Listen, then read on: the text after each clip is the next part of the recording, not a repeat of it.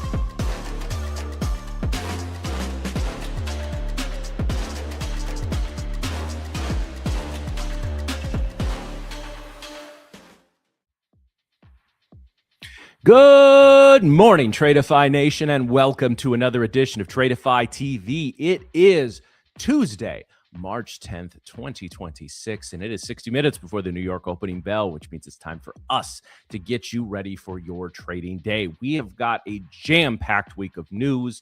We've got a jam-packed week of war news, of news releases. We've got everything this week at the old Saturday Night Live skits. This week has everything. So, but before we get into that, we'll get into the calendar. We'll get into the overnight action. We'll get into what we're looking at and what we're looking for today. But first, we have to get our coffee, sit down, relax, and wake up with the Market Wake Up.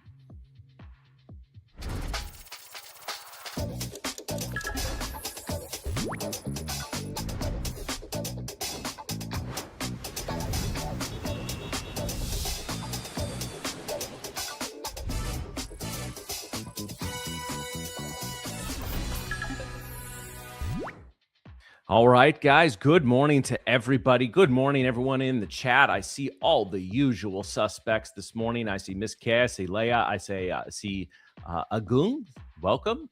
Cheesy Balls, good morning, sir. Triggs, good morning. JD, good morning. Boy, it is a good morning. The weather's great here in the greater St. Louis metropolitan area. Paul, Chris, good morning. It's already 62, supposed to get up to 80 today. So first time I have to kick on that AC. Got a good market to trade today. Got a hockey game tonight. It's a good day, guys. So hopefully everybody's feeling good. I know there's at least around here in the Midwest, there's a little bit of a cold flu going on. So if you've got that, I hope you're doing well. I hope you're able to rest up a little bit today. But the markets do not rest. And so let's get into what we have on tap for this week. We talked a little bit about it yesterday with Dunk. But today we have existing home sales coming in about 30 minutes after the New York Open, 9 o'clock Central, 10 o'clock Eastern. So stay tuned for that. Might be, I don't know, it's going to be a huge market mover. It's certainly pretty far down on the list of things that the markets are going to be concerned about with a major Middle Eastern conflict going on, so we'll pay attention to that. But it might be, if you're in a trade at that top of the after the first 30 minutes of the New York Open, just be careful, be aware. You could see an NQ swipe of 20, 30, 40 points, or an ATR swipe or something. So just be careful with that. I don't know that it's going to have one of those effects where it rallies or drops the market over the course of multiple hours of the day. But again, just be aware of it if you're in a trade or thinking about getting into a trade at 10 o'clock Eastern. Let's see, we got Mickey Mushroom, USMC retired. Good morning. Just joined Tradeify. Well, welcome to the family, sir or ma'am. Make sure you continue to tune into Tradeify TV all day. We've got 8 hours every New York session. We've got guests. We've got a whole lot going on today, guys. Very, very excited to be with you today. SMB, good morning. Thank you, Leah. We appreciate your kind comments every day. So tomorrow, guys, we have CPI, inflation rate, core inflation rate, month over month, year over year. Have a ton going on. This is, for all you degens that love to full port the CPI, tomorrow is your day. Then we have building permits and housing starts on Thursday. So between today and Thursday, we're going to get a pretty good glimpse inside the U.S. Home market, and so that'll.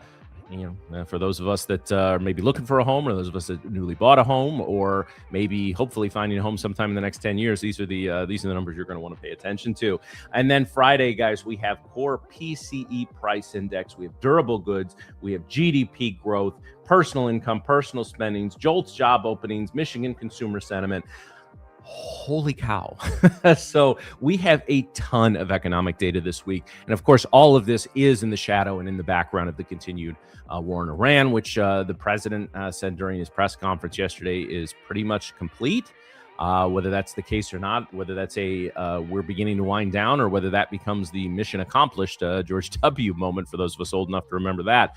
Time will tell, right? We'll see what today brings, what tomorrow brings, and what just a couple days ago we were hearing from pretty reliable sources that the U.S. and Iran were planning basically a 3 to 6 month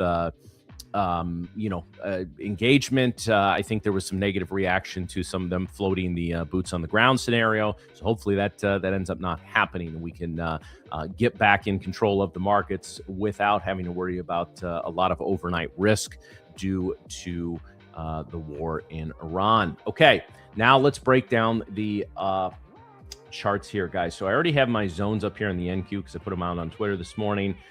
So let's look at the overnight, guys. So yesterday we had a very, very strong power hour candle. Took us to our new short-term swing high up here at 25,057. And since then, guys, we've been a little bit range bound. Now it's a pretty good size range from about 24,850 up here to about 25,150. But we've been back and forth, up and down a little bit in the last 3 hours. The last 5 hours, we've put up a multi-wick rejection of the 25,100 level, and we've dropped down back below 25,000. For that reason, 25,100 is sort of my dividing line between a neutral bias and a bullish bias. I do think if we rally back up to this level, and first hour rallies have definitely been the order of the day in the NQ over the course of since the Iran war has started. Katie, good morning. Let's see, anybody else now? Okay, no, just trying to say good morning to everybody, because I know I don't always get a chance to check in with the chat depending on how much we have going on. So I want to make sure I'm saying good morning. Yes, Joey says, holy. I prefer the old Harry Carey, holy cow. So 24,850 to 24,830 is sort of my dividing line on the downside. I think we could really see if we break below this zone in this low that we set in the Asian trading session. I think we could see accelerated down action. Or accelerated bearish action down all the way to 24,500. We'll see if that happens. Doubt we get it today, but stranger things have happened. Now, again, guys, I want to talk just a second about bias for those of you that are new, because I've seen some new names in the chat for the last couple of days. First of all, if you're new, welcome. If it's your first time watching Tradeify TV, make sure you let us know that in the chat so that we can acknowledge you. And so I always get asked when I do zones like this, so Matt, you're only going to take bullish trades in the bullish zone. You're only going to take bearish trades in the bearish zone. Now, that's not necessarily the case. If we were to pop back up here to 25,100 and start to show signs of another selling wick, I have no problem taking a short up there. But if I'm taking a short in a bullish zone or a long in a bearish zone, I'm going to be a little smaller position size, and I'm playing for smaller wins. And I'm just going to give an example here. I'm not saying these exact numbers, but I may play 5 micros and playing for 25 or 30 points, where if I get a bullish trade in a bullish zone, I may be 1 mini or 2 minis, depending on the overall ATR and the overall market action. And I'm going to be playing for 40 or 50 handles, and I'm going to give my stop loss a little more room. So playing for a little bigger wins when your hourly bias lines up with the trade that you're looking at on the 5-minute chart. So again, you guys know I look at the 4-hour for sort of longer term areas. I look at the 1 hour for my hourly bias, and then I drop down to the 5-minute for potential entries. Let's look at the ES here, guys. ES, look, even a cleaner chart here on the ES, guys. And if we were to design our zones, you can see, and I've had this 63 or 67, 63 line up here for quite some time. You see what an important level that is. On the macro level, it has been for quite some time. So we got a neutral zone here. We're going to put in our, probably go up to 68.80 on this, and this would be our potential bullish zone. And pretty much, I would say, guys, all the way down to our swing low, we have or near our swing low, we have the potential for a bearish zone. So this is what we're looking at here on the ES. Really want to see an accelerate. Again, guys, when we get into these zones, what we really want to see is accelerated action in that direction, right? So we get down to about 67, 63, 67, 60. I want to see the seller step in and take control. I want to see the bears step in and take control. We want to see bigger orders. We want to see more volume. We want to see those lows swept, not only swept, but then a continuation back below. Now, what can that potentially look like? Well, we can see, we've got 18 minutes left in this candle, but let's see our next candle moves down here. And then we get maybe a sweep and a continuation candle. That I would really like to see. Now, the sweep candles can also be reversal candles, so we'll keep an eye on that.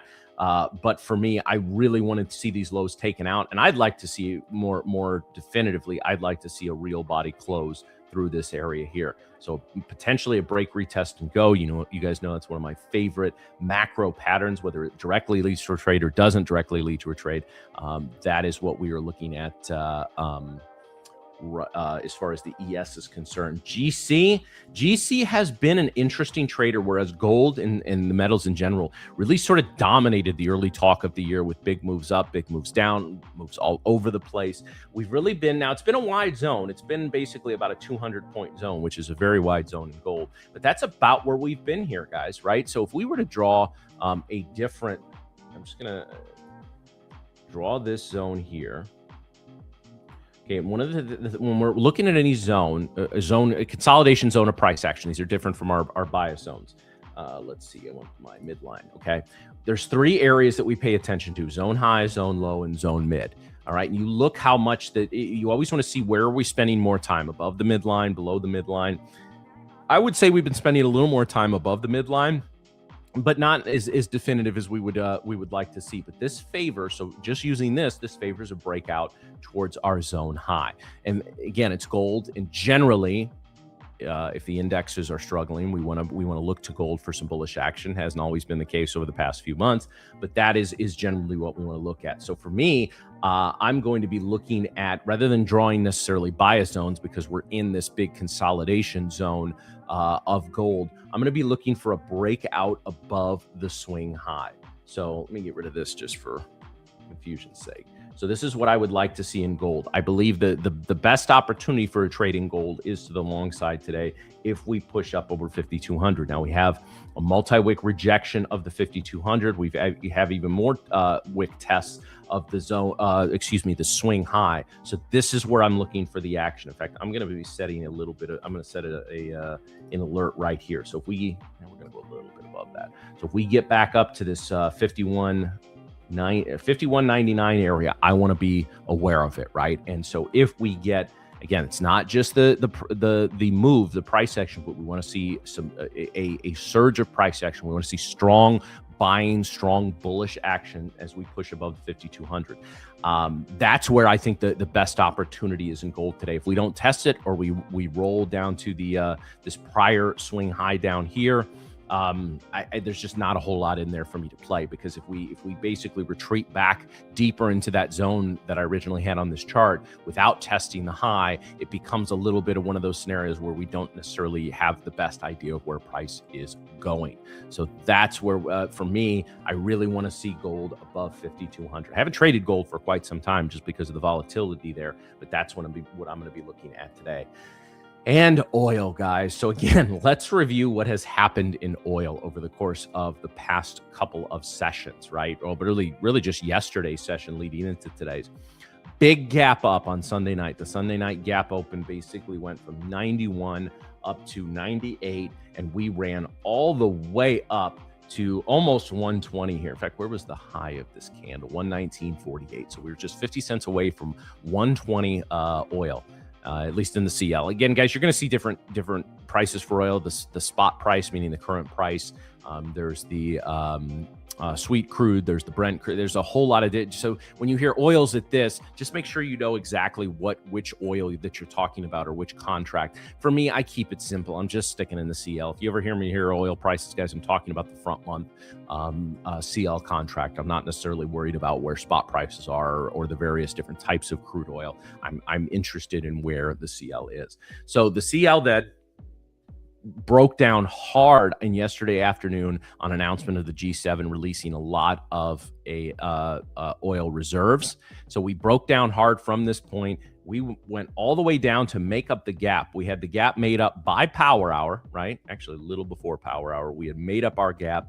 And we continued low. Now we stabilized overnight. In fact, our ATR, 1 hour ATR on crude has really tightened up over the course of the last few hours. You see, basically since the open last night, this is the range here.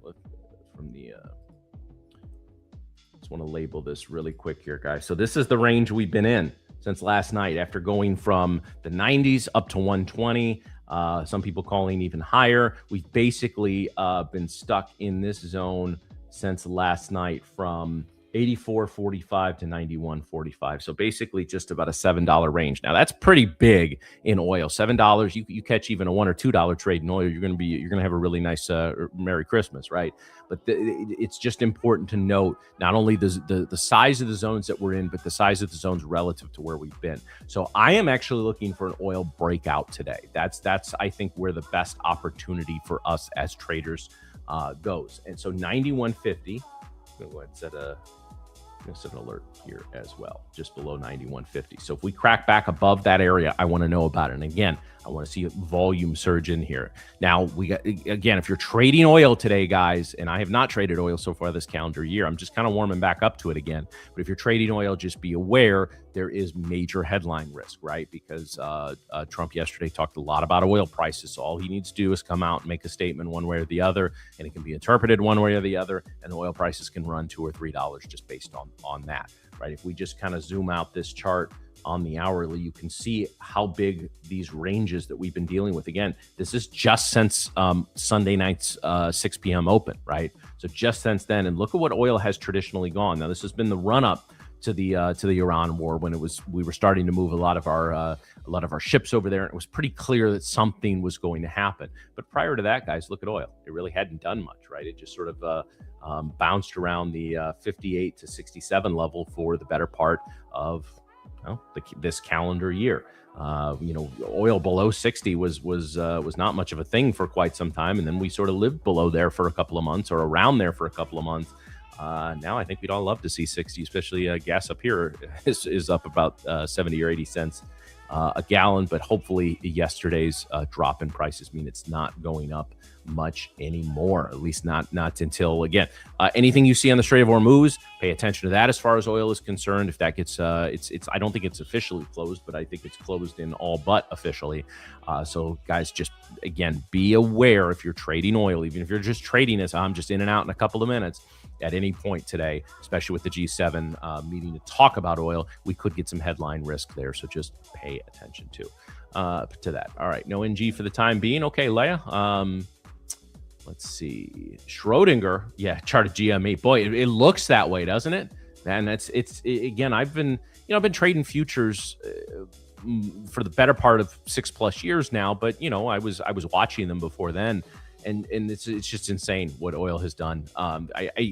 Somebody said on, I don't remember where I read it, maybe it was an article or maybe it was social media or something, but that yesterday we're going to be talking about the move in oil yesterday from Sunday night's open to last night's yesterday evening's close. So basically the entirety, the 23 hours of Monday session, we're going to be talking about that for years to come. And I do believe that's the case, right? We're still talking about the COVID crash and everything that happened from there, the buy the dip frenzy of late 2020 and early 2021. These are all things that we still talk about. We're definitely going to be talking about March 9th in oil for quite some time. All right, guys. So a little sip of water here. All right, guys. So what do we have in store for you today at Tradeify TV? Well, we have our normal schedule. So we have the opening bell battle coming up in about 10 minutes. We will have our normal schedule there. Then, of course, at 11:30 today, Eastern, myself and Joey Morgan will be on for the midday markets, followed by the trading floor with myself and Amos at 12:30. At 1:30 Eastern, we have the women's trading hour with Miriam and Rebecca, and they have special guest Sasha coming on today. So make sure you check out that. She is our guest for today. And then Power Hour. I can tell you the Spud is sick today, so he will be out. So we will be Spudless. But the rest of the crew will be covering everything today, and we will take you to and through the New York Open and to and through the New York close. All right, so here we go, guys. So this is a nice little update on the news feed. U.S. stock futures slipped before the open as optimism over a possible end of the Iran conflict faded.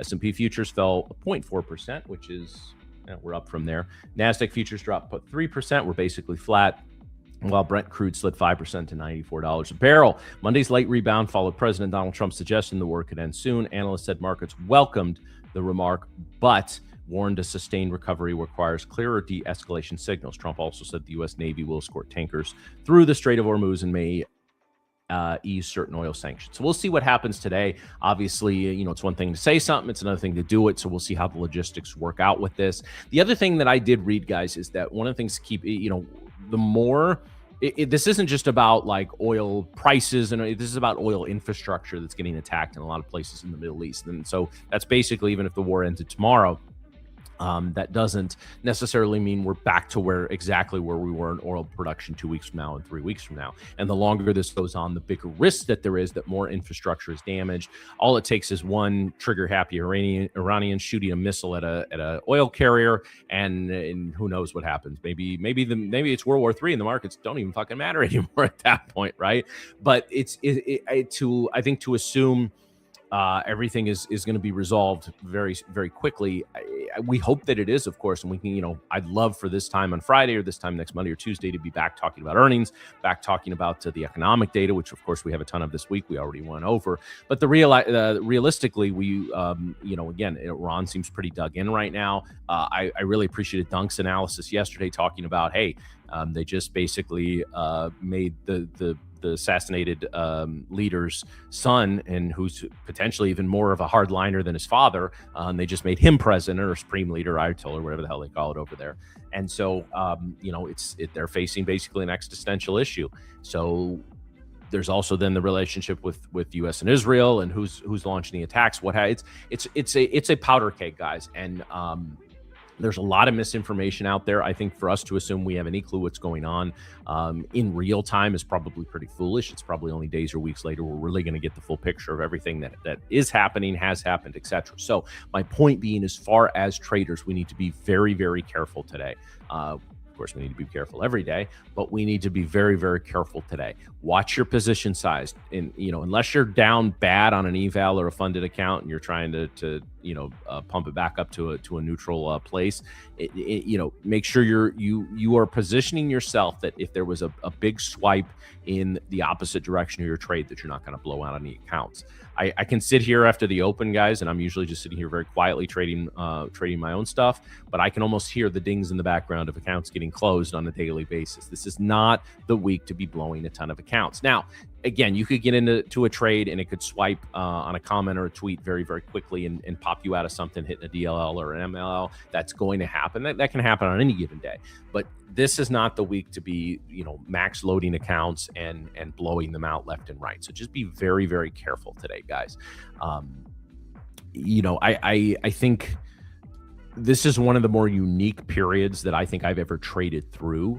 And again, we've talked many times about the characteristics of trading through a Trump presidency. A lot of us, myself included, did it through all 4 years of Trump 1. And again, it's not to say Trump good, Trump bad, this good, this bad. We're not, as traders, we don't get into that. And on the show, we certainly don't get into that. But it is the reality of the situation. The markets are very volatile and can move quite a bit based on anything Trump says. So I am not aware of any press conferences today, but if he ends up back, I know he was he was traveling yesterday. It was at his club in Miami. If he's back in the White House today, if they have briefings and all that kind of stuff, guys, it could be, we could see, again, anything that's talked about with the Iran war is going to affect oil prices. Anything that affects oil prices, right, in general, but right now is going to affect the U.S. equities. And if prices, I think we would see a downturn in the ES and the NQ, even if prices don't go up any further, as long as they stay up here. Keep in mind, we're at 89.50. So for rounding sake, we'll say we're at 90. That's still 50% higher than we were at 60, right? So that becomes, energy costs going into summer. We talk about the Mag 7. Well, guess what? The Mag 7 need a lot of energy. There's been controversy with some of Elon's data servers in Tennessee needing these gigantic gas turbines to stay up and running and get the power that they need. And I imagine that's the situation in other places as well. Well, gas prices are going up, which affects a whole lot, guys. So it's all interconnected. But the beauty as day traders is we don't have to overthink this kind of stuff. We see a setup, we take a setup. We just need to be aware of the macro risks going on in the background. So, all right.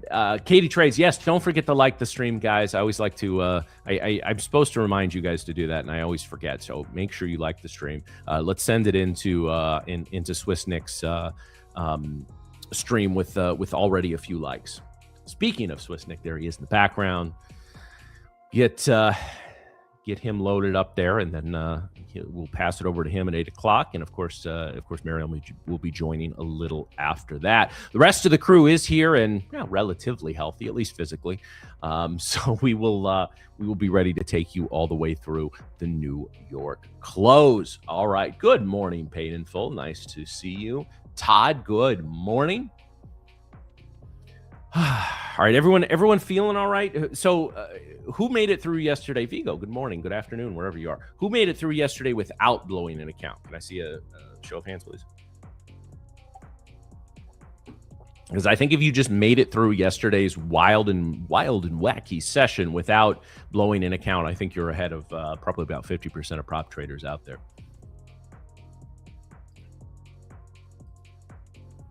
Okay, Chris. All right. Jay Hall. Nice. Good job, guys. Stayed in sim trades. That's not a bad thing. That's probably a smart, didn't blow your personal account if that counts. Well, small victories, Schrodinger, small victories. Biggest day yet, Stormlight. Man, congratulations. Nice job. Okay, digital. Nice. Pass to eval, Semper. Nice. Okay, Toto. Okay, Daniela. Well, hey, you didn't blow the account. Oh, geez, he's short right now, huh? All right. Well, that's a nice place. Nice VWAP projection there. Yeah, that's actually not a bad trade. All right. Made 180K. That's great. 1,200 in profit, Jason. Congrats, Ash. Congrats. All right. Yeah. See, I best chat in the business, guys. I say it all the time. So I appreciate everyone. And if you did blow accounts yesterday, guys, don't blow any today. Again, trade very, very small, trade simple.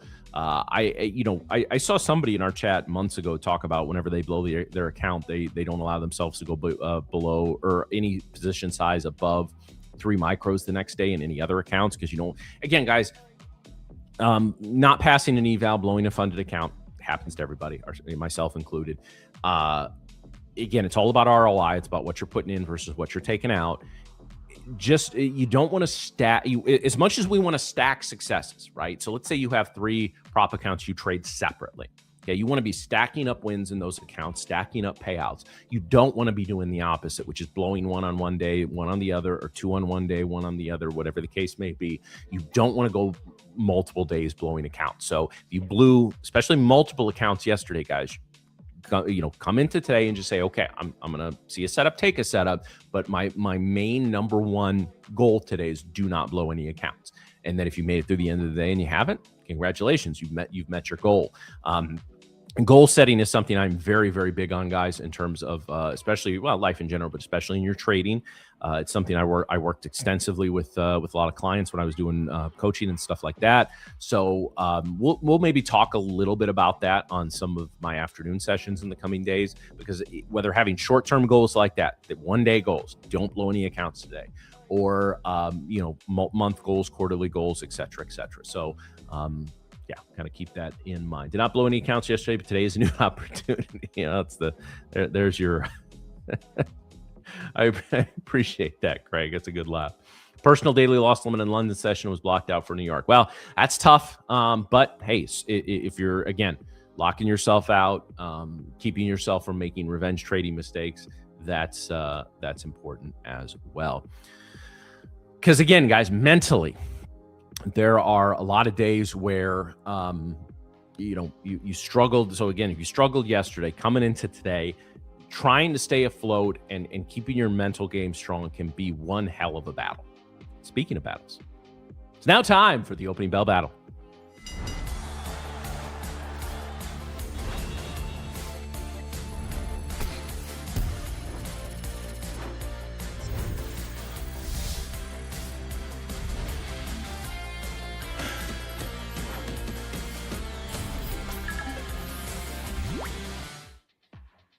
Hello. Oh shit, there he is. Nicholas, how are you, sir? Yes, sir. I'm good. How are you? Doing well. It's a beautiful day here in the Midwest. So nice. If the Wi-Fi was better outside, I'd probably take my laptop out there and try and trade off of it. But sadly it's not, so I got to stay here.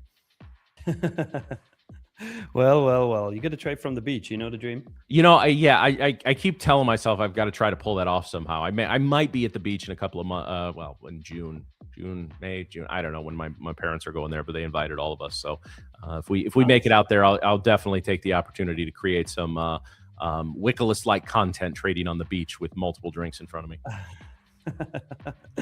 Do it. I want to see All right, sir. Well, you guys have a great stream, and I will catch up with you guys later. Thank you, sir. Talk later. Peace out. All right, chat. This is now not the Knicks show, but just the Knicks show for the next couple minutes. And then we have Miriam on in about 15 minutes from now. So you can see on my charts, by the way, just a disclaimer here. This is a paper trade, okay? I did something really stupid today. I accidentally locked myself out of my Tradeify accounts until the end of the day, because I wanted to lock myself out after London session until New York session, and I forgot to change, to pick the right field and lock myself out for the entire day. So cool. Now this would be a higher time frame GP trade. If we look at this, this is based on the 4-hour charts that we're talking about. From this swing high up here at 25,497 down to 23,997. And yeah, we tapped into the 0.707, reacted to it. So I'm just putting this on as a paper trade. So we got something going on and watching. Then obviously Miriam hopefully hasn't locked herself out. But put a 1 in the chat if you're ready for the day. Put a 2 in the chat if you are ready to still give it your best, even though you don't feel ready. Put those 1s in. I'm gonna get started. I'm gonna get the party started here. Here are the 1s. Let's go. Let's get that chat active. Hope you're all doing well. All right, let's look at what we see from the overnight session. Obviously, I said this during the London session already. We had 1,000 point move yesterday on NQ. We can see that really well on. Let me get rid of this GP really quick. But we can see it really well on this 4-hour chart, right? Our low yesterday was 24,000, and then the high of yesterday was 25,057. So actually over 1,000 points, which is absolutely crazy.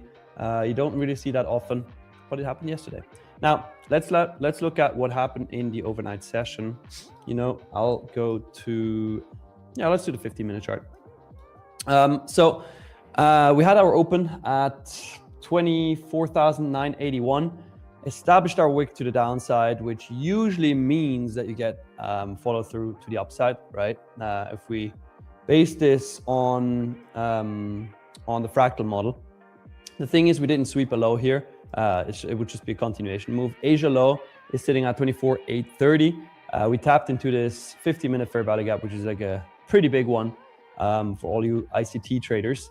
And from there, have been pumping pretty steadily. Asia high sitting right around the previous quarter mid, so at 25,151, and our London low currently at 24,892. London is obviously still open, so it's not like the true London low yet, but the current one. We're chopping around daily open as of this very moment. VWAP is sitting here, the 9 EMA is sitting here, like everything is pretty much sitting here. So we'll see what happens once the market actually opens. Let's go to the 5-minute chart here and see if we can spot anything. We did have a little bit of a pump and dump here from previous day high. That was actually at 7 a.m. Eastern time, so about 2 hours ago. That was very interesting to watch. Super high volume coming in too. But besides that, nothing crazy happening. On ES, currently, 5-minute chart, very, very similar, right? We see here, established a down wick at first after daily open at 6,800.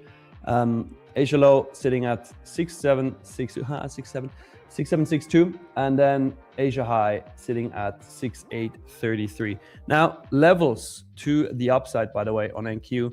And I said this during the London session already. The main level I'm looking at, or the main levels I'm looking at, are always the red ones, right? The red ones are higher time frame levels, meaning previous month mid, previous quarter mid, and then current year mid. And that's also where we rejected today during the London session. So that is certainly an area of interest to me on NQ. Previous month mid being at 25,133, previous quarter mid being at 25,151, and current year mid being at 25,174. To the downside, we have Asia low to take out, then previous week mid, and then after that, we have monthly open at 24,682.75. But I do think we're going to go higher today. So let's see. What do you guys think? I wish I could do polls. I really wish I could do polls, but I can't do polls. Only our one and only Spuddy Batty Patati can do polls. So unfortunately, we gotta put it in the chat. NHO Profit flying solo, Nick. Yes, unfortunately, our Spuddy is sick today, so it's just gonna be me for now. But in a couple of minutes, I'm gonna be joined by the one and only Curly Trader. So stay tuned for that. We wanted to do, I'm a bit pissed because we wanted to do a Lightning funded account giveaway today with the marble race, but we also said that we want the marble race to have Sputnik's commentary. Now Sputnik is sick, so what are we gonna do? I don't know. Should we still do a marble race and then just do another one when he's back? Let me know. Schrödinger says, lower for a back test first, value did not follow price, and then mind-numbing chop for 4 hours.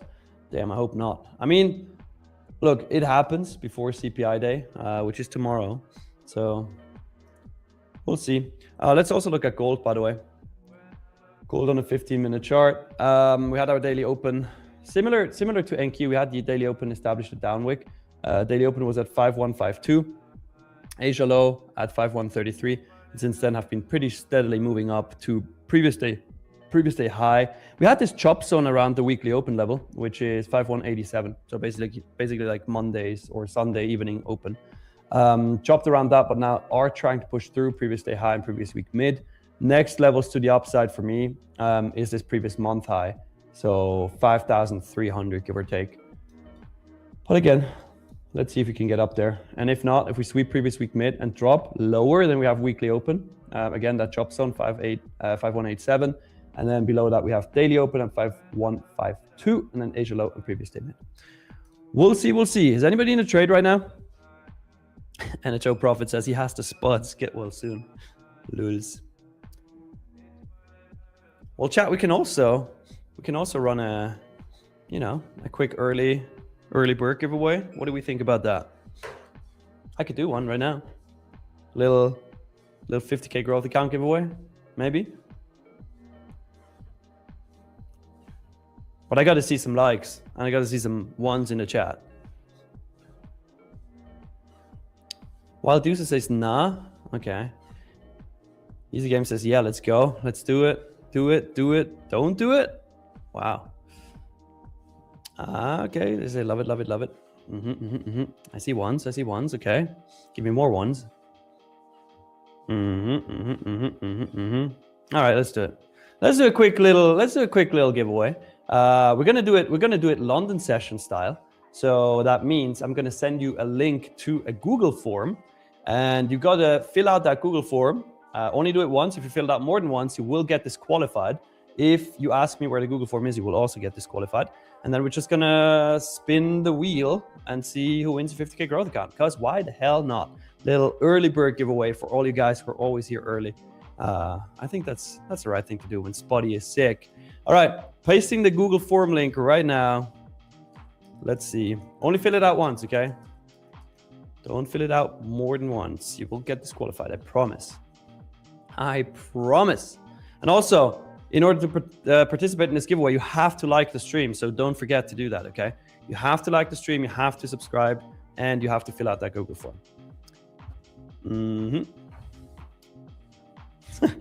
Schrödinger says, Oppa London style. Yes, sir. That's how we do it. This is how we do it. So we also need the London style likes, you know?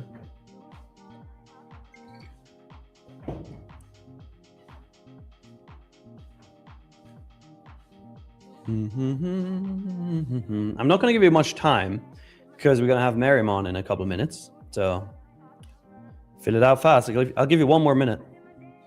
Hey, Easy Lizzy, good morning. How are you doing? Real Crispy, you're done. Nice. By the way, Real Crispy, let me know if you're taking any crypto trades because I still have that funded account that I have not touched. Actually, that's what I could be trading today. Chart Addy, who was number one? Let's see.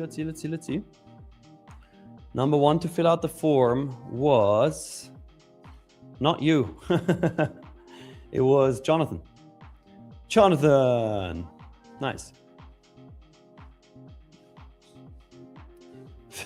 Vigo says, don't tell her about the giveaway. Maybe she will give us another one. Well, if you give us enough likes, we will certainly give you another giveaway. Don't worry.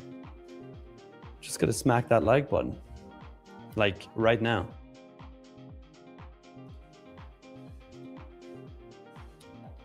Joyce says, good morning. Good morning, Joyce. All right, let's pick a giveaway winner. Let's just do a quick little giveaway here. Just gonna copy everybody over to the wheel of names. Ooh, that is a high chance of winning, chat, compared to other giveaways.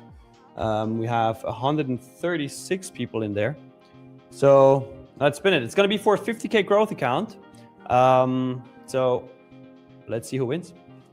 Let's see. I'm gonna spin the wheel.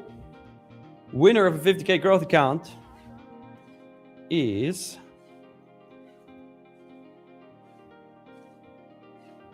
the Chart Terminal. The Chart Terminal. Congrats. Type something in the chat really quick so I see that you're there. Himan is asking, are you walking on a treadmill? Yes, I'm walking on a treadmill. Gotta get my steps in, dude. Real Chris B says, BTC has room up to 72,800, but this is such a hot zone. I'm not touching it here. Okay, I'll sit it out then too. Where do we have the Chart Terminal? Where are you at? Oh, there you go. There you go. It says here. Thank you. All right, look, the Chart Terminal. All you got to do now is you have to add your email address that you use to log into your Tradeify accounts. Add that email address to your YouTube channel description, public, so that we can see it. And then Brandon from our team will reach out to you and send you your free 50K growth account. Congrats. Congrats. All right. Let's see what the markets are doing. I mean, I expect not much until the open, to be fair. But we'll see. Go to the hourly charts here.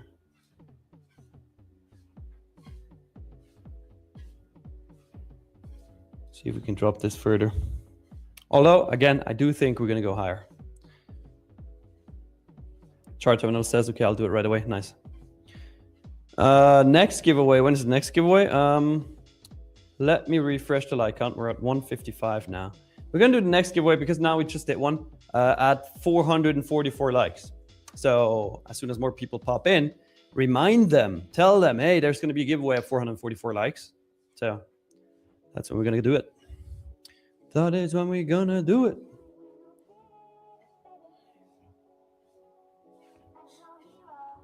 Schrödinger says, full sweep, the fake ass pump yesterday, then blast out.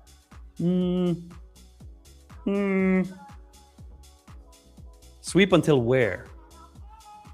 I mean, certainly not the 1,000-point move. That would be insane. That would actually be insane. And I don't think that's going to happen. Frank says, afternoon, Nick. Just want to say thanks again for the additional account this morning. Yeah, Frank, congrats, man. You deserved it. You really deserved it. That was such a nice move you pulled. So, very well deserved. And I show profit. Yeah, tell them. Tell them. The real Lucas says, hey, legend, we missing Potato? Yes, I do miss the Potato. He's sick today. Unfortunately. Good afternoon, Devon. Thank you, Jonathan. Doing sightseeing stuff? And gambling? Wait, where are you, Jonathan? Vegas? Sounds like it, but let me know.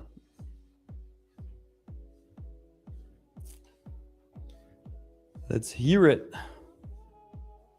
Also, how's everybody doing? Vegas. I knew it. Jonathan, I knew it. How warm is Vegas right now? Is it good? Is it nice?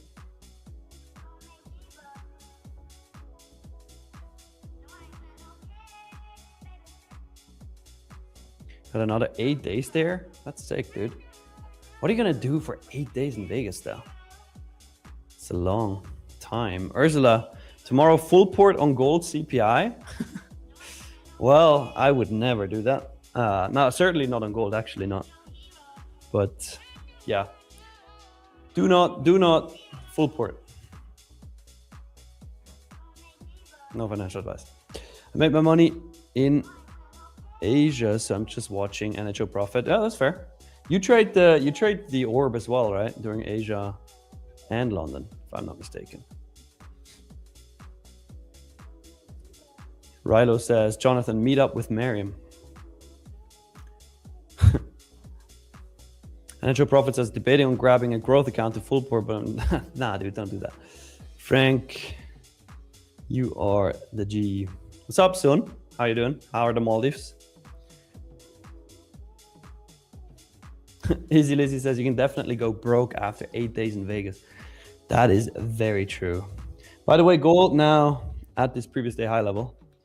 So let's see. Let's see where we can go. Jonathan says, I've got a helicopter ride tomorrow. Oh, okay, that's fire. And skydiving on Friday? Hell yeah.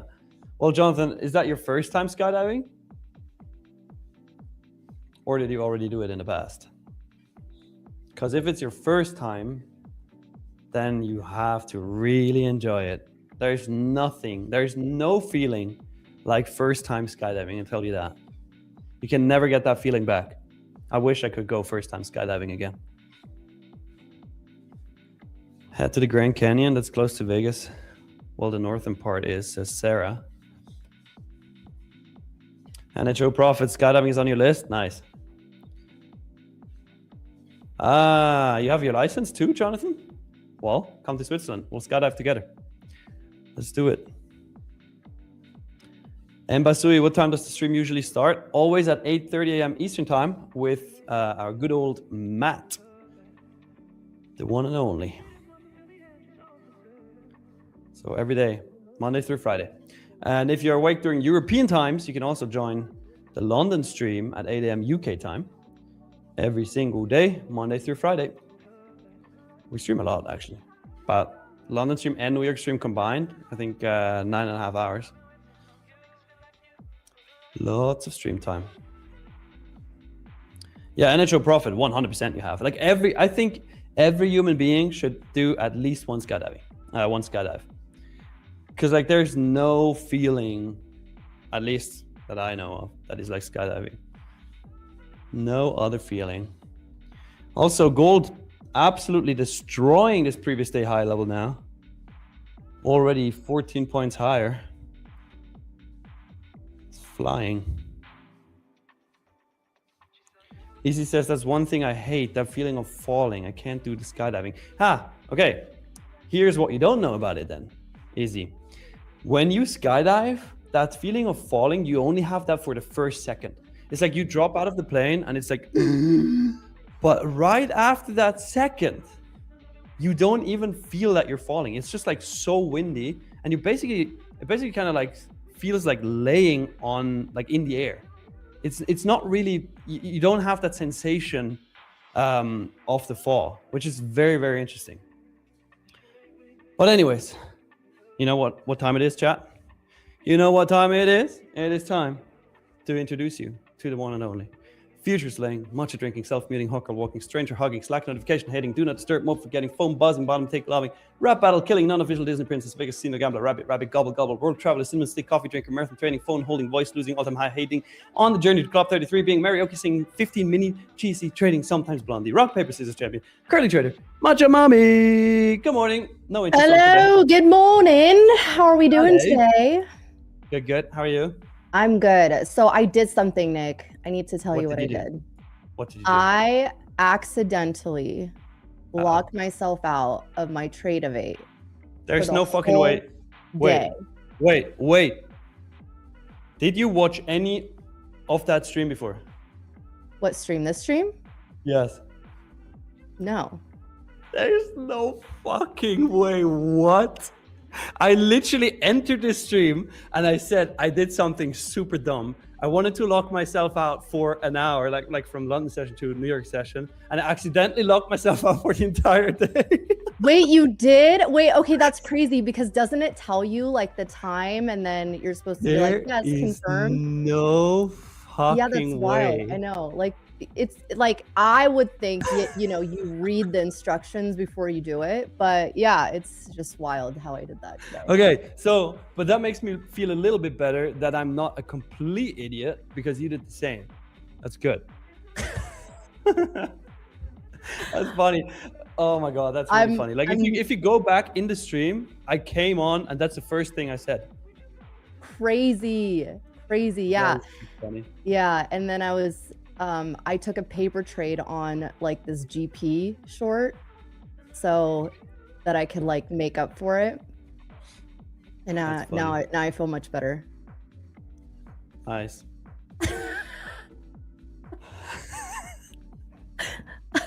I'm fucking with you, dude.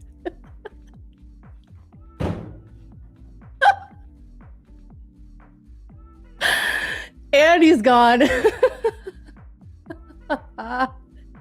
His face, I feel like he was just trying to like figure out what the hell just happened. Fuck it. I'm gonna play Pokemon now. You do the stream. Wait, how the hell did you do that? That's actually crazy. Anyway, I'm not answering you. I'm playing Pokemon now. Well, speaking of, this is actually a true fact. Nick did say he was going to be playing Pokemon all day today, so he might be leveling up as we speak. I think Sputnik is actually not even sick. He's just trying to play Pokemon. He's just trying to get a better Charizard than mine, you know. I honestly, that's you know what? I'm here for it. I'm here for it. Whatever he wants to do, whatever makes him happy in this moment, you know, we're here for it. I can't believe you just pranked me like that. It's sad. Okay. It's okay. You'll get over it. How did I fall for it? How did I? I don't know. It was great though. It was great. I didn't hear much more of what you said earlier, or else I would have just kept going. But I must give you that. You acted very well. It was believable. It was very believable. Yeah, Drew says now one of you two needs to capture. Oh wait, Wait, what did he Needs a say? capture card for this Pokemon battle. Oh, a capture I mean, card. I can order one, Drew. Can you send I me the thought link he was again? talking about like capturing a Pokemon. Drew, send me the link again. I'll order it right now.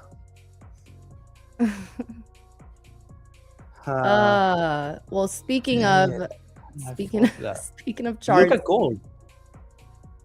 Gold's Holy going crazy right shit. now. It's pumping. damn gold. Why? What the heck? But all right, let's look at the charts and what you were seeing. Let's go. Yes. Okay, so let's go to my charts real quickie here. Alrighty. So here's what I'm seeing today. So obviously we made this like crazy pump up last night after Trump announced that we may be done with the war, and market over exaggeratedly went up several points. So we are sitting at a very like interesting area, I would say. There's really no better way of me describing this. I promise my vocab is much more diverse than that. But in terms of where NASDAQ is sitting right now, so there's clearly some sellers sitting where we had a look above and fail. On the NASDAQ, I would call that the 136, 140 area. And so what I'd be looking for is this 800 area on ES to continue having resistance. I don't think that the bulls are necessarily in trouble. I mean, we are holding some pretty structured areas that I would have expected if sellers really wanted to get the push through, that we would get below this. I would even say like this 780 level on NASDAQ.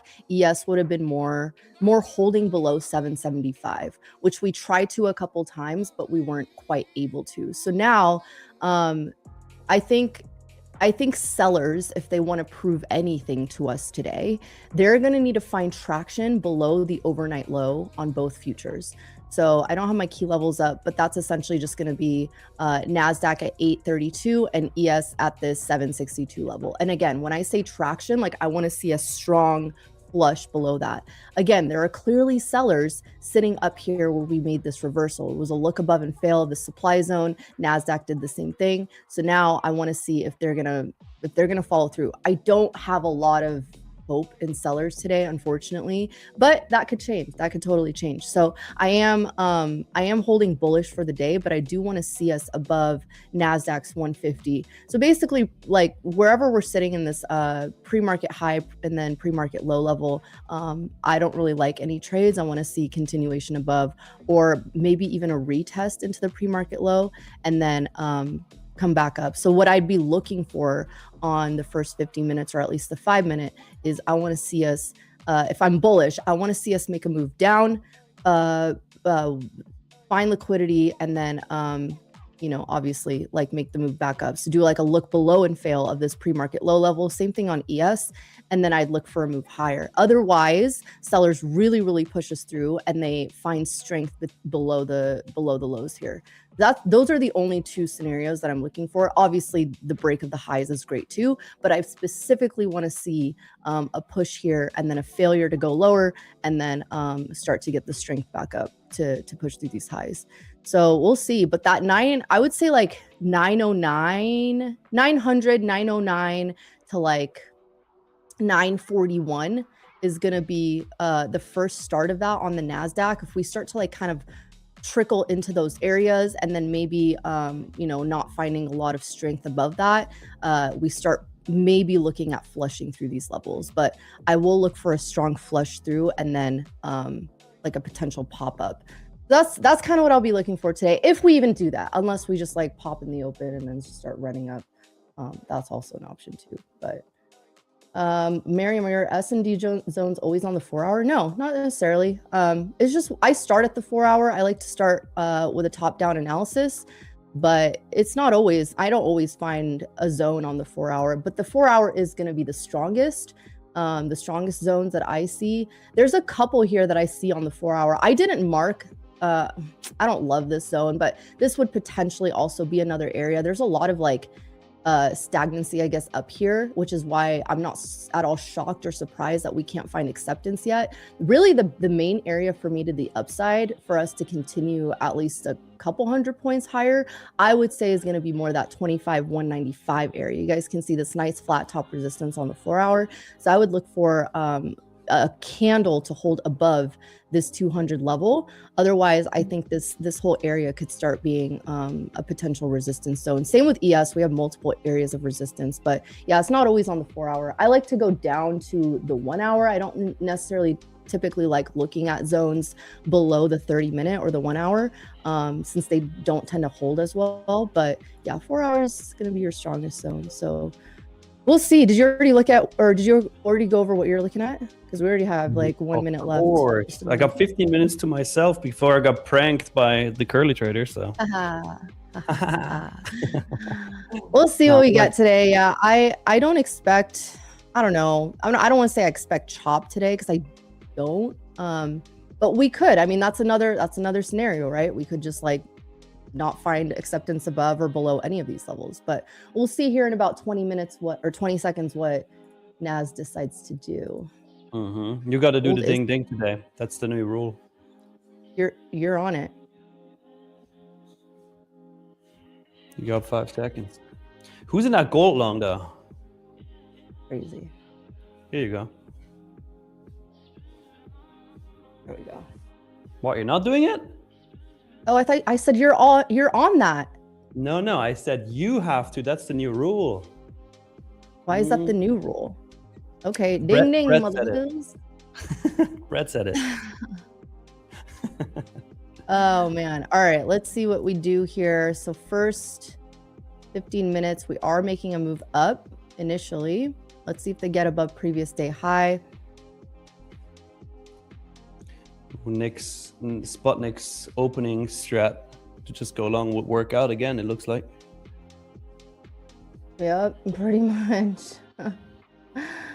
It's wild. great. That's wild. Great. It's actually wild. Yeah, it is. We are having some trouble getting above this previous day high. ES still the weaker one again. We'll see what we do here. Yes, ES tends to be the weaker one in general. Not Happens so always. often. Not always. No, but oftentimes that happens. Yeah. At least recently. Yeah, we are rejecting that area now. ES, I want to see below the 9 EMA. So I want to see it back down below the 790 level if we do start rejecting here on NASDAQ.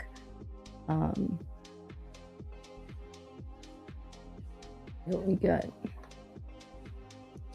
Yeah, Izzy Lizzie is disappointed. She says it was a weak ding ding, motherfuckers. We let her down. I'm sorry. I'm sorry. I wasn't expecting to do it. We're gonna do better next time, maybe. I thought I literally said like, oh yeah, you got this one. Right after I said you got it. Man. How are the 4 a.m. workouts going? I didn't go today. Oh. I failed. Oh no. I know. I totally missed out on today, and I'm so mad at myself for it. But I was so incredibly tired this morning, and that's not an excuse. I know it's not an excuse. I was just like, listen, if you guys want any sort of energy from me today, I'm gonna need this hour of sleep. So, but I did go. I have been going. I will be going later. I'm gonna go to the gym later. I'm gonna make up for it. This isn't like a complete wash, but I was like, man, I need my sleep today. Like I need to rest. So it was one of those where I literally immediately went back to sleep, and that never happens. Like once I'm up, I'm usually up, but I needed that. I needed that sleep. So happens sometimes. It happens. We're human. Oh, Paraloco in the chat. Para, I haven't seen you in a while. What's up? Yeah, guys, hit the like button. Hit the like button. Yeah, we said I heard you did a little giveaway before. Yeah, So the next one is not going to be at 333. It's going to be at 444. Chat. Yeah, tell him, Izzy. In caps lock. Love that. Says, hey, everyone, hit the like button since you're here. All right, let's see if we get this rejection here on NASDAQ. We might ES try to doesn't really... hold. ES doesn't really like that daily open level, huh?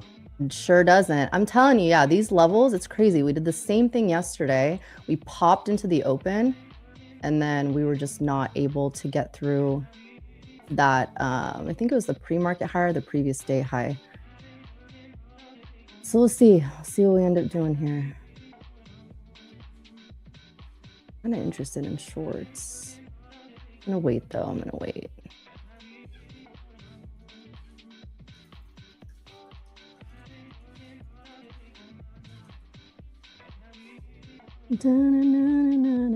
Somebody. Is that karaoke? It is. Nice. It sure is, honey bunny. I don't know why I called you that. Yeah, I was just about to ask the same. Like, okay. I think I'm just so used to like calling my husband pet names. Do you have like your own language with your fiance? Yeah, we do. Yeah, that's how I feel with my. I'm like, I was talking about it. I'm like, you realize we have our own language, right? It's great. He's like, yep. All right, let's see what we're gonna do here. Yes, does look like it's trying to hold. NASDAQ on the 1 minute looks a little poppy here. Ooh, Struggling. struggling a little bit. Struggling a little bit, yeah. A little bit in it. A little bit in it. Okay, let's see. We are trying to hold, like, so VWAP and the 9 EMA are converging at this 990. So it is possible that they are trying to hold this level.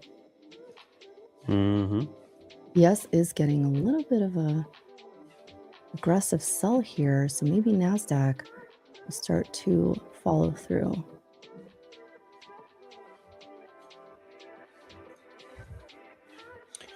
Just dropping around 25K pretty much right now. Yeah. The good old NQ. They're still holding, still holding. Are you looking at the 9 EMA on NQ? 9 EMA and VWAP are converged. So this candle is just not very promising.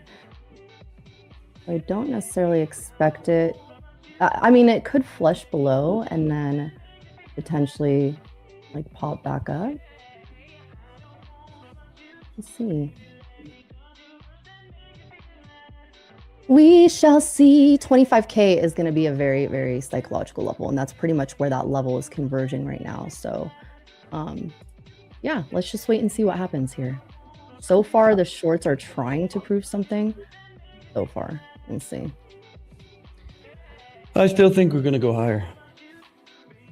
Totally possible, yeah. I mean, we're nowhere near, I would say nowhere near like any areas that I'd be totally concerned for the bulls until we get down there below 900. Hey, Black, what's up, dude? Says Nick, what's up with you at 4M? I remember. Don't you worry.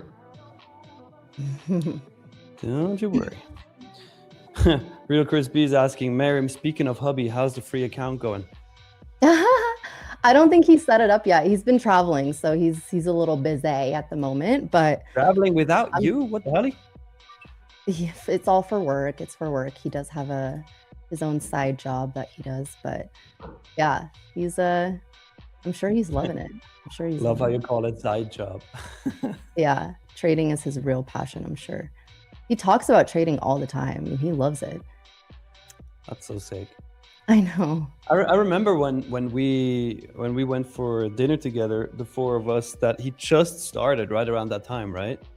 Yeah, I think he was like 1 or 2 months into it. Yeah. And it was just, yeah, so crazy now to look back at that. So sick to see that progress though. I know, it really is. like I mean, he comes from an athletic background, so this is like up his alley for containing his discipline and, you know, waking up early and like sticking to a plan and a process. So Makes very sense. much like a discipline over, you know, well, I guess dopamine, but someone else already coined that. Yeah. Man, we are just Nice. stuck here. We are just stuck in this like 25K. We're not able to break it just yet. So like I said, bulls are not necessarily in trouble at the moment. I just want to see what they're intending and doing. Kind of just chopping around here. Not really doing much. Mhm. So far, the opening range is not even 100 points. Like 90-ish points. Yeah, yeah.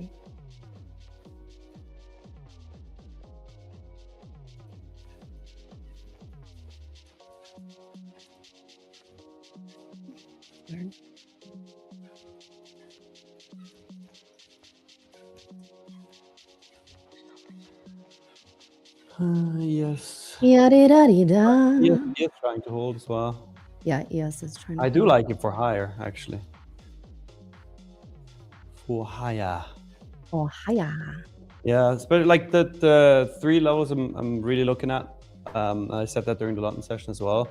Are like the current year mid, previous quarter mid, and previous month mid. They're stacked like right at Asia high. 25,000, 133, then 150, and then 170. So I do think we're definitely going to go up there. It is possible.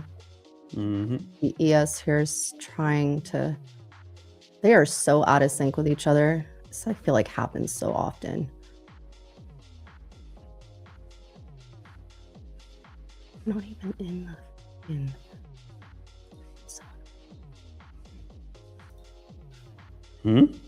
What's happening?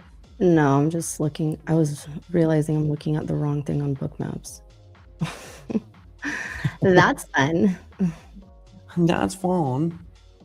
Rena, are we still doing the marble race today? I don't know. I really want to get a Sputnik commentary marble race. That would be so much funnier. So I agree. maybe we push it to tomorrow, that marble race. As a little apology, we already did a giveaway today. We're gonna do another one at 444 likes. So Hell yeah. make sure you smack that like button's face. Get us to 444 likes. And we'll be giving away another account with a double or nothing. So Double or nothing. spin that wheel. But let's do the marble race once Nick is back. All right, that's Buddy. fair. Buddy. Because he's gonna go crazy on that. I know it already. It's Oh, gonna be he great. for sure will. He for sure It's will. gonna be great. It's gonna be me. Little tape bomber here. Still 25K is holding. I like 25K. I sure do too. Timmy Jimmy asking how to enter the giveaway. Well, I'll explain once we're actually there. First, we need 444 likes. Wow, So what for what a rejection here. All right, let's see. Wow, that looks ugly on NASDAQ, not gonna lie. 4. Just the rejection that we're trying to get right now.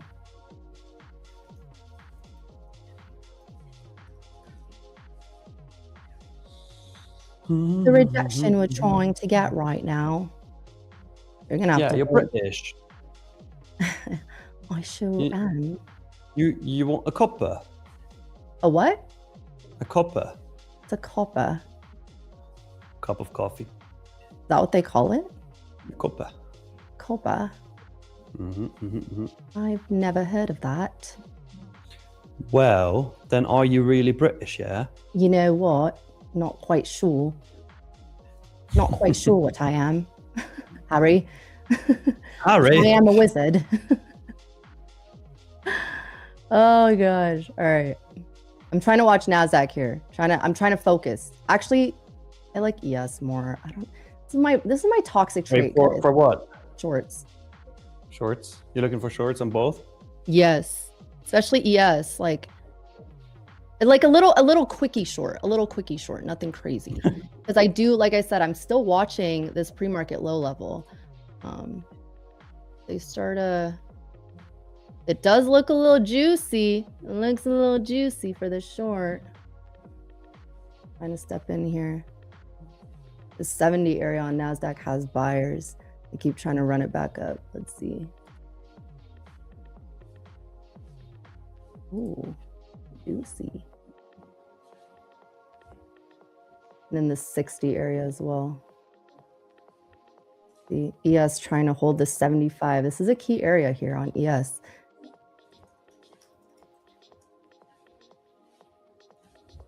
What are you specifically looking at on ES right now? Can you say it's a key area? It's just a key area, the 75 level. Oh, see, NASDAQ's holding. Nice hold. Yep. Nice hold.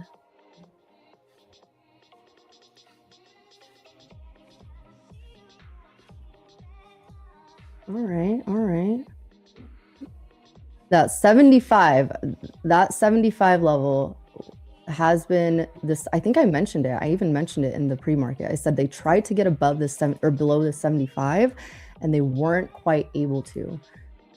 So that's gonna be that level on ES. But we need to first find traction below. The NAS is still previous day high is gonna be important. I think 25,100 is incoming on NQ. So opening range now with the first 15 minutes done. Oh yeah, it just established. There we go. Is 122 points. We're right at the middle of it. Yep.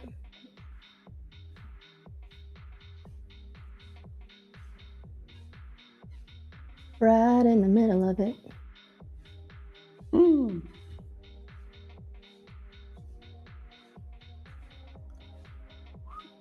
Right in the middle of it. Yeah, still not able to get us above. We'll see. 25K. It's the level. I do think if they hold this candle though above this 990 on NASDAQ, the only thing is just ES and NASDAQ are so freaking out of sync with each other. Ooh. Brother, ooh. Brother, ooh.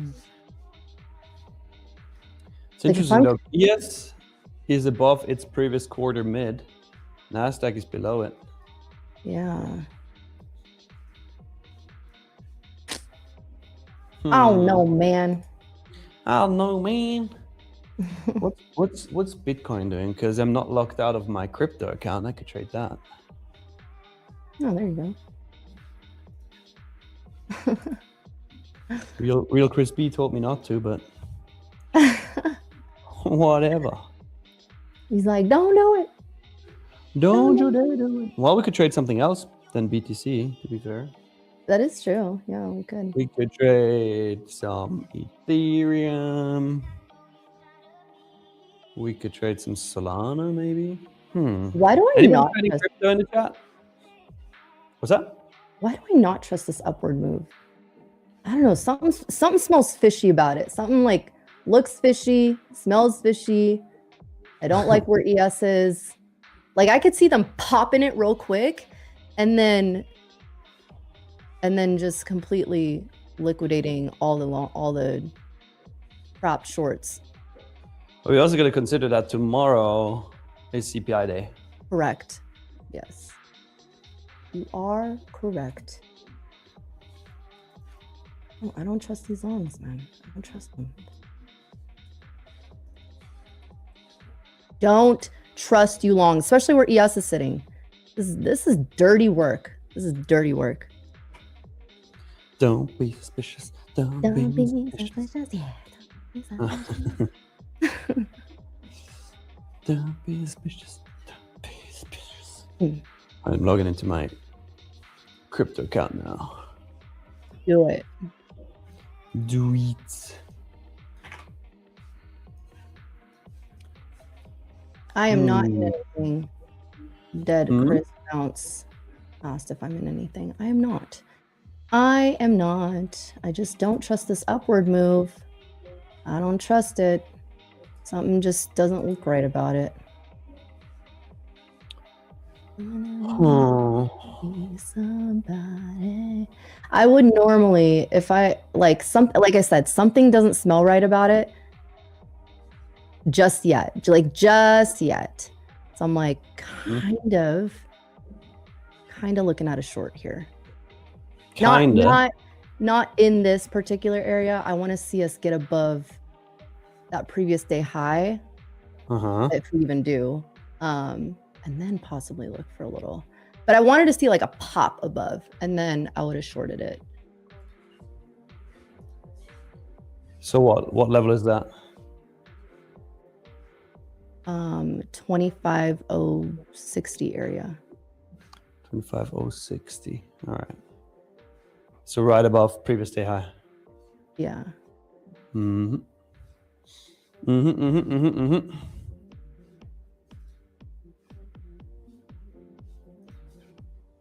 Yes. Silver is up 5% today. Wow.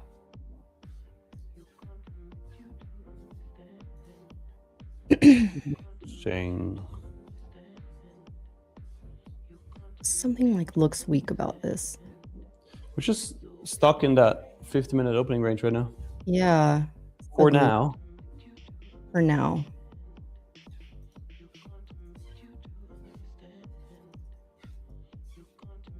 No. We'll see. We'll see what happens. ES is looking like absolute trash right now. It looks like it just wants to dump. NAS looks like it wants to try to hold. This is the sort of price action for me that I don't like. I don't like at all. Both futures look like they're doing their own thing. So we wait. We stay patient. That's what we do.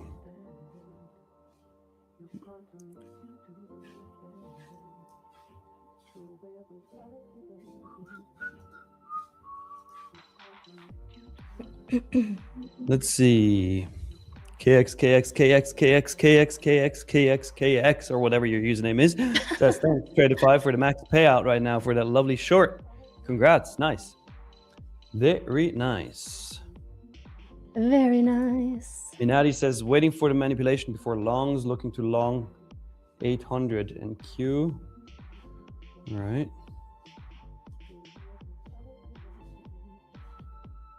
Yeah, I don't hate that. I don't hate that at all. Nope. Actually, that's like one of my favorite setups, but so far they're not doing much. Not doing much. Not doing much, yeah. Why am I just like expecting something to happen right now? Like something crazy, like they just either dump it or something. I don't know. They're moving really slow, like snails right now. Doing a whole lot of nothing. Whole bunch of nothing, yeah.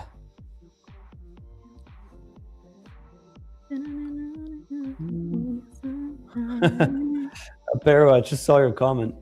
Didn't I missed that before? Pero said no. Fuck! It took me 2 weeks to take that out of my brain. Now it's back in. How do you know though, Pero? Isn't this like the first time you're here? Yeah, that's crazy, right? That's weird. Very weird. Anybody in a trade yet, chat?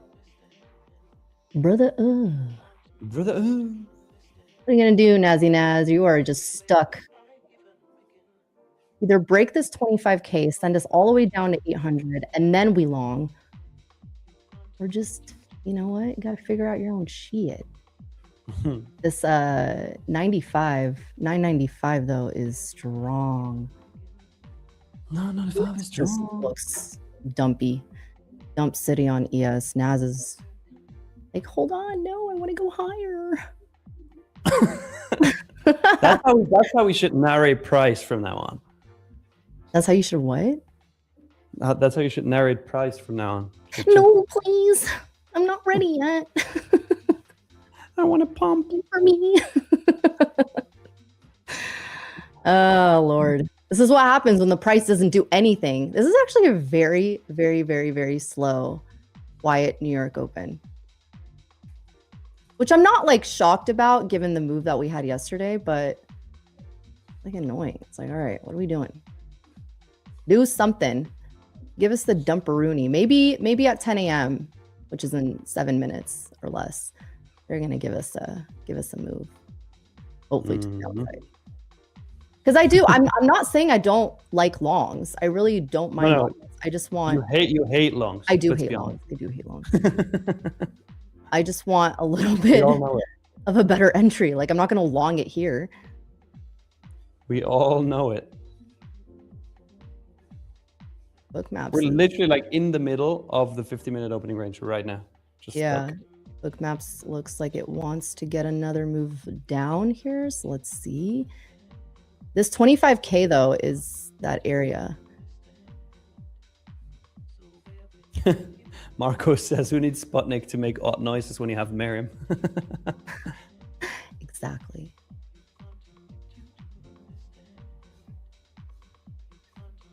You guys gonna break this level, or are you gonna just hold on for dear life for no reason? Trying to. Gold just retested previous day high. Just trying to hold it. Looking good so far. Nice. All right, breaking 25K here. Let's see. Are you in shorts? I am. I did enter a little earlier though. Drew, can we go to Miriam's screen? I attempted shorts at this 33 area, so I am currently in those, but I am looking to kind of exit soon actually, so we'll see. I just want to see if they can get us a little bit more of a leg down below this like 80 level.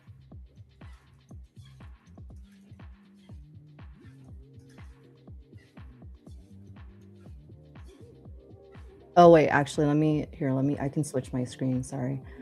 Do you mind going back to Nick's real quick? Do a little screen switcheroo here. Yeah.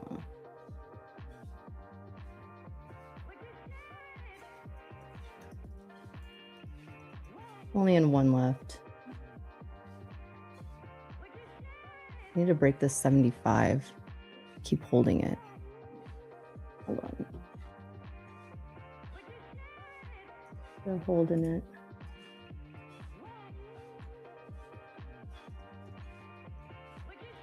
Oops.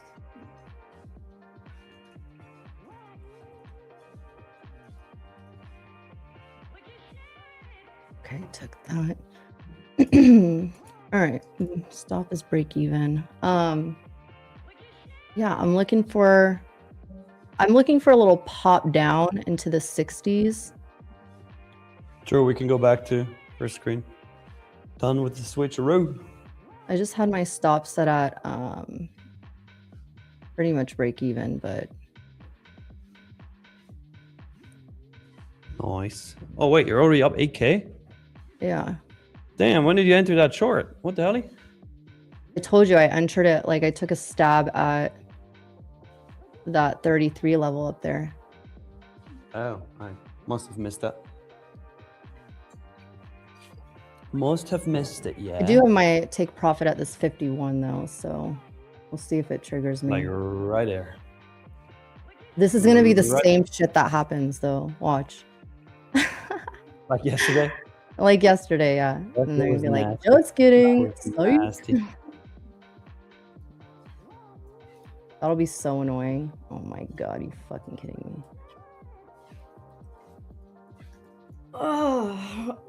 Oh my god, NASDAQ, you rat bastard. Well, ES is at that 75 level, trying to pop down.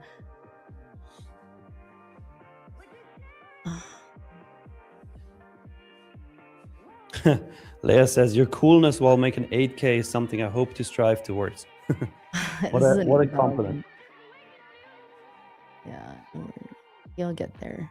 It just I feel like it's like you do this enough to where you just, I don't want to say you don't care Because you do. There are days where I'm like, but you start to just see like money is just money, man. It's just money. It's just a tool. Well, I prefer to make money though. I would love to. Yeah, I love this career for that. But like at the end of the day, it's all arbitrary. All right. Oh, rat back. Look at where I'm at. I didn't even pass the account yet. There it is. Try to make a quick like $10 on micros. I can pass a stupid account. Look at where I'm at. Wait, how much are you at? I see it. I don't see it. I need 78 more dollars. No. We long? Try long here. Why are you trading MNQ? Because I don't want to get screwed on a mini. Taking you one just mini. switched. You just switched. Huh? You just switched then. You weren't in micros before, right? No, I was in minis.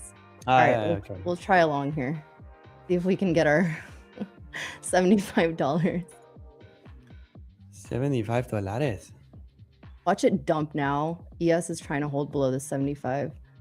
You know what? I don't want to lose on this, so I'm gonna.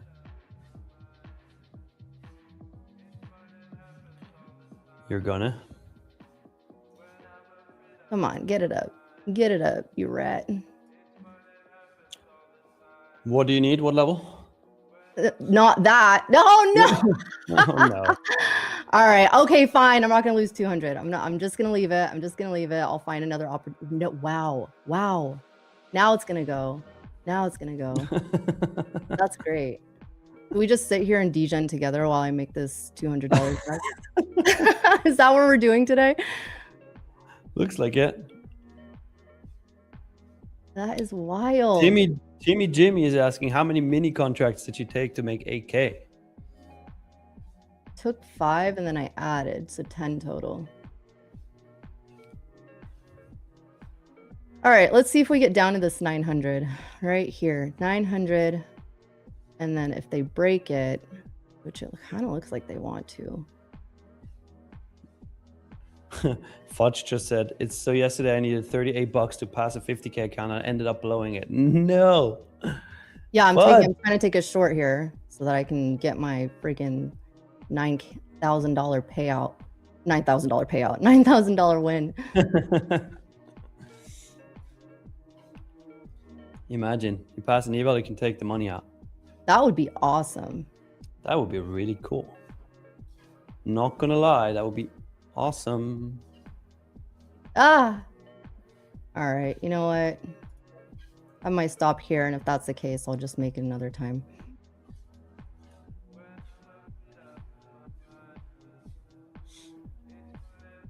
You were right there, NASDAQ. Didn't even get to 900, you little rat. ES might try to retest that 75. Yeah, I'm getting cooked on this. Let's see. It's right at opening range. The thing with NASDAQ that I don't trust is that it literally will go back. It'll look like it's going towards a level and then just completely stop right before it and then like completely run back up. Just like it's doing now. So now what I'm gonna watch, I'm gonna watch ES at this 75. I'm gonna watch NASDAQ at this 990 right here. And then if it rejects again, it's likely gonna be going back down. So I'm not gonna take anything. I was trying to make this. So now, see, now I have to make another $1,000. How stupid. And I was $74 away. Pain. We love that. Max pain. This is not moving. You'll get it down. Yeah, I'm not worried. Yeah, so this is kind of a weird area. Like that, we rejected the previous day high, which is why I took that short. Now we got to come back above opening range. Otherwise, they're just gonna do nothing here. So. Whole bunch of nothing burgers. Whole bunch of nothing burgers.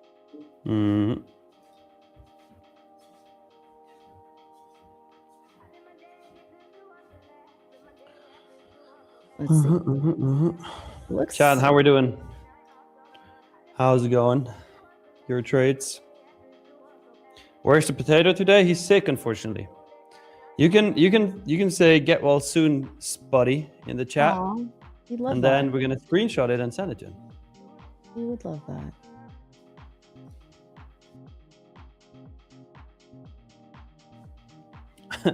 Momo, why?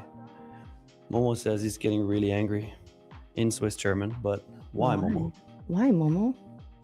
Why are we getting angry? There's no need to get angry. There's no need. There is no need.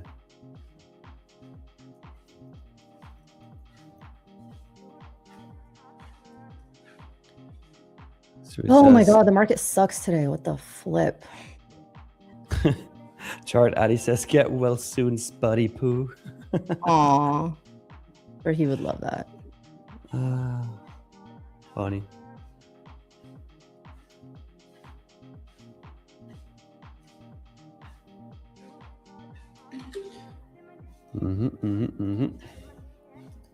All right, what are we doing?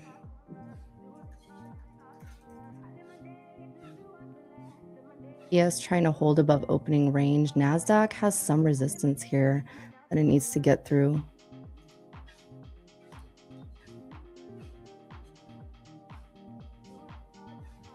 Oh, by the way, I just saw this. Spotty sent me a message before and said, tell the chat opening strat worked. I took it at 90 points. Oh my god. That's nuts. That's funny. That's actually crazy. It works.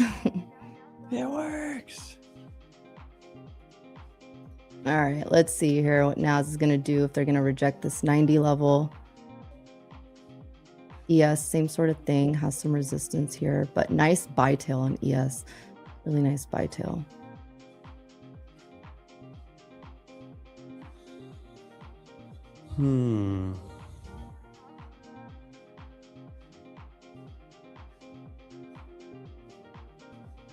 Really nice buy tail. They need to push this up. I still think 25,100 is incoming. Still It like is it. possible. ES now looks like the stronger one. What was that? Dot, dot, dot. That was like when you're on the wrong application and you press something on the Oh. keyboard. It's like that little knocky sound. Knocky knocky.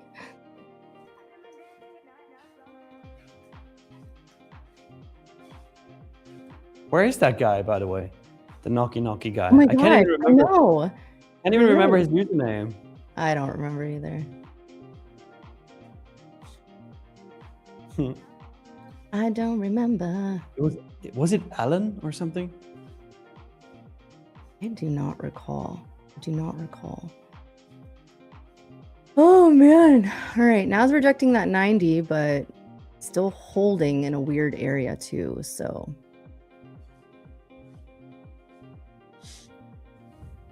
What are you doing, NASDAQ? What are you doing? Juan Lagos, where's Chicken? Chicken only joins the London streams sometimes. Chicken usually isn't in the New York stream. Chicken. Yeah. It's chicken. Ex-Joker. Ex-Joker. He's now the chicken. Oh. Because he said he's gonna. So he said yes to a bet. So remember, I got this tattoo here, the Trader Bros tattoo, because of him. Tattoo, because of him. Yeah. And he then said he would accept the bet that if he does a full Ironman next year, he has to complete it under 12 hours and 30 minutes. And if he can't do that, he has to get the same tattoo. Ah, Tattoo. look at that 90. Sorry, real quick. Look at that 90 90 rejecting. That freaking 90 level. I almost shorted that too, but I was like, I'm not going to do it. Anyways, okay, sorry. Go back to your tattoo story. Yeah. And then he pulled out of that bet. And because he did that, he's now the chicken. And Wait, whenever when he did you joins have the the bet? chat, huh? When did you have the bet? like on the same day that he pulled out, he was like, "Yeah, I'm in for that bet next year."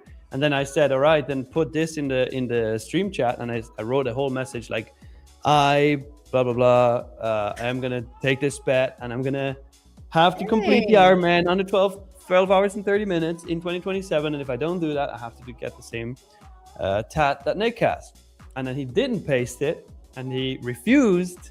And since then, everybody calls him Chicken. So whenever he joins the chat, everybody goes like, or Wait, Chicken. what's the username? Because I'm about to give him so much shit for that. Well, he's probably not in here. He's probably not in here. Well, he actually changed his username to Interim Chicken Choker. I love it. I love it. Although All he's right. a full-time chicken. Stick to your word, my G. What do you mean? You can't do that. Okay, well, Naz is dumping. I did not get that short entry, but that's okay. Let's see if we can get this 900 to hold. ES is coming down to that pre-market low. This is exactly the area that I'm looking for, either traction, like a very, very strong move down, or I will be looking for them to hold it, and I will be looking for longs. But I'm watching ES specifically here, the 65 level, and Nasdaq's very, very nicely in this 900 area. So longs may try to step in here. Let's see.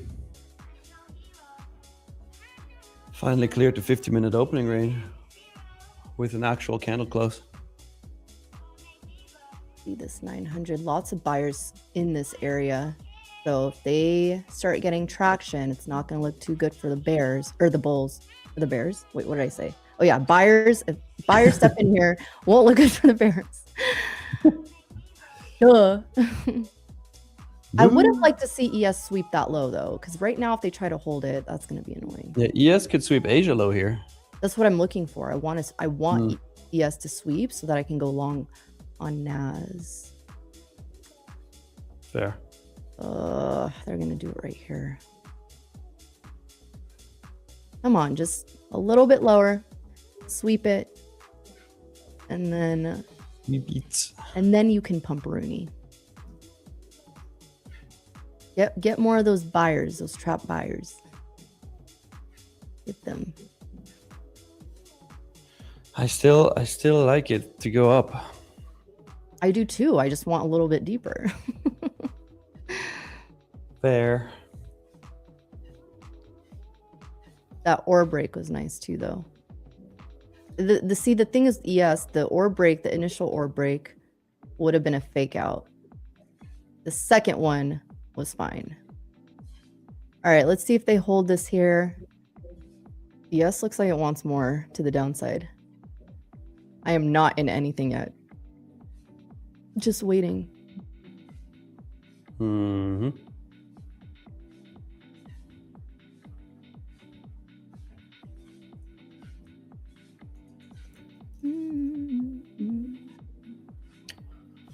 We wait.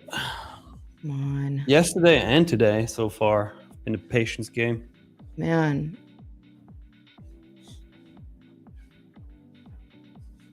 Oh, wait. And a no profit. Did we get 444 likes? Let me check. No, we're at 301. Okay. We need 444 chat. Let's get us to 444 likes, and then we're going to do a giveaway. Oh, baby.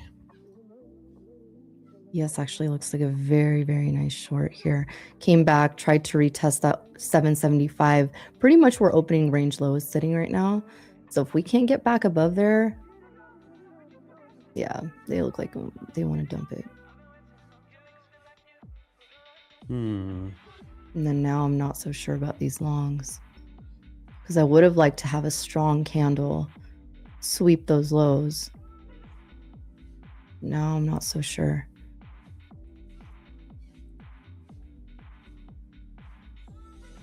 Gold coming back down too.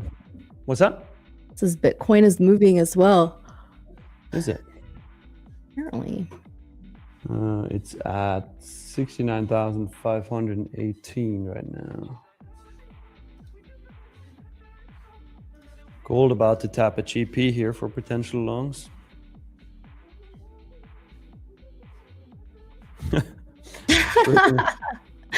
Schrodinger's funny. That's funny.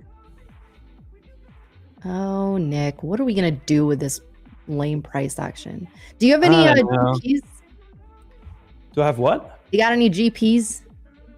No, just on gold, 5187. Oh wow, gold really reversed there. Holy shit. Mm-hmm. Gold is interesting. 5187. Mhm. Okay. I don't mind that. I was gonna say I don't like that, but I meant to say I don't mind it. Naz really holding this 900. This is very unfortunate. ES did not even get down to that 762 area just yet. If they try to rip this up from here, that's gonna be quite annoying. Quite annoying. Mm. Lame. Let's see though. ES still could reject the 775.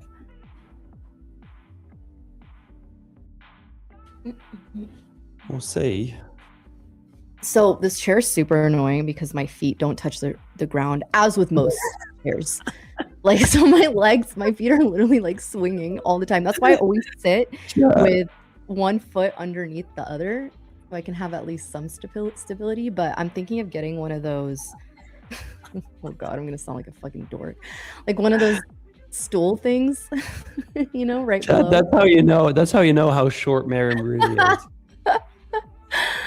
Oh man, Swinging the her chair feet itself on a is super normal comfortable. chair.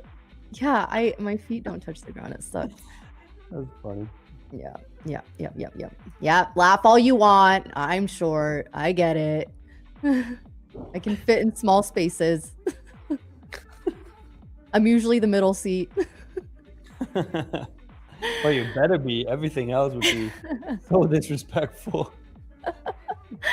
Oh man! Wow, nice three bar setup setting up on ES, but it's still okay. I think they try to break it here. I think they try to break it. We'll see. I want a little boom and then go long. Then you get your 1,000 past the account. I already passed that one.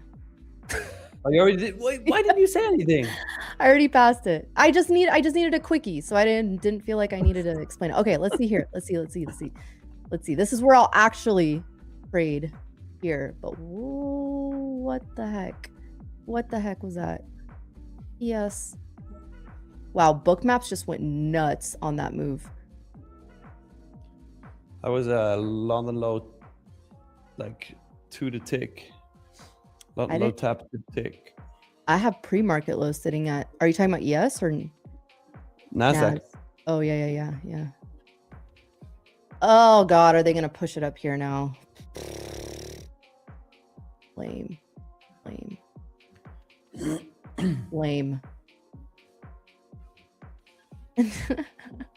No, I didn't need a quick. I said I took a quickie short.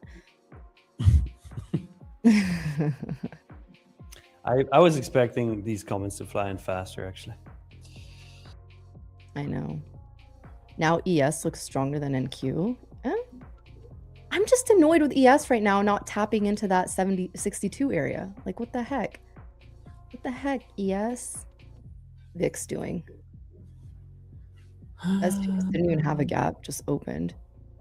So nothing. VIX is at 24.6. Yeah, I think VIX looks like it might. I don't know. I can't tell. The real Luca says news came out about an Israeli missile. Oh, just now? Like what, Luca? What's the news? What the heck did I just do? That was weird. Okay. Oh, this is where you just wait. ES does look a little bit. I'm really upset with ES not taking out that low and then doing what it's trying to do right now. Upset with ES. So that wouldn't be the first time. Fair. Oh, yes, you rat. What the heck are you doing? Yes, like, I want to pump now. Yeah, Let me pump. it's literally stuck in this 10-point range. NAS, same sort of thing, stuck in like between, I would say, opening range low, so 960, 959. This, I want to see 880, like 880, high 70s break. Pop, ES would pop that level and then head higher. I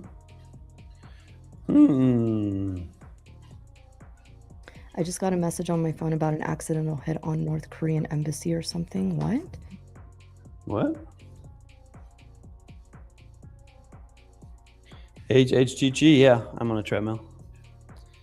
Otherwise, I would be really fucking good at walking in place.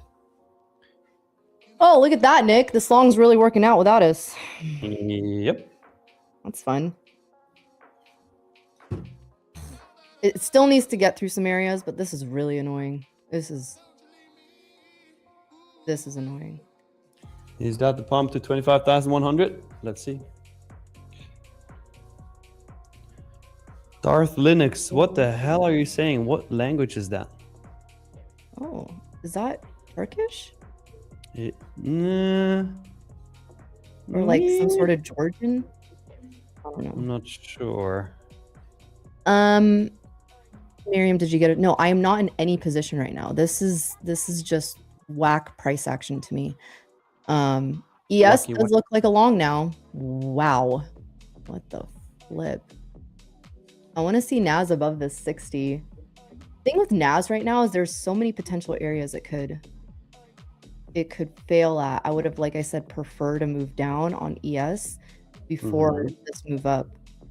So now I'm just not a fan of it. This is opening range. This is where the 9 EMA is. I'm not going to try to short this, but this would be a shortable area to me. Stop above VWAP. I don't like where ES is though. They have been so out of sync all morning that catching a move or any sort of play has been really difficult because of that. That's why we wait. That's why I say too, like I say this to myself a lot, but like, because it's a good reminder, when the market is hard, go easy. When the market is easy, go hard. Like this is a day where I don't think the market is necessarily easy. It's not, I wouldn't say it's hard, but it's more on the difficult side. Like I've been able to at least predict or look at like what the move looks like it's going to be doing, but it's just really annoying. It's really annoying price action. Like this move that we're getting back up on ES. Why? Like why right there? Why not like a couple points couple points lower? Couldn't have swooped that level and then did this. So that's a frustrating side, but let's see what NAS does here at this VWAP level. That 924,990. Now I actually want to see 25,000 break above, and I might consider an entry on longs if we do get above there. However, ES coming into VWAP here, very strong on ES so far. Let's see if they actually accept it and start to make the move back up, or we do this all over again and start moving back to the downside. Wait, we got breaking news. Brett in the chat says, reporting to you live from the Futures Industry Association event. They have asked for a Swiss matcha covered potato. Yikes. Where's the potato though? Potato is sick. Swiss matcha covered potato. So would it be like dipped in fondant or fondue? It's a fondue. Oh, it's a green matcha fondue. That's what it is. A green matcha fondue, yeah. Yeah. Mm-hmm. In Switzerland. With a potato instead of bread. Yeah, with a potato. A raw potato. Not even a good one. Oh gosh. Oh god, this work right now is lots of work done by the buyers. I swear to God, if they don't make a new high of day, they're dead to me. They're so dead to me. 25,100. What if they reverse it right here? That'll be dirty work. Make a new high. Make a new high at this point. Why not? Give us 25,100, please. please.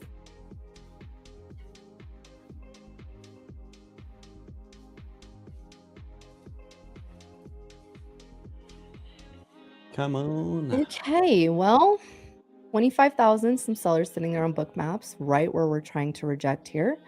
Let's see. I think they still have some room up. I think they could try to push us up a little bit higher. But it's just, now it's annoying because I'm like, I didn't get my entry. That's fun. Wait, why did my camera black out? What the hell? And he's not. And I'm back. And he's back. Just lost signal for a second. Are we almost there with the like count? Come on, y'all. Well, Brett. Brett's in the chat, so he might want to do something generous. Wink, You might want to do a crazy giveaway as usual. But Brett, Wink, how did you do wink. yesterday? Yesterday was crazy. Freaking 1,050 points in a day. What a day. I traded the end of the stream. Some other different accounts, but it was holy crap. Like the moment you think it's gonna just start to reverse, it just keeps going. It just keeps going. And I'm like yelling from my office to my husband and he's like, dude, are you seeing this? I'm like, yeah, I'm long. Okay, I'm short. Okay, I'm long. Okay, I'm short. Must be exhausting. It was fun. It was a fun time. Momo's complaining about this PA. He's like, Hey, 3 you days need- in a row, he only is getting losses and break evens. That happens, Momo. Yeah, That it sure does. Part of the game. All right, what are we gonna do here? This is the candle. Did Miriam trade or anxiety trade? That's funny. That was a good Both. reel. That was a good reel. It's my anxiety. Stop All it, but the right. idea of the song. Yeah. Pretty much. Oh, this is lovely. This is lovely. Tempted to get in on the song. I don't want to see this candle close. And then attempt. Oh, that's so depressing. That is so depressing because when you look back at this and you're like, oh wow, I would have longed here, but I would have wanted a little bit deeper. This happens, and you're just like, no. And then it ripped. Because then what you can't justify, you have to wait. Like, how are you gonna get in when you would have literally already been out like 100 points ago? Well, not 100 points, but you know what I mean. Oh, the pain. Yep. All right, yes, you rat, like you biggest rat of both. At least Nasdaq's like maybe. Well, at least Nasdaq had like a clean double bottom at the London low. Yes. Yeah. Well, ES did too, but That's the thing. That's why I was watching this 900, but I was like, no, like there's no way we're just gonna leave pre-market low within 2 points. Like get to that point, sweep it, and then that makes for a beautiful setup. But no, ES was like, just kidding, and I just spiked. kidding. Yeah. Ay. Yep. Fudge says, "Oh my god, when you buy an account and forget to add the promo code. Fuck, that's so annoying. Oh no, You might Fudge. be able to Actually, reach out to support for that. yeah, reach out to support, Fudge. They'll help you out with it. Don't worry. I need to go back to bed. You and me both. I'm like so disappointed with myself for missing the gym this morning, but I'm also like not, because that sleep was so needed. I was just about to say, like, why do you need to sleep another hour longer? Because you just did. I know that's the thing for me. Like I said, once I'm up, once my alarm goes off, it's over. Like there's no going back to sleep. Like, because my body just doesn't. It just does not. It can't. This morning, I was out. Like it rung. I clicked the snooze button. And I was just immediately out. I woke back up. I was like, oh shit. That's why I don't have my phone near my bed for the alarm. Like I would snooze myself to death probably. So what? I do you have to somewhere? actually get up and turn it off, and then I'm awake. Like, where do you put it? like about 2 meters away, however much that is in feet, like 7-8 feet. Like somewhere on the ground, so that when it goes off, you have to physically get up to. No, turn I it have a shelf, so I put it on the shelf and then off. You're I like, walk over there and then turn it off. how rude, Barry. My phone gets a shelf at least, not sitting on the ground. Where I charge it. Wouldn't this be some sort of like? Wouldn't you take the tracement of the high here to the low and do the GP trade? I mean, only if you will get a confirmation. So if you take New York session, Technically, it's 707 right now. yeah, but here's how I take GPs, right? So you take, for example, here you take New York session high to low, and on these, especially if the session range isn't as crazy like right now, Yeah. on these it doesn't work that well because I wait for a tap into the 707, which by the way it missed it by like 3 points. It didn't really tap it, but I'm waiting for a tap to the 0.707, and then I want to see, in this case for shorts, I want to see a 5-minute bearish candle close, and then I would short it with the target being at 0.5. But the problem is, if this candle turns bearish, it's already going to be at a 0.5 at my target, so I won't be able to take it. Okay. That's why I prefer like way higher time frame GPs, as in like if we have a GP that's based on fibs drawn over like 300, 400 points, because then you actually get a proper move from the GP to the 0.5. Okay. And that is what I'm not taking this year. Oh, this is quite annoying. It's green 5-minute candle since 20 minutes ago. That's wonderful. That is wonderful. All right. Well, now this is what sucks about like trades like this is, okay, obviously we're strong. Obviously we're holding. What do I want to see? I want to see NAS above previous day high and opening range high. I will look for an opening range high breakout at this point, because unless we get a move back down to this 988 and tap into it, maybe a stop below this opening range low, then I'll look to enter longs.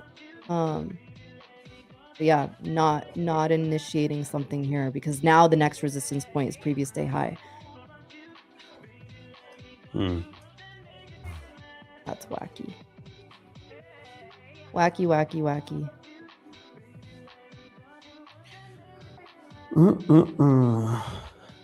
My dogs wake me up every morning, 6 a.m. on the dot. Wow, you don't even need an alarm. That's nice. If you want to keep the snooze morning, don't have kids. You know, Leia, you're onto something there. Fair. It's different with kids, I assume. Yeah. Ooh. All right. Okay. Well, this is by far one of the slowest mornings we've had in a while. But that's just because the last couple of mornings were absolutely crazy. Yes, that is true. That is true. Really, really annoyed with ES. Freaking rat. You could have just 2 more points. I'm still not over it. Can you tell? Wait, I just saw Drew's comment. Did you see that? Comment? Or like his message when I said I have the alarm like away from my bed. He says I would do that too, but I'd feel bad for my roommates with the alarm going off for 10 minutes till I drag my ass over and turn it off. Yeah. That's funny. Yeah, my roommate's my husband, and it's so funny, like the way that we both get up. So he's like very quiet. He's very respectful of like not making too much noise. And when I get up, I'm just like a ruckus. I'm like throwing shit. I'm like trying to find my glasses. Oh, man. I make Wait, like do I don't. you not get up at the same time? We do now. But before he used to get up, because he used to get up like around the time that I get up now to go to the gym, which is crazy to me because I'm like, you have nowhere to be. Like, why are you up so early? Fair. But yeah, he gets up super early, goes to the gym. Now so now we go together. We meet up some friends Nice. at the gym every morning. So it's a nice little 4 a.m. crew. And then yeah. But yeah, he used to get up way before me, and I was like, you know what? Maybe I'll get my ass up early too. Why not? Yeah, we are moving, Nick. Yeah, What the we heck? going. We Why didn't you going. tell me to long this? Wait, also, there's somebody in the chat. Trading for Science says, Nick, how is marriage life? Any advice? Any different? I'm 3 years in a relationship. Well, my dude, I'm only engaged. I'm not married. So you gotta ask Miriam. Ask Miriam for advice. Wait, I gotta put on the live chat because I can't actually see that. Wow, they are pushing. Watch Nah, the it's moment going. I enter along. It's gonna reverse. Watch. Told you 25,100 incoming. Oh, that is really sad. 25,100.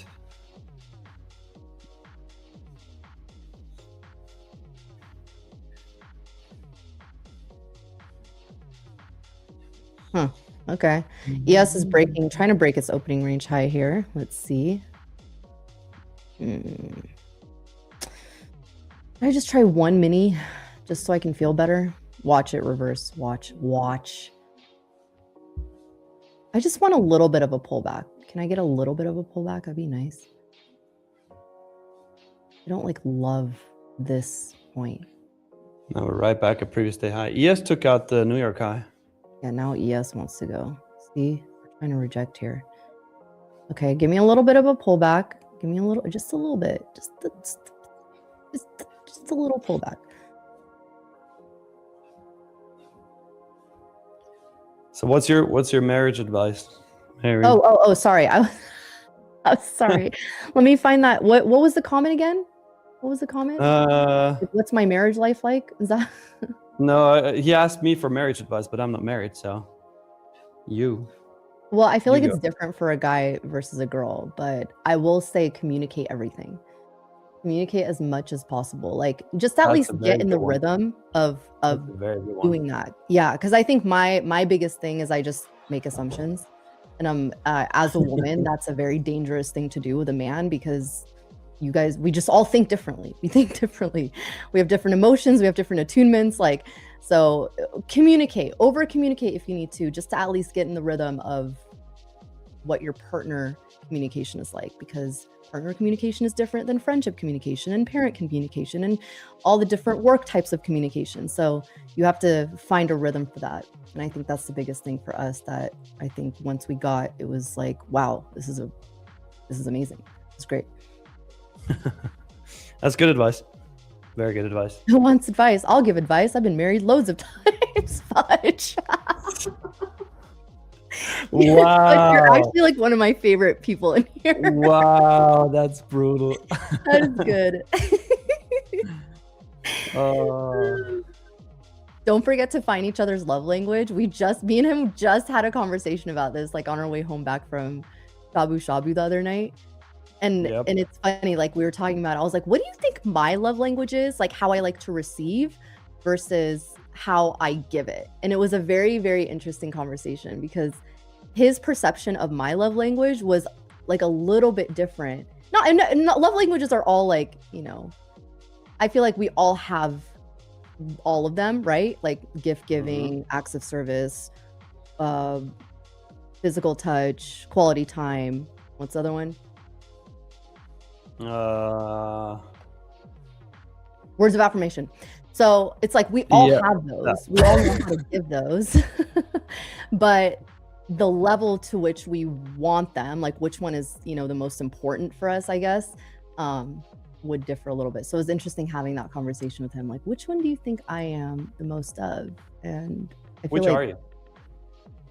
How I receive or how I give it? Because those ones are different too. How you give? How I give it? Oh, okay. I'm a huge. Now I forgot. Now I'm like trying to figure it out. How I give it, I'm an acts of service person. In different ways though, like in tangible ways and intangible ways. And the reason I say this is because when we talk about gifts, like gifts giving, I love giving gifts. I love giving gifts in tangible and intangible ways. So whether a gift could be an act of service, like technically it could be, right? But for me, my biggest way is like showing someone that I'm helping them with their time. So like making dinner, making a coffee, maybe like, you know, like planning a whole vacation. Like that's a gift, but also an act of service. So I love that aspect of it. Or being like, hey, we're gonna go to this Michelin restaurant today, and just like, you know, don't worry about it, just dress up, that sort of thing. Like that for me is how I receive and show love, I guess. So yeah, that's my version of it. Nice. Same. Yeah. Literally the same. Yeah, like I'm not, and it's interesting because my husband was like, oh, you're a words of affirmation person. Like I think you like words of affirmation. I'm like, really? Because I've never grown up like that. I've never grown up, and my parents love me. Don't take this as like my parents don't love me, but like we never said, okay, I'm gonna take a long here. Just 1 mini. I'm gonna try it. All right. We've never like said I love you to each other, like growing up, but they've shown it in different ways, right? They've shown, my parents have shown that they love us in different ways. It was just never like an explicit I love you, right? And so he was like, yeah, I think you like words of affirmation. I was like, I don't think so. I really don't think I do.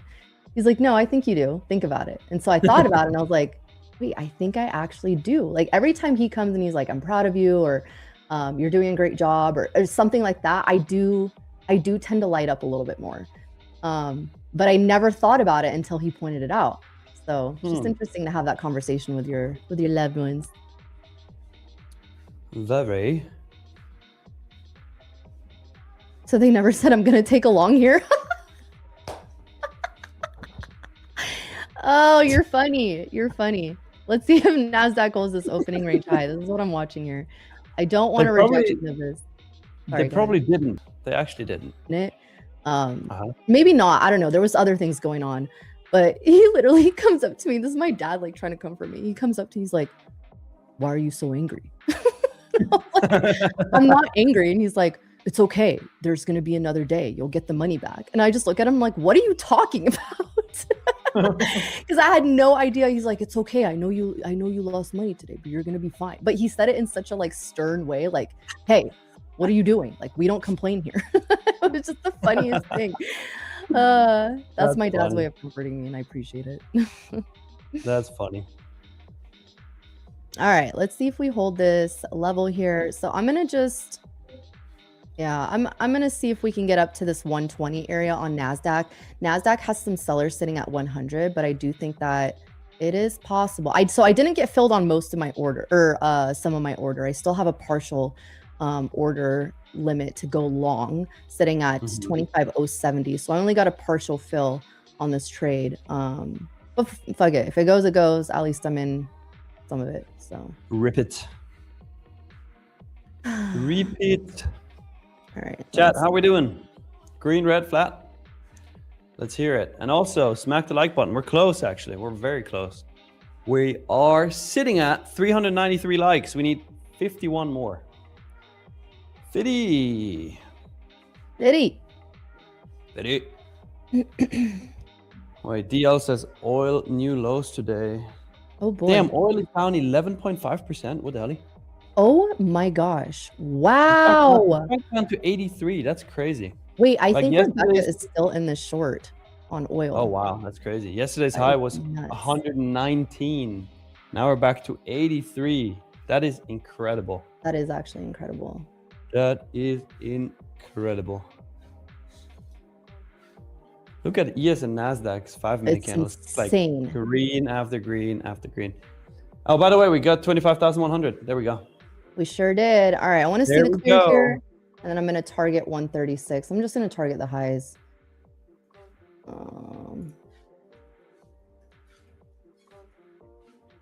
I'll move my stop to break even. I'll get rid of these orders. Okay, I'll hold these. Faggot. That's the only thing. I don't want it like completely taking me out. That'll be annoying. But I do want to shoot for 136. My stop's just sitting at 77.50.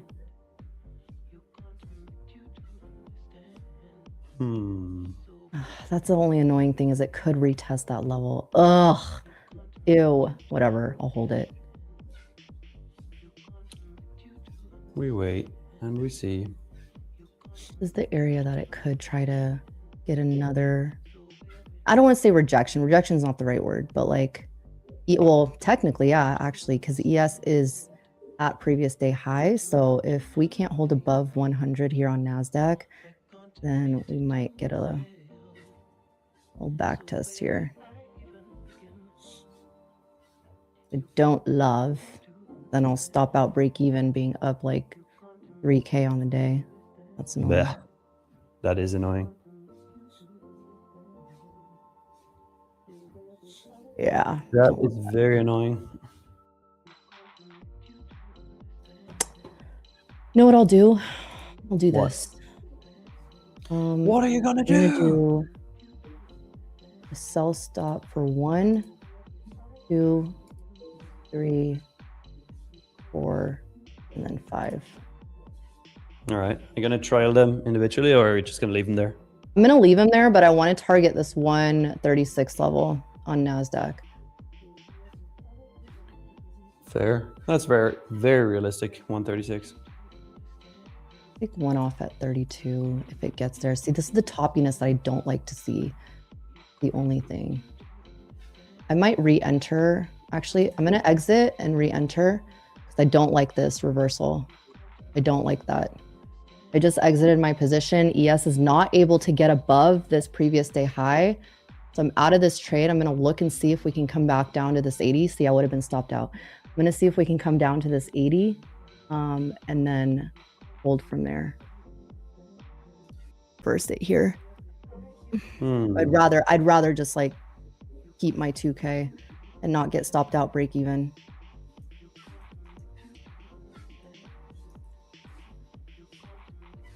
I don't like where ES is. I don't like where ES is at all.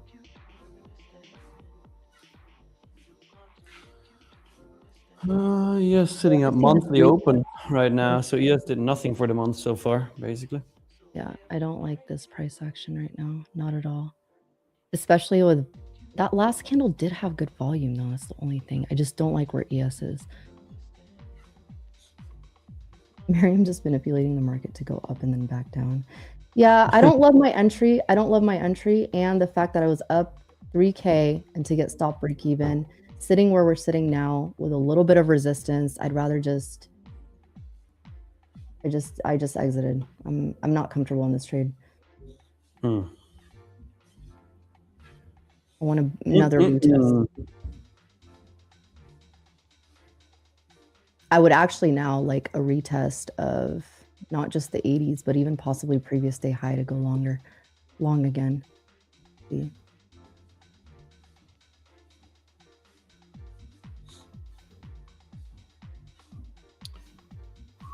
And Joe Profit says 444 for giveaway. Yes, sir. Let me refresh. We're at 426 now. We need 18 more likes, chat. 18.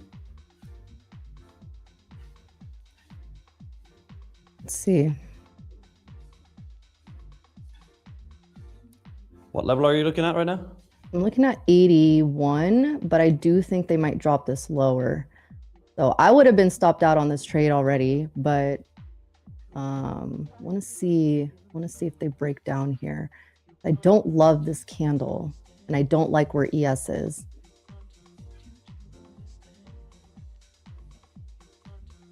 Yeah, hate this kind of price action. I'm with you. I'm with you guys. So there's different ways of saying it though. Joey says, hate this kind of price action. Trader X3 says, not loving this PA. So that's kind of like the US and the UK right after each other. Yeah, that sounds about right. Not loving this price action, yeah. Make myself a cuppa. Make myself a cuppa.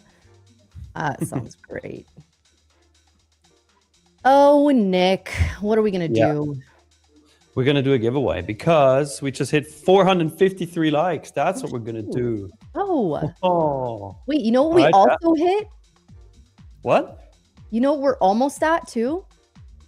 What? 77,000 subscribers. Damn. Oh yeah, I see it now. 76.9. Shoo. That's All crazy. right.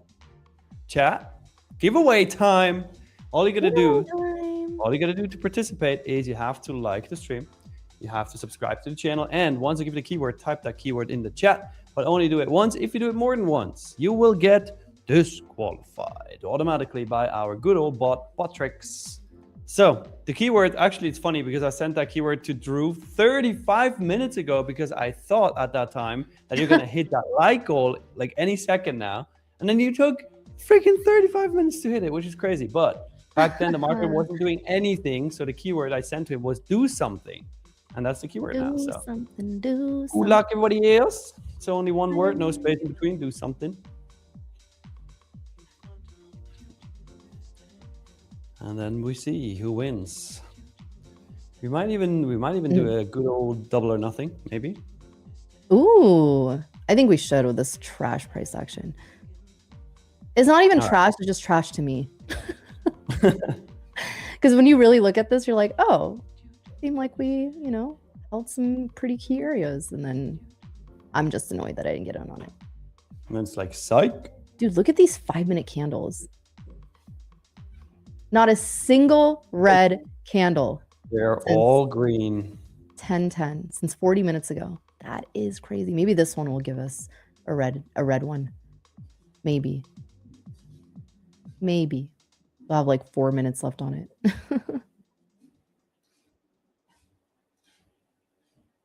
My husband was at the airport yesterday. He's like, I saw Ja Rule. I was like, man, I haven't seen that. I haven't heard of that guy in a minute. Same. My baby. I don't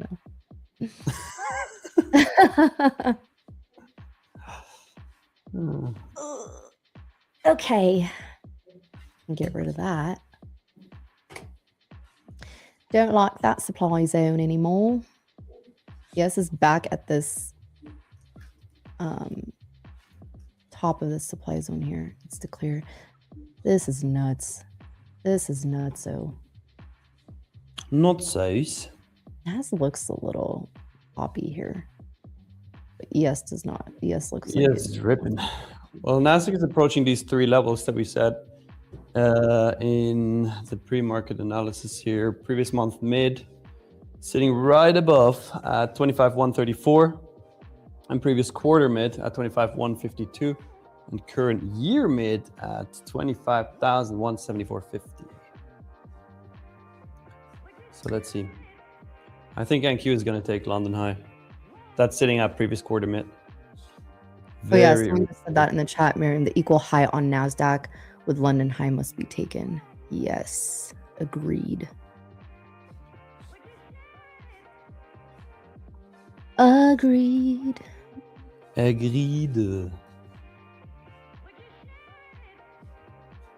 Wow, look at this 1 hour. It's crazy.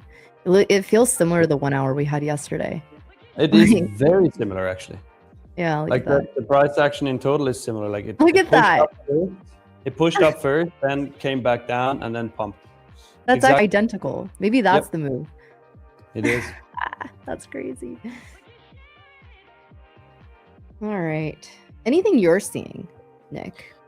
I'm seeing a lot of people entering this giveaway, and we're gonna pick a winner shortly. But on the markets right now, as said, like these 3 levels above previous month mid, previous quarter mid, current year mid, I think they're all gonna be taken in about like 15 minutes. Nice. 25,173. That's where I want to see Nasdaq go next. 173. Wow. Yep.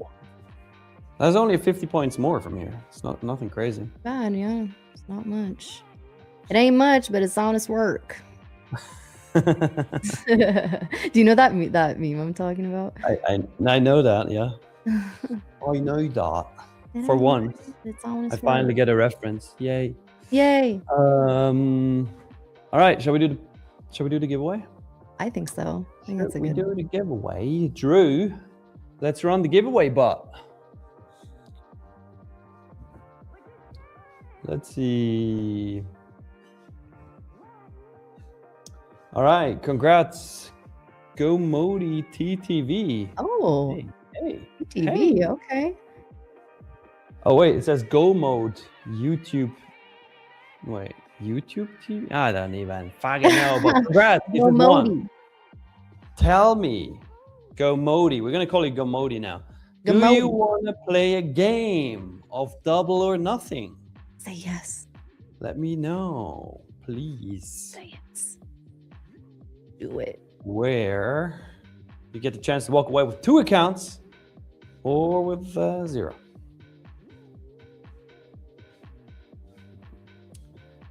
Let's see if he claims even. What about the ducky race? Hey, Very we're gonna have good. marble races once Spuddy is back. Yeah. Can't do it without Spuddy. That's just. I know. He'll be really sad if we do it without him. Wait, but we need the guy to claim. Go Modi, where you at?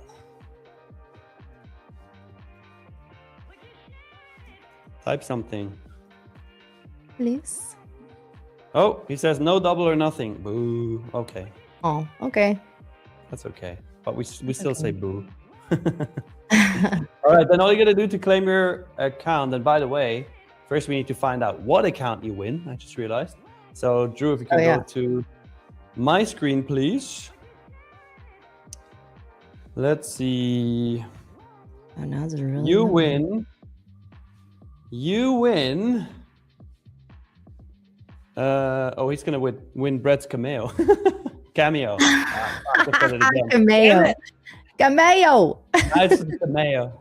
He won the Brett cameo. Okay, cool. I Like don't even it. know what that means. Drew Wait, what said does that mean? I mean, Drew said that. I don't even know, but we're gonna spin it again. What does that So he mean? won Brett's cameo. And now he also wins 50K growth account. All right. Ooh. So all you gotta do to claim your free account, go Modi.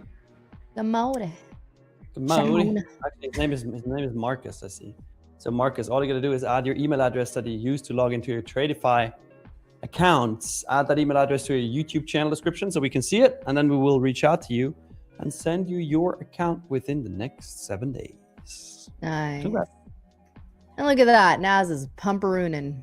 It's going. That 170 level is incoming. Wait, why do you say that 170 level again? Current year mid. Current year So it's mid. like it also aligns with that sweep of the London Asia high. 25 150. 150. 25 150. Nice. Mm-hmm. All right. Mm-hmm, mm-hmm, mm-hmm. Well, let's see. 150. 150. I do see some sellers sitting there, but I do think it's very, very possible we get up. I mean, these candles have been insane. Mhm. Insane.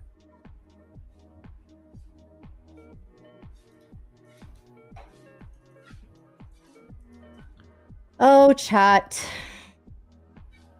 Look at this, like, this 5-minute chart looks crazy. Just crazy to me. Like, you're gonna, but this is what I mean with bulls. They always push it, like pitter patter it up to the point where you're like, oh, like at any point it just feels like it's gonna topple over. Oh, man. 150 and then 160 I see as levels. The upside. I just hit my step target. I could stop walking now. Finally. Oh my god, you've been walking this whole time. I just realized that. Yeah, and I just saw it on the treadmill. It says an hour and 49 minutes. Good for you. Whoosh. That is We amazing. done. We done. We done. Okie dokie, Smokey. Okie dokie, smoky. What? I don't know, but did I tell you I had a dream last night? Yeah, or not last night, the night before, that I was like a chain smoker? I'm still processing that. I'm like, what? Why? Like, I don't smoke. Where did that come from? Sign. It's a sign you should start. Yeah, it's time. It's time. I've gone this long in my 30s. Wait, I'm going to your favorite stream setup now. 1 second. Wait. There it is, right there, right there. No. I need the mic. Okay, Here we right go. there. Perfect. Yeah, with your neck Hello. broken like that. Hello, That I'm looks Mario. exactly like how I look at my husband every single day. I'm just like this. Yeah, pretty much. Very accurate. Very. Oh my god, that is good. That is good. Is anyone in a trade right now? This looks really good. Now, after the fact that I got out, but Wait, where did he get out? broke. Pretty much like took my profit off and thought it was gonna break me even, and it ended up running. That's lovely. Love that. Lovely. Oh, there's 150. Okay, all right. Oh, There we go. There's all that right. tap. Oh, shit. There we go. 160. 160. 165 next. Those sellers are trying to eat those orders, but I think bulls will take this. Yeah, still not quite at its pre-market high.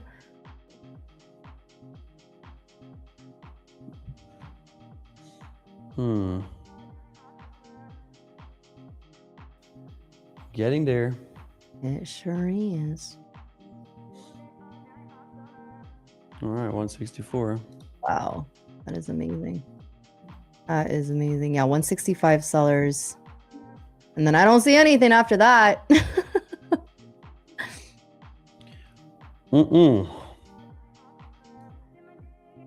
Wild.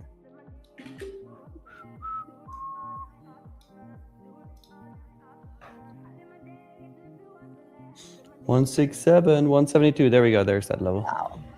Wow. There we go. Bada bing, bada bong. Bada bing, bada boom. Congrats to anyone who took this. This has room up to 190, 200 area. Wow. Crazy. ES right at its previous day. What is that? Is that pre-market high? Yeah. Yes, Asia high, yeah. Wow. Wowies. Wowzers. Bird dog, what? You know what? I just What the hell? Are you okay? Are you fine? Did you see Schrödinger's comment? He said, I mean, one way to explain dreams is your mind rehearsing dangerous situations to train your survival instinct. So if you dream about chain smoking, it's your brain telling you to never smoke. I've never smoked. I've literally never done it. I've no, like, nothing's pushing me to do it. Trust me. I'm never like, yeah, you know what sounds good right now? A cigarette. Except for when I lose on the NASDAQ. It sounds great. That's the only time a cigarette sounds good, is when NASDAQ's acting a bitch. I'm just kidding. You would be a chain smoker at that point. Pretty much, yeah. The amount of times you have called thank you a rat, you would definitely chain smoke. Yeah, there's part of me in my past life, I'm sure, that's worked on Wall Street and maybe had the name of the cell. Exactly. I was going. A cigarette is for depressed people. Well, then everyone should be smoking it. Why? Are you depressed? I mean, I'm sure we've all had those moments. You know, the amount of intrusive thoughts that I have in a single day is actually crazy. Real Crispy Like, why says, do I think like this? Cigs yucky, but cigars are great from time to time. And I never smoked anything. Like Nothing? nothing. Not even an apple? What? Oh, just me? Never mind. What? You never smoked out of an apple before? The fuck? You know, when you don't have like, I know my weed people know what I'm talking about.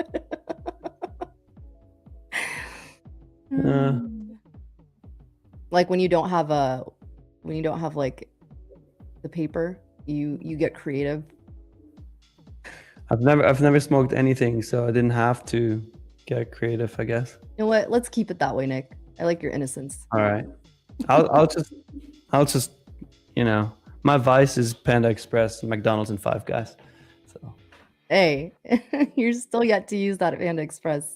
I'm so looking forward to it. Here's the thing: I would have gone to Dubai actually in April, but that trip got canceled now. And there I would have planned to use my Panda Express gift card, but now I can't. So Whack. mhm. Not okay.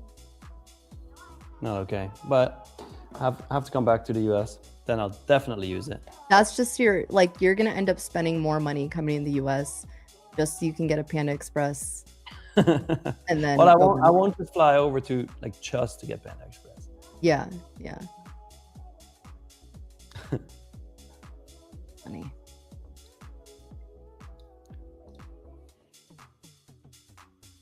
All I'll right. also get Five Guys. Let's see what we do here. Yes, rejecting that pre-market high. Yeah, that current year mid-level on thank you. On the Nasdaq.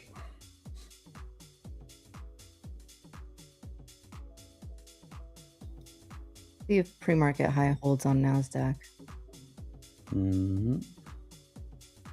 Anyone in anything right now? Curious to know. Curious, chat. Curious. Chat Buffett. Why are you in trades? Chat Buffett? Mm-hmm. I don't get it. Why Buffett?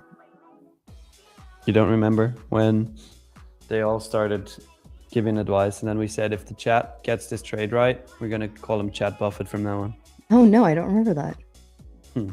It's funny. Joey was on. Joey remembers. Whenever you see Joey next, ask him about Chat Buffett. Chat Buffett. I like it. Mhm.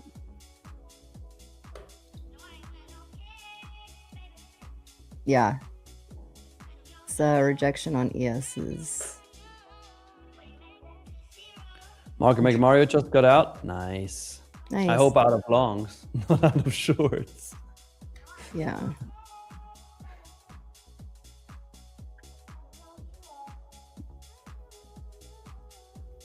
Shorts might try to step in here.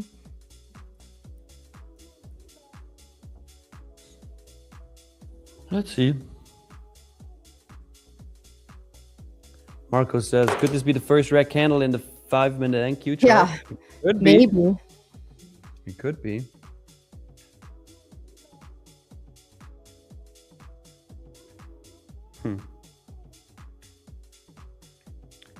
Tony, done for the day, up 800. Hell yeah. Hell Nice. yeah. Nice. Nice.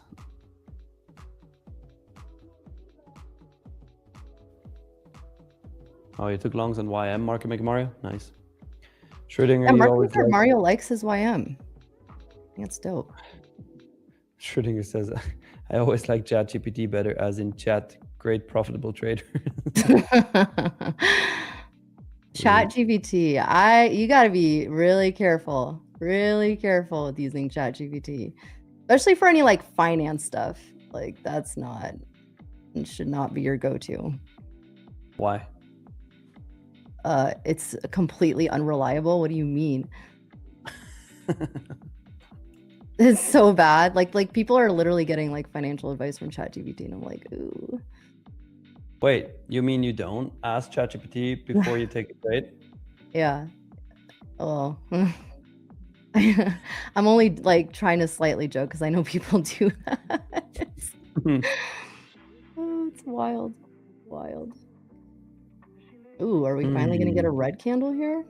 It looks like it right now. However, we've still got 1 minute and 22 seconds left, so.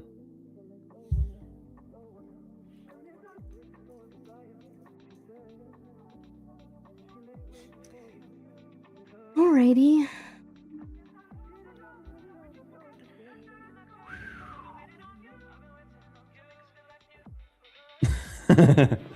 What? What Oki said. Should I full port at the open? ChatGPT goes, yes. But I could lose the account. ChatGPT goes, great point. I would go half position. Great point. Maybe don't do that. That's crazy. Like, imagine like asking ChatGPT every single day what you should trade. I That'd mean, be crazy. to be fair, we tested it. Like Nick S tested it. You did? For a YouTube video. Actually, ChatGPT passed an eval. No way. Mhm. There's no way. I don't believe it. I don't believe it. It did. That was sheer luck. It passed it. I didn't say it was strategy, but it passed it. That's crazy. Trader X3 says, my mom thinks ChatGPT is the greatest thing ever. It's like a crystal ball, she says. Oh my god. great. That is great. I'm actually in the process of getting Claude to automate some trade ideas that I look for every day. Schrödinger. Huh. But that's different. Like if Yeah, you that's different. That's you different. feed it with data, Yeah. that's something different than just asking where is price going to go. Yeah. I agree. Wyan says NQ pump incoming. I mean, we did it's just possible. go up. We did just go up 300 points. Yeah. The pump Might be a just happened. little late. But we do have our first red candle here. Look at it. This is Look at it. true. That's nice. Look at that. So I think we could try to come down to this 9 EMA sitting at 108 and then pump from there. That makes sense. You have a buyer sitting at 115. 115. And then 110 right below it. So it makes sense. It makes sense if we pop that level to the downside and then start moving back up again. ES would actually start coming into that previous day high, which I would expect to hold, for it to hold. And then come back down. So let's see. Let's see. That would be preferred. But the market doesn't give a shit about what I prefer. That's true. Very true. Mahan, what's the like goal for the next giveaway? We didn't set one. If you guys can hit, wait, let me refresh first. We're sitting at 519 right now. If you guys can hit 577 likes until 8 minutes from now, we're gonna do another giveaway. 577. Only then. Ooh, my foot's asleep. Ooh. Oh no. Zempic says, but I only asked ChatGPT for dating advice. It's gonna work any day now. By the way, is anyone single? Yeah, let's just start a dating show here on Tradeify TV. I mean, trading and dating sounds like a great show. Would you? Well, does chat like if you were in the dating sphere right now, would you prefer dating someone who trades as well? Good question. Good question.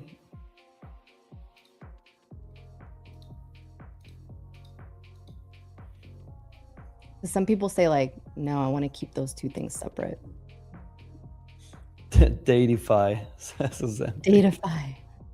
Welcome to Dateify. Dateify TV. TV? We. Dateify TV. Welcome to Dateify TV. Wee. Sometimes I have brain farts. It's okay. We all do. Yeah. That makes me feel Dateify better. TV. TV. Wee wee. Schrödinger says, depends. Do they trade better than me? If they did, would that make you want to date them more? That's a great question. Because I could see it.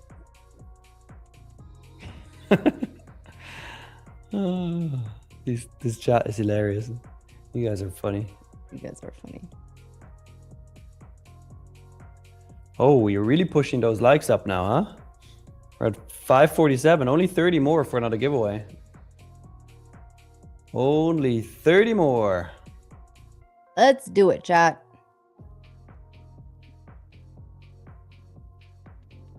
Even ask him if he has a red or green.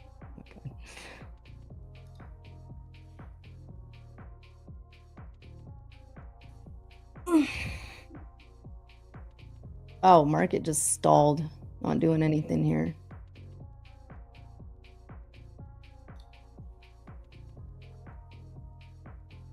Would you get into an argument if she is fading you? That's a good question. Do you, Miriam, you and your hubby, you trade differently, right? Yes. Okay, so does it happen that you guys fade each other? That's a good question. I don't really like watch his trading, but I know what he trades. Like I know what style of trading he has. So I think we typically look at similar things, I would say. Yeah, I would say we do. Like he's an orb trader. He's an orb trader. So he'll look at like ES specifically. Like he does not trade NASDAQ, but he'll look at NASDAQ. Does he take like or breakouts or retests or? I think so his strategy relies a lot on breakouts, I think. And then he'll look at like to see how many breakouts. He has a very, everything's documented. Like he has a very specific documented strategy.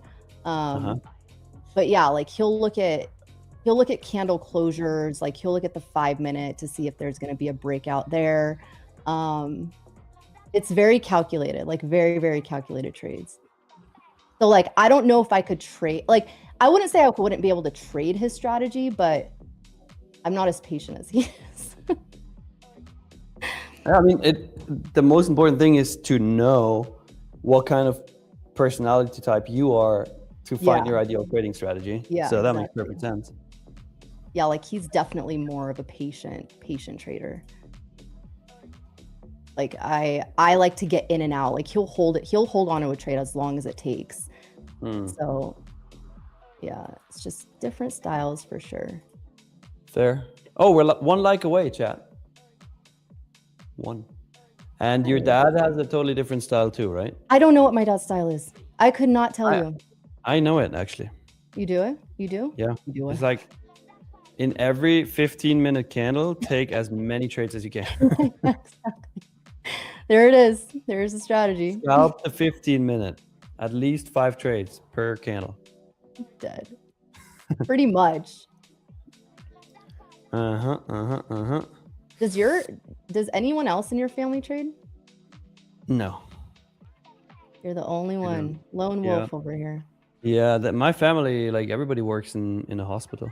Yeah, I remember talking to you about that. Like everyone is in the health field. Yeah. I'm the lone wolf. Yeah. Black sheep. Black sheep. I like being the black sheep in my family. I think it's fun. Who wants to be normal? True. Boo. We hit the like goal. Ooh, let's do it, Nick. Another giveaway. Giveaway. All right, Matthew, let's do another giveaway. Yes. All you gotta do to take part in these giveaways, you have to like the stream, you have to subscribe to the channel, eat a croissant and a baguette, and afterwards, when I send you the keyword, type that keyword in the chat, but only once, monsieur, because otherwise you will get disqualified, eliminated. It's not good. So the keyword is 577 LFG. That means 577. Let's fucking go. Here is the keyword. Good luck, everybody else. I go now. I go now to the boulangerie and I get a croissant. The boulangerie. Oh my God, you make me want to go back to France now. Go. So I can smell all the cigarettes in my face. maybe that was my dream, trying to tell me, you know, I should be in France. It was all about being in France, smoking cigarettes. That's the subliminal message. No, not even smoking the cigarette, just being around it. Just being around the cigarettes. Love it. Oh my gosh. Love it, love it, love it, love it. All right, Naz is just, you know what? We're just gonna make heist today. We're just gonna do the exact same thing we did yesterday, and just keep going up. Oh wait, Oh, actually, you know what's funny? I don't even know if Drew confirmed that keyword. Oh, awkward. Drew, did you Hold confirm that on. keyword? Uh-oh. Shit. I always wait. No, he says no. Said Okay. no. We're cooked. We're cooked. Damn it. All right, we need a new keyword. Sorry, chat. Oh Wait. no. We have a new keyword. You can stop typing 577. I love you. Sorry, guys. Sorry. False alarm. New keyword coming. New keyword coming. Don't worry. I'm sorry. My bad. This is like the first time I fucked this up, actually. In friggin' 9 months. Yeah, what No, are you wait, doing? 10 months. Locking yourself out of your trades, giving the keyword prematurely. Like, come on. Today is man. a weird day, but within 10 months of doing this is the first time fucking up. But I got a new Melt. keyword for you, everybody. The keyword is a croissant. Oh, God. Croissant is the keyword. Here you go again. Try again. Spell it right. Better- Make sure you spell it. Better luck next time. Oh, man. Here we That's go. one for the books. The good Oh. old croissant. Wow. That just went crazy on that one. Croissant. Everybody likes a good You croissant. should have made it boulangerie. Boulangerie ou pain au chocolat. Pain au chocolat. Oui. I like it. Do Oh, you that know, sounds so Mariam? good. Mariam, do you know not the boulangerie, but the word for the place where they sell the meat? So the what? The meat? Oh, the meat. Yeah. The butcher. No. I actually don't know. Non, mais non, merde, Mariam. What is it? The boucher. The boucher. Yeah. Ouais, That's what I said. The boucher. Non. My husband would know this. Mais non, Mariam. Ce n'est pas bien. Je ne comprends pas, je suis touriste. That's like your favorite thing to say. It is, for real. I mean, look, that's how you make a French person smile. A boucherie? Is that what it is? Ouais, It's a bravo. boucherie. Mais oui, c'est phénoménal. The way you learn this French language is very impressive, very magnifique. It was interesting because when we were over there and we were going to a coffee shop, and they'll ask if you want it for here to go. And someone in the chat let me know if this is right, but I think they were saying like to go is literally the word for door. I think it's apetoire or something. I don't know, but it's like, do you want it for here to go? It was apetoire. I don't know. I'm gonna say this wrong. Someone please tell me in the chat what Let's it see. is. Wait. I gotta translate because I don't know what the word is. It is à partir. À partir. Yeah. Yeah, I said that so wrong. À partir, ouais. Okay. Ah, I'm par ici ou à partir? Impetoire? I don't know. I'm saying apetoire? I don't know. What's the transliteration of that? Like, how do I actually say it word for word or letter for letter?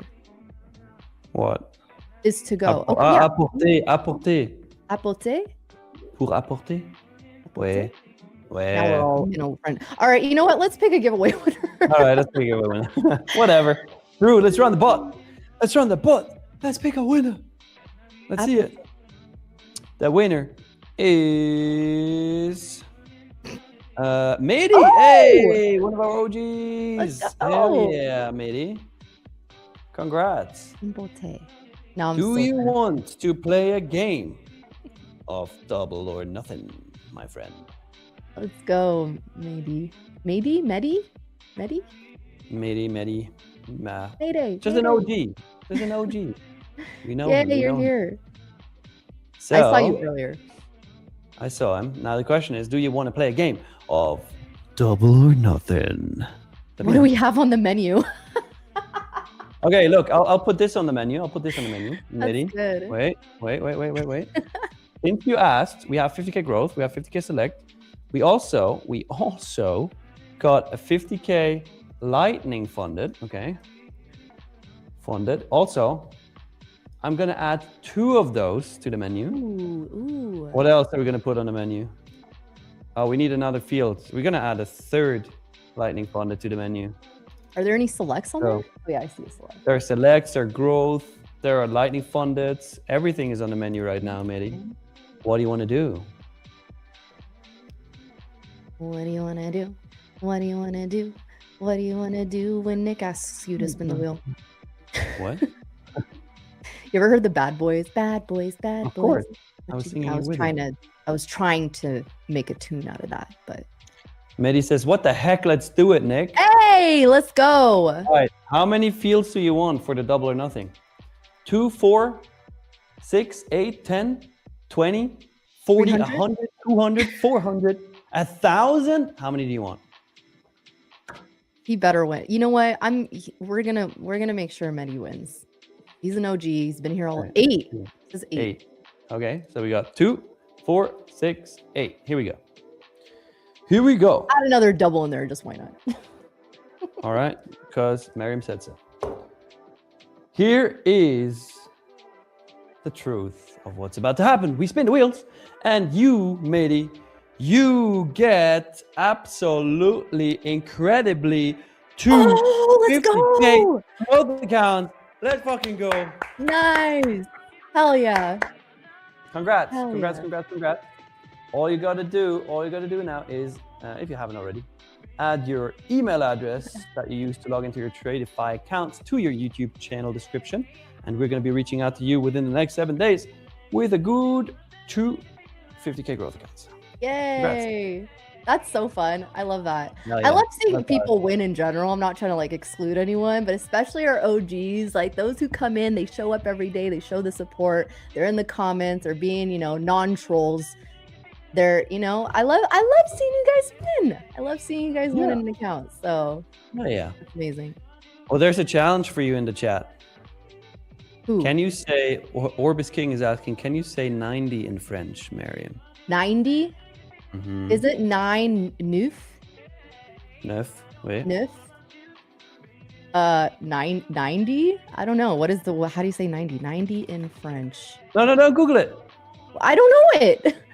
Okay, well, then Google it. Google it and try to say it without listening to it. 82? 82? I don't know. Need some work. 90. You know what's funny about it is 90 means 4 times 20 plus 10. It's like 420. 420 10 is how they say 90. It's so 4 stupid. 2010. 420 10, yeah. It's like so stupid. It makes no sense. How do I say it again? 90. 90? Oh, it's D, Cat- not du? 90. 90. 10. 10. Okay. Yes. 90.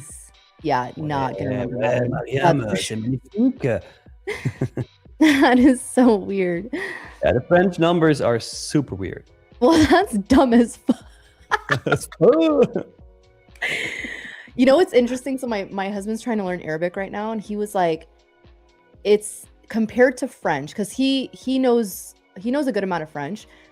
And he's like, compared to French, it's actually so much easier to learn. What? Because there's a lot more structure in the way that words just flow together. Like the structure behind why something is the way it is like the vocalizations, everything. Like it's a lot more straightforward than it is in the French language compared to what he's Interesting. but yeah. That is interesting. Oh yeah, the dill pickle. That must have been awful. Saying the date in the 90s. Oh my god. Oh god. Yeah. Oh god. I don't know about that. I don't know about that. But you know what I do know about, Nick? What? It is time for us to say goodbye to our fellow chat people. Okay, bye. Chat folks. So it is that time. It is that time, guys. Yeah, we hope you guys enjoyed this session. I hope all the giveaway winners especially enjoyed it.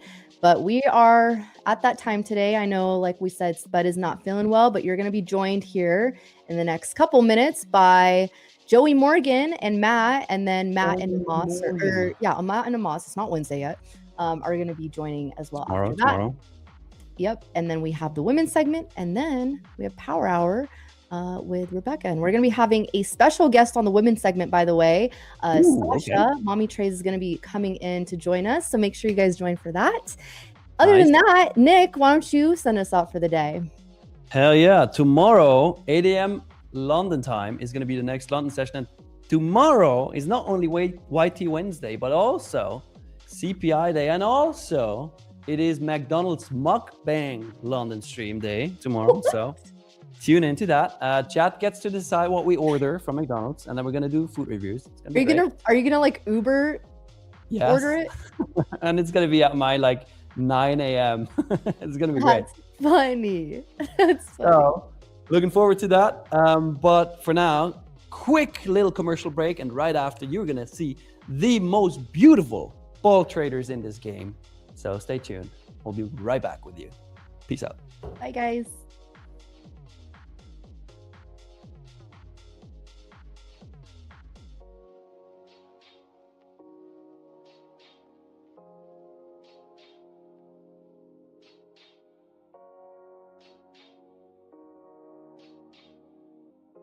Welcome to Tradeify. This series explains everything about the funded trading world.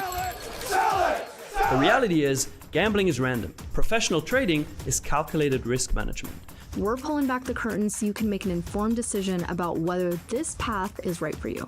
The reality is, you don't need to know everything. The traditional barriers don't apply here. Without the proper education or support, this is going to happen. But this is exactly why Tradeify exists. And that is exactly why programs like ours exist, to give you structure. We provide the structure and capital while you develop your skills. Without risking your own money while you learn. You don't need to know everything. You need to start with the basics and keep learning.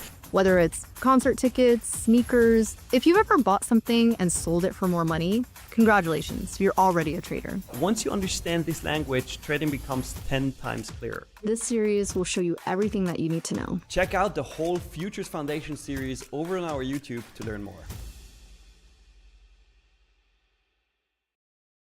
My name is Asanka Wiratunga and I'm from London, UK. Financial institution visited my university and they were looking for physicists. As a scientist, speaks German, I managed to get a decent job at a bank. I actually started on a foreign exchange desk, so my first ever trade was dollar South African rand because I spent some time in South Africa playing rugby. My favourite markets to trade generally the London session, so European indices. I very much like to cook. That's actually probably my meditation from trading. Pre-trading, I'll always make sure I have already had a cup of tea. My earliest mistake was to assume that I could trade financial markets simply on the back of mathematics and not take a holistic approach. I'd say my trading style is calculated. I like to apply analysis in a decision made. It's calm. I'm always making sure I'm not too overexcited and consistent. I think a consistent application is key.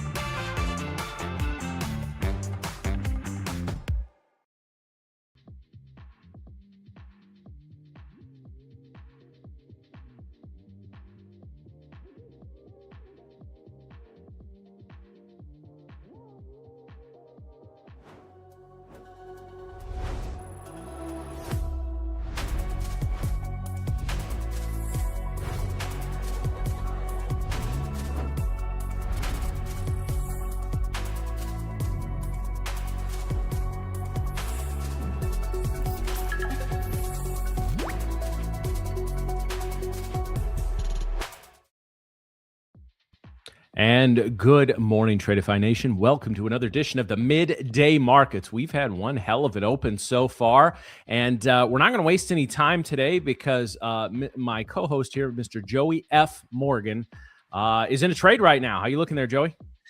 Looking pretty good. We are short from the 160s, so we're trying to. We got one runner left, and we're just trying to let this thing go.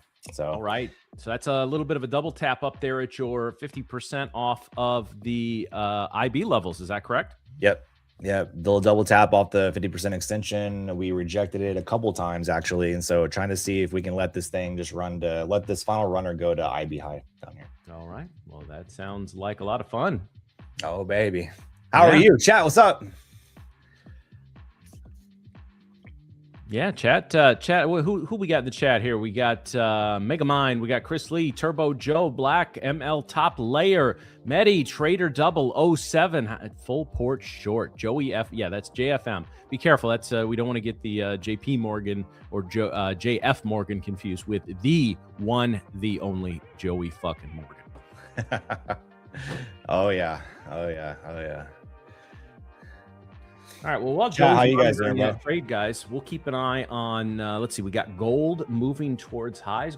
I've actually been watching gold today, Joey. Haven't traded it. It's the first time I've been watching it in quite some time. Looks interesting. I've been taking peeks at it, but I haven't really traded it much. Nasdaq's been like just moving for me, and I don't know. Nasdaq's been the baby girl. You know what I mean? Yeah. Definitely been more so on it, but gold not bad. How about these oil prices coming down yet again, back down into the low 80s? So this is what I read an article. Talked about this morning. I read an article about the price action yesterday in oil from Sunday's open to the New York close, and just how it was one of the most unique turnarounds in market history. So it's a day we're going to be talking about for a very long time, and it just seems to continue today. These oil charts are absolutely insane. Yeah, oil has been quite the mover. What's oil at right now? I haven't even looked at oil. Oil is down. It just broke below 84. So we have gone basically from 120 to 84 in about 36 hours of trading. Sheesh. So NQ showing a 5-minute ATR of, what do we got here? 39. Not too bad. That's a little closer to what we're accustomed to. It's nice not seeing ATRs in the 50s and 60s 2 hours into the market. Dude, for real. Like, man. Those 50 to 60 point ATRs on a 5-minute time frame can be kind of brutal. Can be kind of brutal, especially if you're not sized down, because you can get cooked in a heartbeat. So Mario, what's up? I'm looking for to see how we react to the +1 standard deviation band here. That might be a bounce area for me. Or it could play on a breakthrough, but I don't want to be too late to the party here. Yeah, if Nasdaq's gonna hold, it's gonna hold here. If we can push through this level, I think we have a good shot at IB high, but this would be the spot where it would hold if it's going to, in my opinion. But what do I know? I'm just a retail trader that trades on. And IB doesn't work anyway, right? IB doesn't work anyways. Yeah. What do I know, chat? Yeah. Holy. It's bald guy and boat guy. We're both bald guys. Holy. Yeah. But only one of us has. Well, none of us have a boat right now. But one of us will have a boat. Dude, one of us will have a boat back next week. It's haunting me. It really is, bro. It really is haunting. You just stare out in like the driveway or wherever you keep it during the week.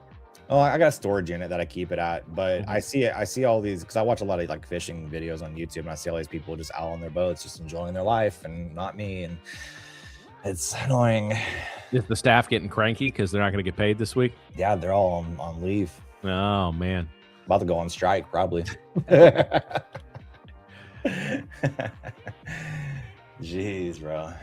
All right, so nice M pattern at the top here on the 5-minute. This is if you weren't already in a short, this would be an interesting potential breakdown of the 115 level. 100. I watched the 100 level this morning because I actually had a long from the mid 70s up to 100, and in hindsight, I should not have taken that trade off at 105. It was a nice win, but that had some room to it, and I felt like it had some room to it. So this is going to be one I'm going to be journaling about later. It should have held a runner and didn't. Still a nice trade. It was a few $100 in my personal account, but it should have been about a $1,500 winner. And this is one of the things we've talked about. We've been saying see green, take green, and I had that mentality, but it was a slow mover up after it broke through the +1 standard deviation from 100 to 160. Took 20 minutes, so it was a nice smooth mover, and we never really. I don't think this trade was ever in drawdown for me. I didn't manage it very well. I'm not quite happy with myself there. That's going to be something I'm going to have to journal later. But not a one of those trades that was a good trade. Should have been a great trade. Put it in the journal, baby. I will. I feel worse about those trades now than I do losing trades. Ones that you should have held and you didn't, and you're sitting there in the moment saying, "Yeah, you know what? Let's let it go a little bit," and then you take it off. So, like I said, it was still a few $100 winner, but it should have been a 4-figure winner. And I'm just that's one of those things I know I'm better than. So I'm feeling a little frustrated right now with myself on that last trade. I hear you. It happens. Mario says, IB is so terrible. It's so bad that it doesn't work. The reversal was so bad that it gave me a terrible 1.3K long on 3 accounts on YM. Holy. Yeah. I mean, like I said, IB don't work, bro. Watch it. An interesting approach to that IB too, where we basically the IB high was made in the first candle. Yeah. And then we punched up through a nice break, retest, and go. It was very clean. I got in the trade a little after that, so it wasn't necessarily an IB break trade, but that was something that I was looking at. And again, I know this is something we talk about on this show, and it's too early to know. I'm just getting to know IB a little bit and using Joey's indicator on here. But it's one of those things that, like, for me, like, VWAP doesn't always lead directly to a trade, but it can help tell me where some targets are, whether I should or shouldn't be in a trade, et cetera, et cetera. Right now, I'm using IB the same way. Now, that may evolve into something where it's a full-on, strategy or system that I do. But, guys, when you learn a new indicator, don't always go in saying, well, this has to directly lead to trade entries, right? Because whether it leads to trade entries or just keeps you out of losing trades, never close your mind to what an indicator could be. I mean, there's no magic indicators, of course, but when you can find 2 or 3 that line up very well, that can be a recipe to building some strategies that specifically speak to you and work well within your risk management structure. 100%, bro. Yeah, look at Mario says it works well if you use it with ATR combos for entries. All right, that's 2 more indicators paired together. So yeah. I'm actually really interested in this as it relates to VWAP as well. That's something I'm keeping an eye on, I should say. Yeah. Actually, I've seen a lot of people pair IB with VWAP. It can give you some good entries and good confluence there, especially if it decides to hold VWAP. Can be some good entries. It helps you look at the overall higher time frames. Yeah. Well, buyers are trying to buy this thing back up here. We might go back to the 50% extension up there. Buyers are buying, which we've been doing all day long. Yeah. Yeah. I mean, this reminds me of the, I would say the last month or so reminds me a lot of the kind of late summer to early fall months of 2020 in the COVID trading year, because we had the big COVID crash, and we just rallied strong as we didn't know really what was going on. We shut down a lot of stuff. COVID crash. Okay, fine. That made sense. The move up then, once we realized, there's going to be certain sectors of the economy like airlines, travel related type stuff, maybe cars, gas, whatever, right? Oil and gas. But then we realized, that was the sort of not the beginning of the end, but the end of the beginning of switching over to, things like big tech and the NASDAQ being more important than the S&P or the Dow. It all became tech, right? It was everyone's at home now. So we have Zoom, we have Netflix, we have all these tech related stocks and subscription and computers, hardware, because companies are buying new computers for everybody. And so that all made sense to the crash and then the subsequent rally. But then we got into this like late summer where we were starting to realize the extent of the at least short-term damage to the economy. that a lot of those moves just were, the market was just resilient. Any news it popped on, didn't matter if it was perceived good news, perceived bad news. I feel like we're kind of back at that point now, and I'm not saying the market should have collapsed with the war in Iran. It's not, doesn't really other than defense stocks, doesn't, and oil prices, etc., doesn't have the immediate short-term effect on the economy. But it just feels like any news is we're just popping on, and whether it makes sense, doesn't make sense, or some combination thereof. I think it puts even more emphasis on the CPI numbers on Wednesday, the PCE numbers on Friday, and sort of everything in between. Yeah, 100%. The market seems to be very good at shaking things off. You know what I mean? It seems like anytime we've had some sort of bad news, maybe it causes like a quick reaction for a brief moment, but then it just gets shaken off immediately. So the market's just been, I mean, go to 30K. You know what I mean? Just go. Let's just go to 30K. Market's just bullish, man. I kind of love it, kind of don't at the same time. My long-term portfolio, I would love us to go to 30K. Yeah. Or let's get the Dow to 100,000, so all those dorks on the floor of the New York Stock Exchange can put new hats on. Holy. Yeah. Yeah, I would love to. I've been looking for like entries to like load the boat on more like my tech stocks for like longer term plays and things like that, but I'm not really finding anything that I want just yet. Our zones from this morning, guys, holding up pretty well. We're right now, our hourly candle with 15 minutes left is kind of dojiing out right at our prior swing high, or our current swing high, which was made very early this morning when most of us in the States were still sleeping. We get if we can kind of get a more bullish close on this candle, though, this could be, we're up 162 points after rallying from being red again, Joey. But like in a normal circumstance, I wouldn't say, well, I don't think we have another 100 points to the upside, but the way these charts have gone, we could have 200 points to the upside. Yeah, I mean, it could. I mean, literally anything could happen. You know what I mean? We're in a really odd, I feel like it's just an odd market in general. It's very headline news driven. So anything can happen. We could go up 300 points. Why not? So why not? Why not? Yeah, I mean, normally in the markets, you want to ask, okay, I think this move is going to happen. Normally somebody says why. Now we're just saying, why not? Screw it. Do it. I dare you.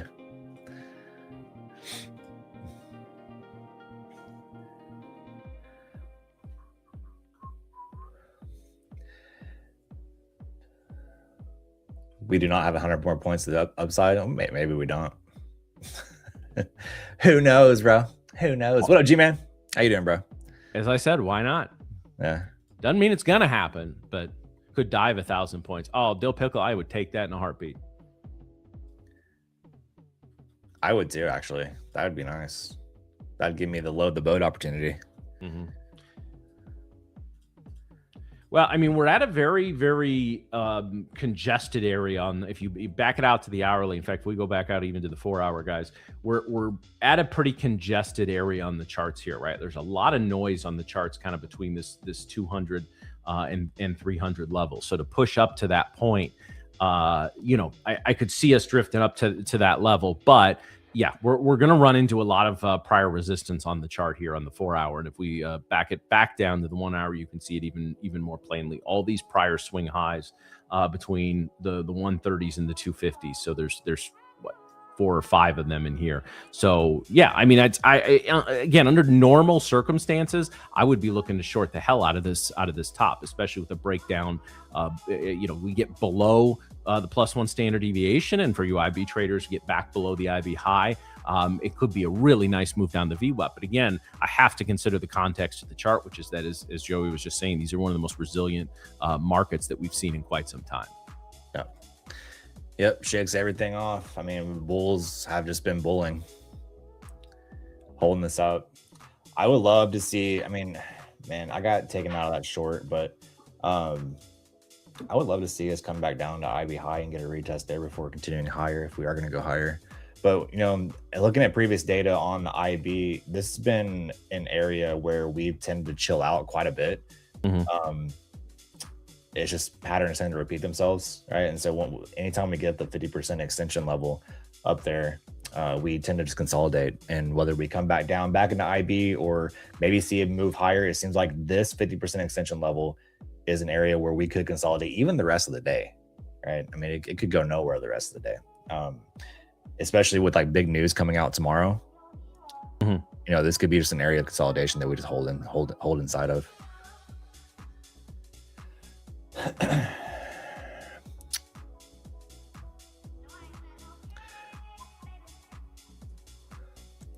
Why does a loss affect me more than a win, even when the trades are exactly the same setup? Because as humans, we are naturally wired to not want to be wrong. That is it. We don't want to be wrong. We hate being wrong. It's hard for most people to accept it, but it's the reality.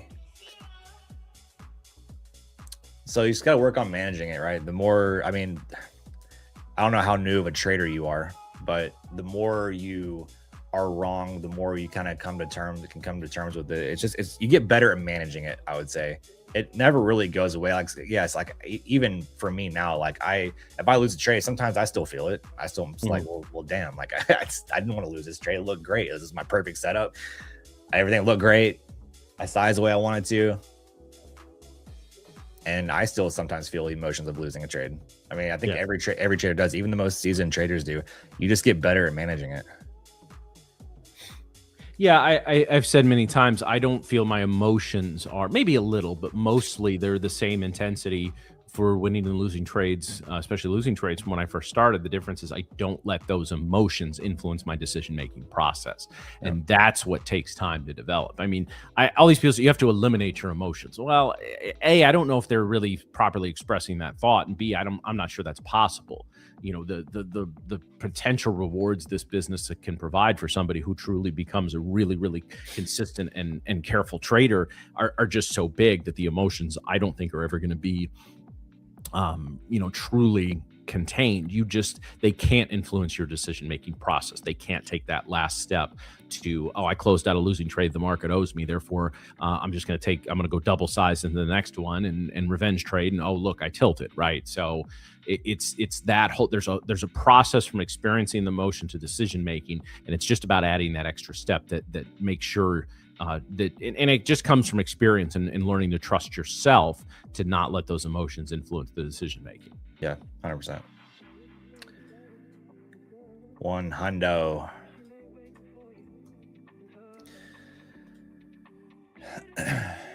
Well, you're not shaking the barcode Joey label since we started this session there, Joe. No, dude, I'm not. And it's the barcode, it's holding up, and I'm not a fan of it. I want to look on Amazon. Do they actually sell those things? I feel like we should have one for this particular segment. That's how you gonna do me? They do sell barcode scanners.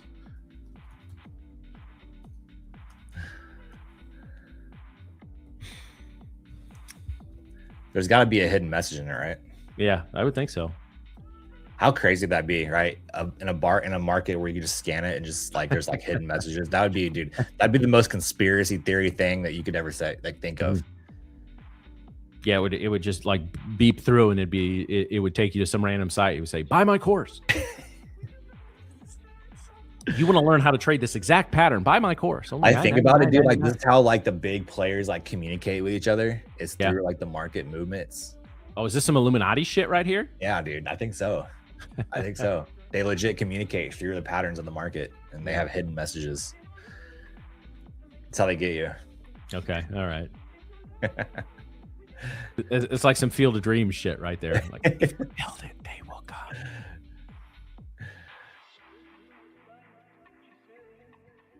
I love that movie, but at no point did anyone around poor Ray decide like, hey, maybe we need to take him for a CAT scan. He's hearing voices in the fields.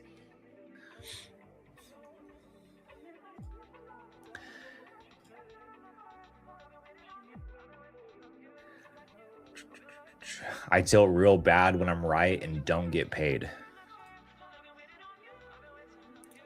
You tilt when you're right, but don't get paid? As in, like, you got stopped out and then the trade ran in your favor? Is that what you mean? Yeah, we need a little elaboration on that deal. Because that's brutal. Been there many times.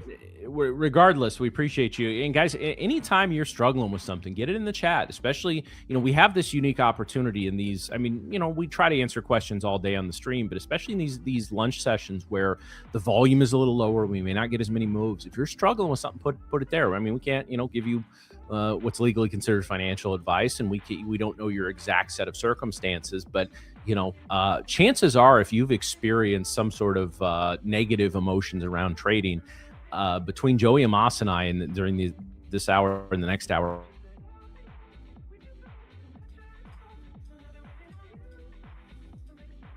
right? I think we've probably experienced something very similar, if not the exact same thing. Retro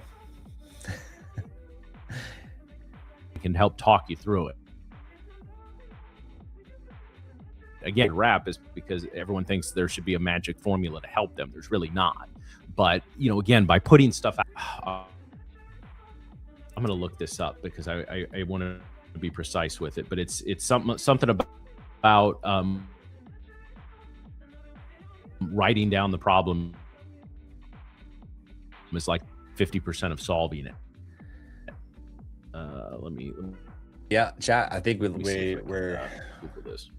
lost them. It was because we started talking about the conspiracy theory of the market and how they communicate and through the market movement, and they heard that and cut them off. That's exactly what happened.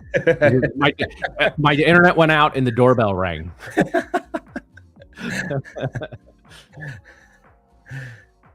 Holy, he's back though. Here it is. It's called Kinlan's Law. It's if you write the problem down clearly, it's half solved at that point. And again, clearly, it can't just be I don't make money in trading. That's not clearly defining the problem. Clearly defining the problem is something like when I have a losing trade, I tend to revenge trade and tilt. That's a clearly defined problem. So anybody that wants to drop that in, feel free. But yes, hopefully the Illuminati will not show up at either of our doors. I hope not. Be kind of brutal.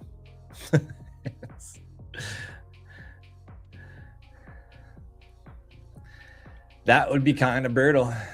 Yep. You're scared. The market heard you. Yeah, it's okay. Bring it.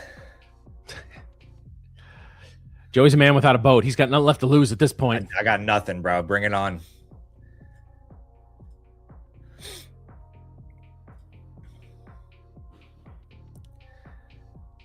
I'm like 6 months into futures trading and almost to net positive, but I have the fear even with one MEQ and one MES. We'll stick with that until you feel comfortable. Yeah, that's actually really, really good recommendation. But I would even say, like, again, if you're doing most of the work on a trade before you get in, don't necessarily worry as much about your PT, but know where your stop loss should be on the chart before you enter. I mean, that should be the first thing you enter a trade. Once you're filled, you need to go set your stop. If you're the only people who I would trust not to set a stop are people that are consistently profitable and been trading for at least 2 or 3 years. Early on, that should be the first thing you do is put an actual order stop into the market, and then you can kind of figure out where your PT wants to be, or you can slide your stop to break even if you get a certain amount of movement in your direction. But yeah, 6 months and you're almost net positive. You're ahead of the game. Like, don't be too hard on yourself. 6 months. If you're 6 months in and you have some idea of how to handle risk, right? You're not sitting there taking these huge, you're not stacking $300 winners and $1,000 losers. But if you're almost net positive, or if you're 6 months in and you've taken a couple of payouts, like, you're ahead of the game. Don't get frustrated. You're doing, if you've come that far in 6 months, keep your head on straight and imagine what another 6 months will do. Yeah. Yep. There's no rush, baby. There's no rush. I got into this a little bit on the market wake up, where I was talking about goals And I'm a big believer in setting goals, especially in a professional setting or trading setting. Life sometimes, can get in the way of trying to set certain goals there. But as far as like, trading and stuff, I think it's very easy to set. I think as a newer trader, you should set like 2 to 3 month goals, short-term goals. Your first year of trading, I think they should be all learning-based goals. But guys, don't, again, and Joey and I are much on the same page with this kind of stuff. Like, as much as we joke about the yachts and the Lambos and all that, like, if you're a young kid and you don't have any financial responsibilities yet, and that wants to be your goal, fine. I'm not here to tell you to, but your first like long-term goal in trading, whether you're trading a personal account or you're trading prop accounts, should be, I want to pay my bills for 1 month with my proceeds, whether that's payouts or profit in a personal account. That should be the first macro goal. I want to, whatever your, rent, mortgage, car payment, insurance, whatever. That's the first milestone. I have now paid my bills with my trading income this month, and then you can stack that up, and that's when you then start making more and et cetera, et cetera. So, Joey, I don't know if you have anything to add to that. I mean, yeah, I don't ever really shoot for the moon on what I'm trying to make. If I could pay my bills with what I make on trading, dude, I'm happy. Mm-hmm. Yeah, I mean, that's freedom. Or you got a little something like 7K to go drop on your boat. Yeah, bro. Like, just a little bit of money. Just gotta make a little bit. Yeah, no, if I could pay my bills with trading and that be that, dude, I'd be happy. That is true freedom. When you can sit there and make money yourself and pay all your bills, you're free. Mm-hmm. Regarding stops, how about placing them at a spot in case the market goes against you out of nowhere, not as a method to exit? How about just exiting manually? Are you saying like you're placing a stop as like a protection, like kind of like in a random spot, and then exiting manually if you feel like you should get out of the trade, or what? Like placing a stop that's maybe like further away than what you would normally exit, but having it there in case the market just randomly dumps on you. He's saying like an emergency stop. Yeah, I wouldn't do that. I would just set your stop where it needs to be. Yeah. Yeah, there's Dennis, there's nothing wrong with bringing stops to break even, but be careful with that. When I first started doing that, I was getting break even a lot.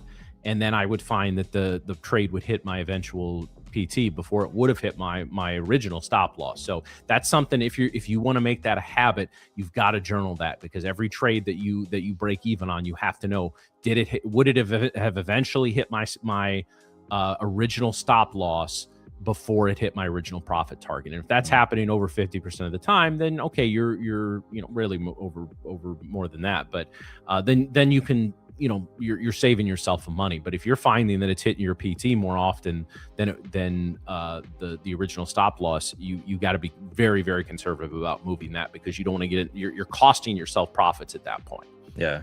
That's all part of the journaling process, guys. It was, I found myself asking that question years ago. I wonder if this, and I told myself the same thing I'll tell other people. Okay, well, journal it.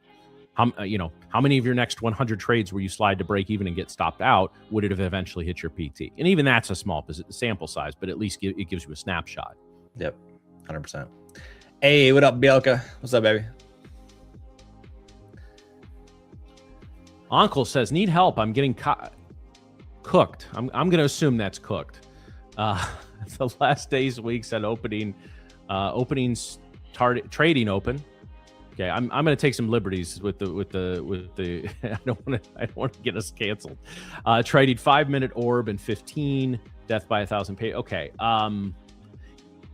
5-minute orbs. We've gotten these big runs, not necessarily today, guys, but we've gotten pretty decent runs at the open the last week or two. If you're getting smacked around taking directions the last few opens, my guess is you're basically trying to short the tops, right? We've gotten some, big runs at the open over the course of the past week or two.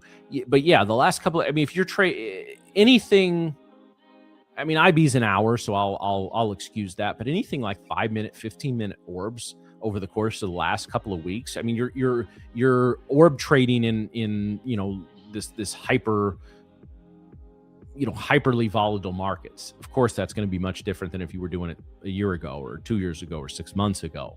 But yeah, guys, trading the first 15 minutes, that's, I don't, I was always told don't refer to some traders as beginners because they don't like that. And I get that, but like that's advanced day trading. If you're trading the first 5 to 15 minutes, you better know how to control your risk, and you better have examples of that and be fairly consistently profitable. It's really hard for your first, like if you're trying to get your first payout in by just trading the opening 15, I don't know, guys. That's pretty difficult traditionally. Yeah, it is. It really is.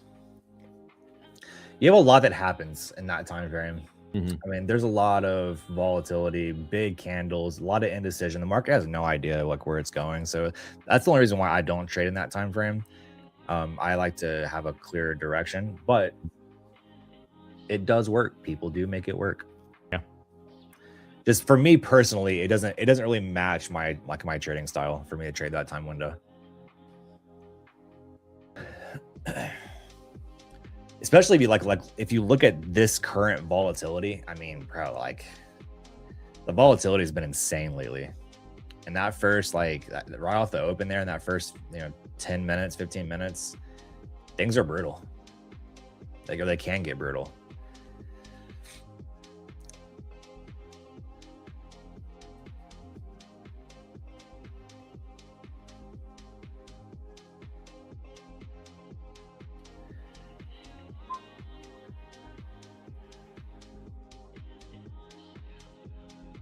Hey, it's the same guy from Ripstream, huh?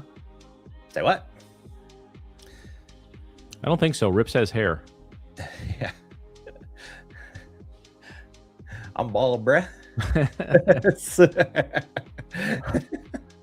I got no hair follicles. I mean, like, I think based on like location and hair and like background, the only thing the two of us have in common with Rips is we're all white. That's about it. Like if you're seeing confusion between us and Rips, I would check your glasses. Oh God, dude. Love Rips. No, Rips is a friend of the show. Says I used AI for barcode Joey, bro. Don't even start with me right now. Where are we posting that, Mario?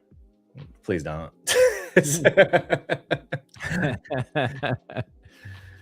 Why we got to do this to me, bro?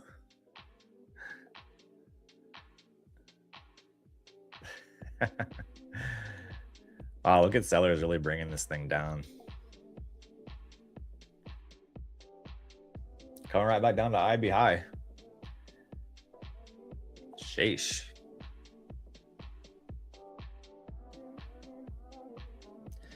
Sellers getting pretty aggressive. Yeah, they are. Again, that roll through that -1 standard or +1 standard deviation there. I get nervous to pull up Bookmap because the way with the streaming in the end, I'm like gonna crash the whole stream if Bookmap comes up here.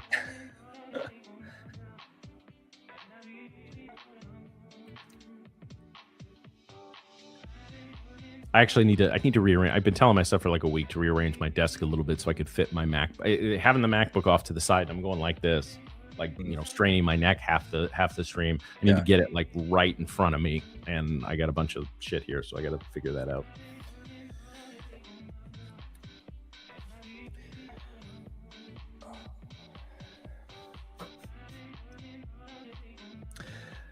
Matt, serious question.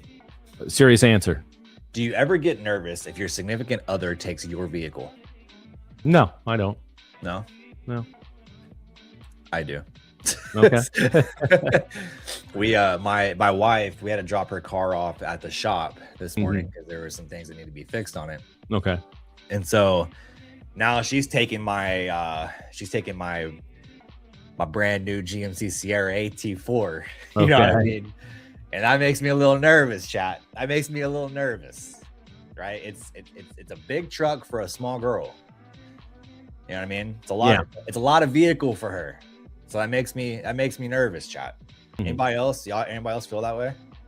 Because listen, it makes me a train wreck.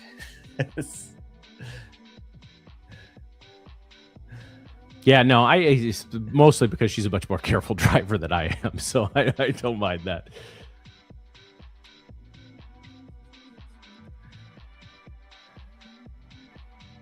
She just got her permit, so yes, I do. Yeah. Yeah.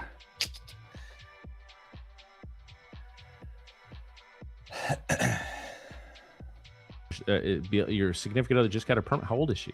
Are you both like 17? I think, are we talking like daughter? Well, I mean, some people, if you grow up in a city and then you move out to the burbs, you may not.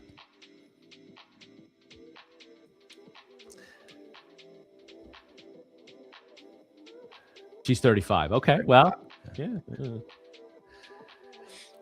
Probably, I mean, it's too personal a question if you don't want to answer. I'm just curious why waiting until 35, or like, did she live in a in a city where she didn't need a car up till that point?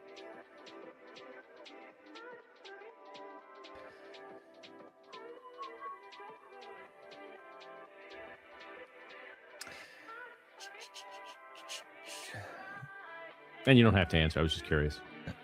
See, I can understand that considering if she drives a small car in comparison, then yes. Well, I mean, her car is a Dodge Durango, so I mean, it's not like small. It's a big vehicle, but mine's bigger. It's a bigger vehicle.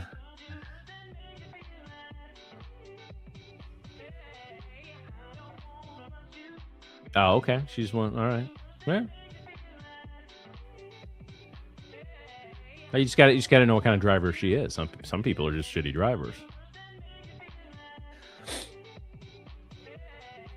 Now, it's not the same as being a dickhead driver. Those are two very different things.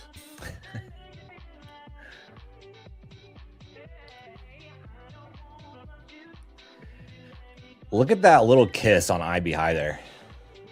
That's just a little peck. Just a little peck. Not even that romantic. It's like just want to try it out just a little bit. I mean, that's like a kiss a relative on the cheek kind of pack right there. Yeah, it is. It is.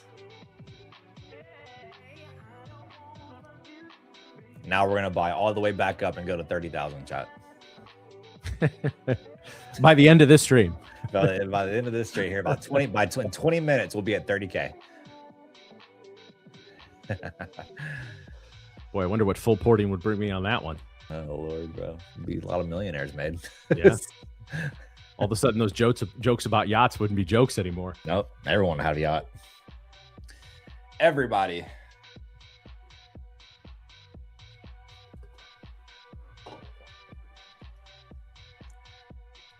Bro, nothing hits like a cold Celsius in the morning. Okay, I'll take your word for it. You should just try it for yourself. I told you I tried one. Oh, that's right, you did. You didn't like it, but I think you got the wrong flavor though. Okay, what flavor should I get? And I will next time I'm in the store, I'll pick one up and drink it on stream. Okay, in fact, on Thursday, I'm gonna expect you to have a Celsius in hand. Okay, all right. What flavor am I getting? I'll even write it down for you. Get either tropical or strawberry kiwi.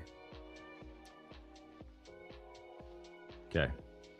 And do they frown on mixing vodka with them, or? No. In fact, I feel like that would be a good mix. Okay. All right. We'll cheers it up with a Celsius in hand on stream. Yeah. All right. Sounds good.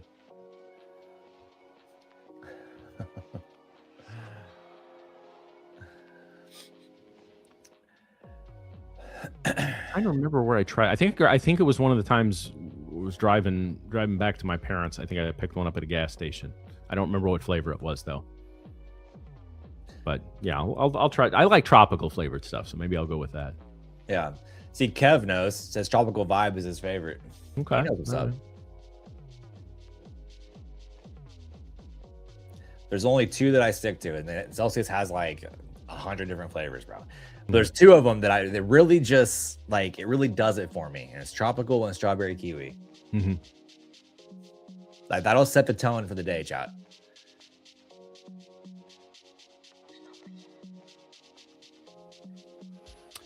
All right, so we bounced off IB high. Now we're kind of hovering around this the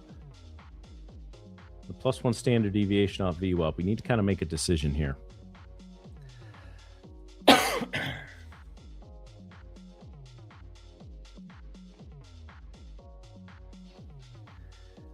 lemon or lime. Ooh, I don't know about that.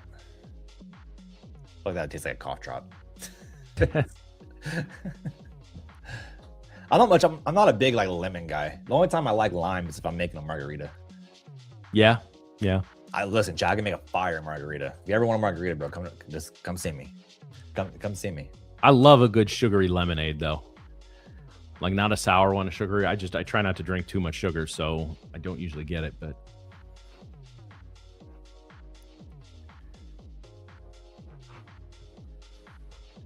that's deep, Frequency. That's deep.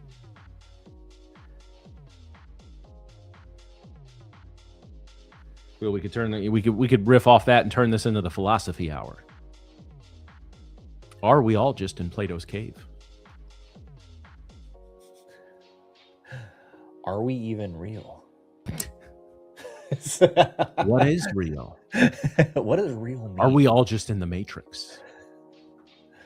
You know, the most true line in that movie was when the dude, I mean, you know, you can't condone the actions, of course, you're stabbing your buddies in the back, but when the dude's talking to the agent there and he's like, after all this, I've realized ignorance is bliss. Yeah. I like it. DL, nice trade.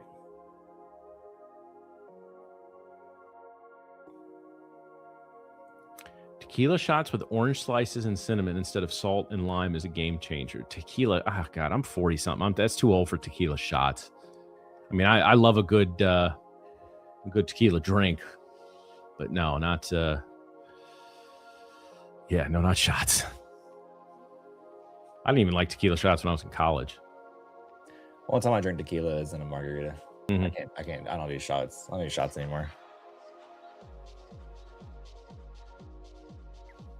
We got this well, it's normally a pretty expensive restaurant, but they have this like kind of lounge bar area that my wife and I usually go to on Fridays for happy hour because they have like, you know, their drinks are $12 to $18, but they're $6 during this happy hour time. They make one of the best old fashions I've had outside of Wisconsin. Yeah. Man, my tequila shot days are long gone. Yeah. Listen, I used to be a partier. Okay, I loved to get down. Okay, I was with it, bro. Okay, I was there 3 a.m. I'm shutting the club down. All right, I'm shutting it down. I'm going home, taking a few more, and I'm getting up at 6 a.m. ready to do it again. Like that was literally me in my 20s. Like I was good. I could handle it. I could shut everything down. Now it's like I take 3 shots of tequila and I'm like ready to go to bed. I'm not getting up until noon. Like it's a complete flip flop. I don't know what happened. It's like I got old or something. Or you got married and had kids. That's do it as well.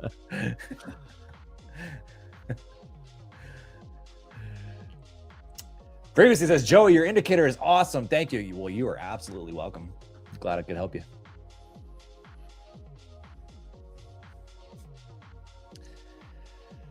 Holy.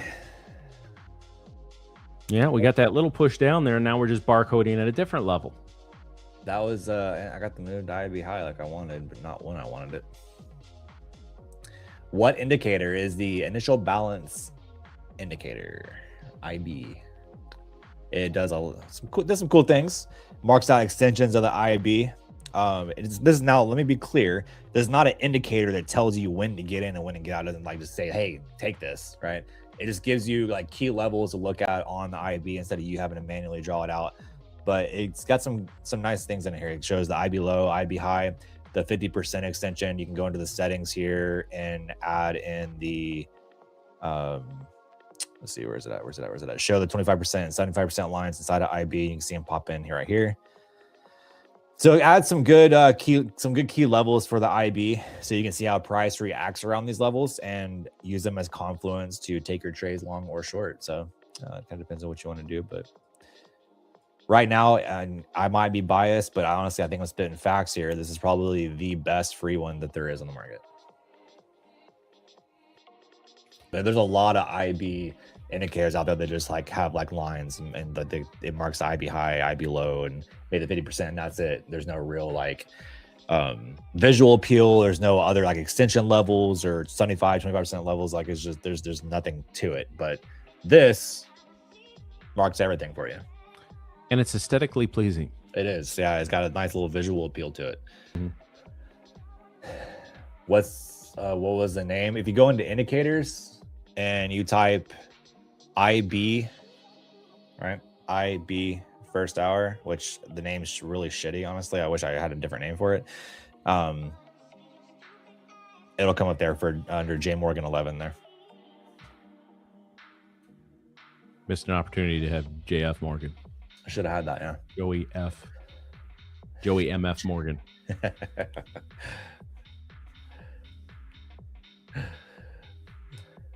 By the way, I know we talked yesterday, you got a birthday next week. Did we officially confirm how old you'll be? Because there was some confusion on that. I had to go look it up. You're not that old. You're not so old you should need to be looking up how old you are.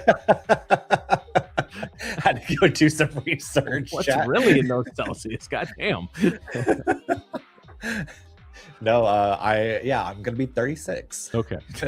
I'm gonna ask you again tomorrow. Yeah, just that to is be sure. That is confirmed. 36 is confirmed. Oh god. It's one, Joe, you speak with such confidence in the market. Yet you were like really unsure there for a minute. I was, dude. Exactly how old you were. I had no idea. That's kind of the question that caught me off guard. I had no idea how old I was. Holy. Like, hold on, math is hard. What's up, redneck? That was the age when I started forgetting my age. Yeah, I got you. This summer, I'll be celebrating the 4th anniversary of my 40th birthday, so I'm looking forward to that. Nice. Let's go. I don't know. It's like you get past like 30, and it's like, does any age after this matter? You're really done with milestones at that point. Yeah. At that point, it's just the next milestone is 50, and that's a milestone I don't think I want to hit. Yeah. 40 had its moments. I had a good 40th birthday, so that was nice. But as my wife and I were talking about it the other day, it's like, 44 is officially mid 40s. You can't say early 40s anymore. Mario's grandpa, holy, he's 54. Oh, good Lord. Another year or two, we're just gonna turn you into Soylent Green. Papa Mario, holy. There's a deep cut joke for you. The next milestone is literally 67 for Social Security facts. Oh, please. Social Security's not going to be around in 10 years. Motherfucker going to be bankrupt before I'm 50. All right, we got a serious question we got to answer. So, was there an aha moment that you either have had that you can describe that was a game changer for you? Go ahead. Start us off. Okay, I'll start us off. The aha moment was when I realized that having other income actually improved my trading. That, dude, seriously, I feel like that's the most underrated aha moment there is. Dude, it is so true, because like, you can have strategies, you can have the psychology, you can have all the things, but when you feel pressured to trade, to make money, it goes downhill. It really does go downhill. And so when I had the aha moment, I know it's not specifically related to execution, but the aha moment was when I had other income coming in to where there was absolutely no pressure on my trading, and I could literally sit and stare at a chart for 2 hours, not take a single thing, and not care. I think that was the big one for me. For me, I don't know that I necessarily had one aha moment. Maybe a few. It wasn't like the light bulb went on. It was more a few like Christmas lights just sort of strung up there one at a time. But yeah, it was probably a series of that. And so I struggled through trading for a year or two, and before it eventually became my main income. So I really didn't have the outside money coming in. I'll echo what you're saying, since I have worked for whether producing content for TradeStation or hosting here and all that kind of stuff. Yeah, it's to have that additional income is nice, and it does, you're right, takes a ton of pressure off day-to-day trading. But for me, it was really just when I stopped, when I became detached from the end result, right, and I focused on the process. And what I mean by that is I focused on learning, and I had focused on mastering candlestick patterns and learning things like VWAP. And it wasn't about I'm waking up today to make money. It was I'm waking up today to learn more about trading. And that was really in that first year and a half after my initial losses. So we're talking about 6 months into my trading career to about 2 years into my trading career. And I'm coming out of that like, okay, I understand the markets pretty well now. Now all I got to do really is learn how to manage risk. Learning how to trade is a little bit of a misnomer, right? It's you learn how to manage your risk. And so if you can combine that with you don't even need to have this deep fundamental knowledge of the markets, but a pretty good technical understanding of the markets and key levels. And whether that's something like IB or VWAP or candlesticks or any combination thereof, mastering just a few kind of basic concepts of technical analysis and being able to manage your risk and not sit there and take big losses, that is basically the aha moment for me. Bang, bang. There it is.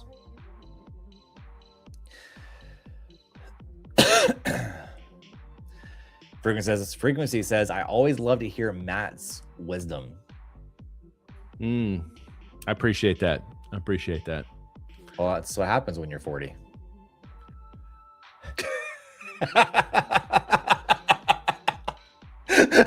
Yeah. I mean, I didn't get the look. So at least I got the wisdom. I saw a window and I had to take it. I saw a window and I had to take it. My bad. I'm only half watching. There's one of our cats wandered down here, so I'm waiting until she yelps for help here in a second because she's gonna get up on something that that she can't get down from. Oh, but that's all right. We break it a couple of minutes, and I'll take her upstairs. But no, that's it. Half time, I don't know what day it is, but I can manage my risk in the market, so that's all that matters. Sorry, I'm pushing 40. Biggest aha for me when I realized the hierarchy of strength in the markets, macro always beats technicals. Yeah, Jim Cramer fade always beats macros. Yeah, that's it. Fade Cramer. What was it? He was finally like saying, what the fuck was, all right, hold on. Just take over, Joey. Huh? What happened? I started banging on the other side of the garage, of the basement. I got to go see what she she just knocked over. Okay, go throw hands with the cat. That's fine. Biggest aha for me when I realized the hierarchy of strength in the markets. Macro always beat technicals. Jim Cramer fade always beats macros. Yeah, just 100% fade Cramer. Cramer is the ultimate fade indicator. He literally is. Just fade him. Holy, what do we have on screen? We have I caught her. Chat, we have a kitty on the stream. Mm-hmm. Who's a good kitty?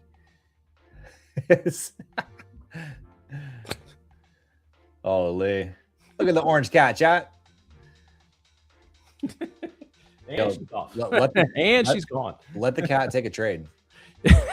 I should. Now she doesn't like that. She's going up the stairs now. No, so our basement, and we're finally in the process, and hopefully in about 6 to 8 weeks, the basement will be done and refinished. But right now we're just using a lot of it for storage. So she loves to, a little orange kitty. She loves to get down here and climb on all the storage containers, and like they go up to the ceiling. So I've come down here and she's 8 feet off the ground, and like yelping for help because she got up somewhere where she can't get down. So. Yeah, she is an orange cat by reputation, without a doubt. She is a nut job. I have an orange cat, and I'm pretty sure he's a drug dealer. He does cocaine probably every morning, but I'm not even kidding. Like, this cat will sprint down the hallway and then he'll pounce off the wall and do a flip. Wow, that's cool. I mean, literally, he will like jump, put all fours up against the wall and pounce off of it and do like a little turn. It's crazy. He's literally a parkour kitty. That's awesome, man. Yeah, actually. You need to get a video of that up on socials. He just tweaks out at the randomest times. Like we'll be sitting in the living room on the couch watching TV, and he'll like peek around the corner and like point his ears back and then just sprint. Like, it makes no sense at all. She does that too. We'll just hear random going down the hallway in the middle of our gray cat, our younger boy. He does that. Like I'll be down here, and my wife's home today, but she'll be at work, right? And so there's nobody else in the house. I know my dog sleeps through when I'm streaming, but I'll just hear this fat motherfucker upstairs, like it'll. Like I seriously say, am I being invaded, right? Like did they try to go for a run and they missed and they ended up in Illinois here, and because that's how loud it is, and he's just a 12-pound cat, but he thumps on the wooden floors upstairs and it rattles the whole house. So yeah. All right, guys. Well, we didn't get a whole lot of great market action. Joey closed a winning trade, and we talked a little bit about IB and took some of your questions, guys. So, Joey, any closing thoughts before we roll off for the day? Tomorrow's news. Be aware. It is CPI in the morning. So we will. I will be with you guys. I'm going to come on a couple minutes early in the morning to watch that number live.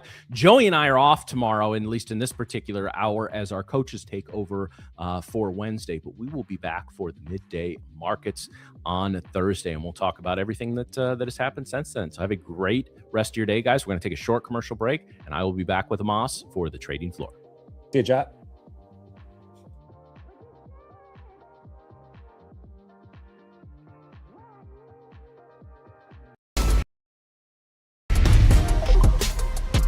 First of all, going long. You think prices will go up, so you buy first and sell later. The mistake people make is picking what sounds impressive instead of what actually fits their trading style. Let's start with the basics. What type of account am I actually trading? Do you want to learn more about trading but scared to risk your own money? Let's talk about the 3 most important numbers you need to watch in Tradeify.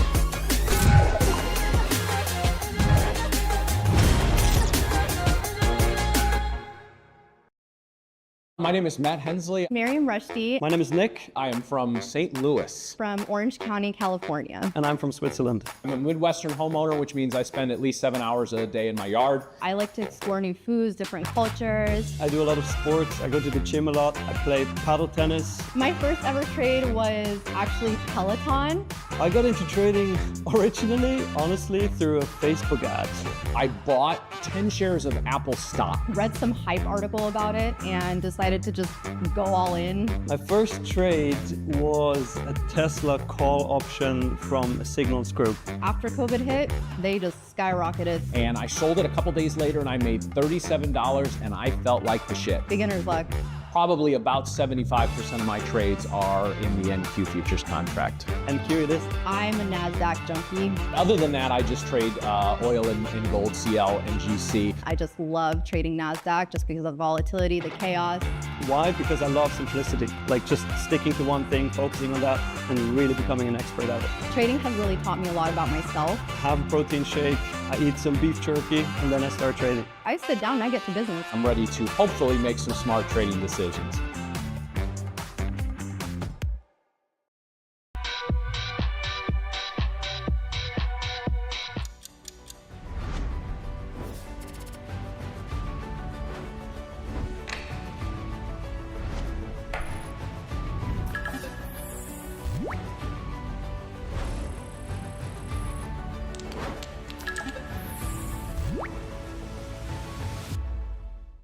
Good morning / afternoon, everybody. Welcome to another edition of the Trading Floor, where we build and test the strategies to help make you profitable. With me, as always, is the professor himself, Amos. Amos, how you doing today, sir? Good, Matt. How are you doing? I'm doing great, man. Like the last hour or so's price action, not the best, but caught a couple of small wins this morning. I was telling Joey I caught a nice continuation on the long and knew I should have held it a little higher.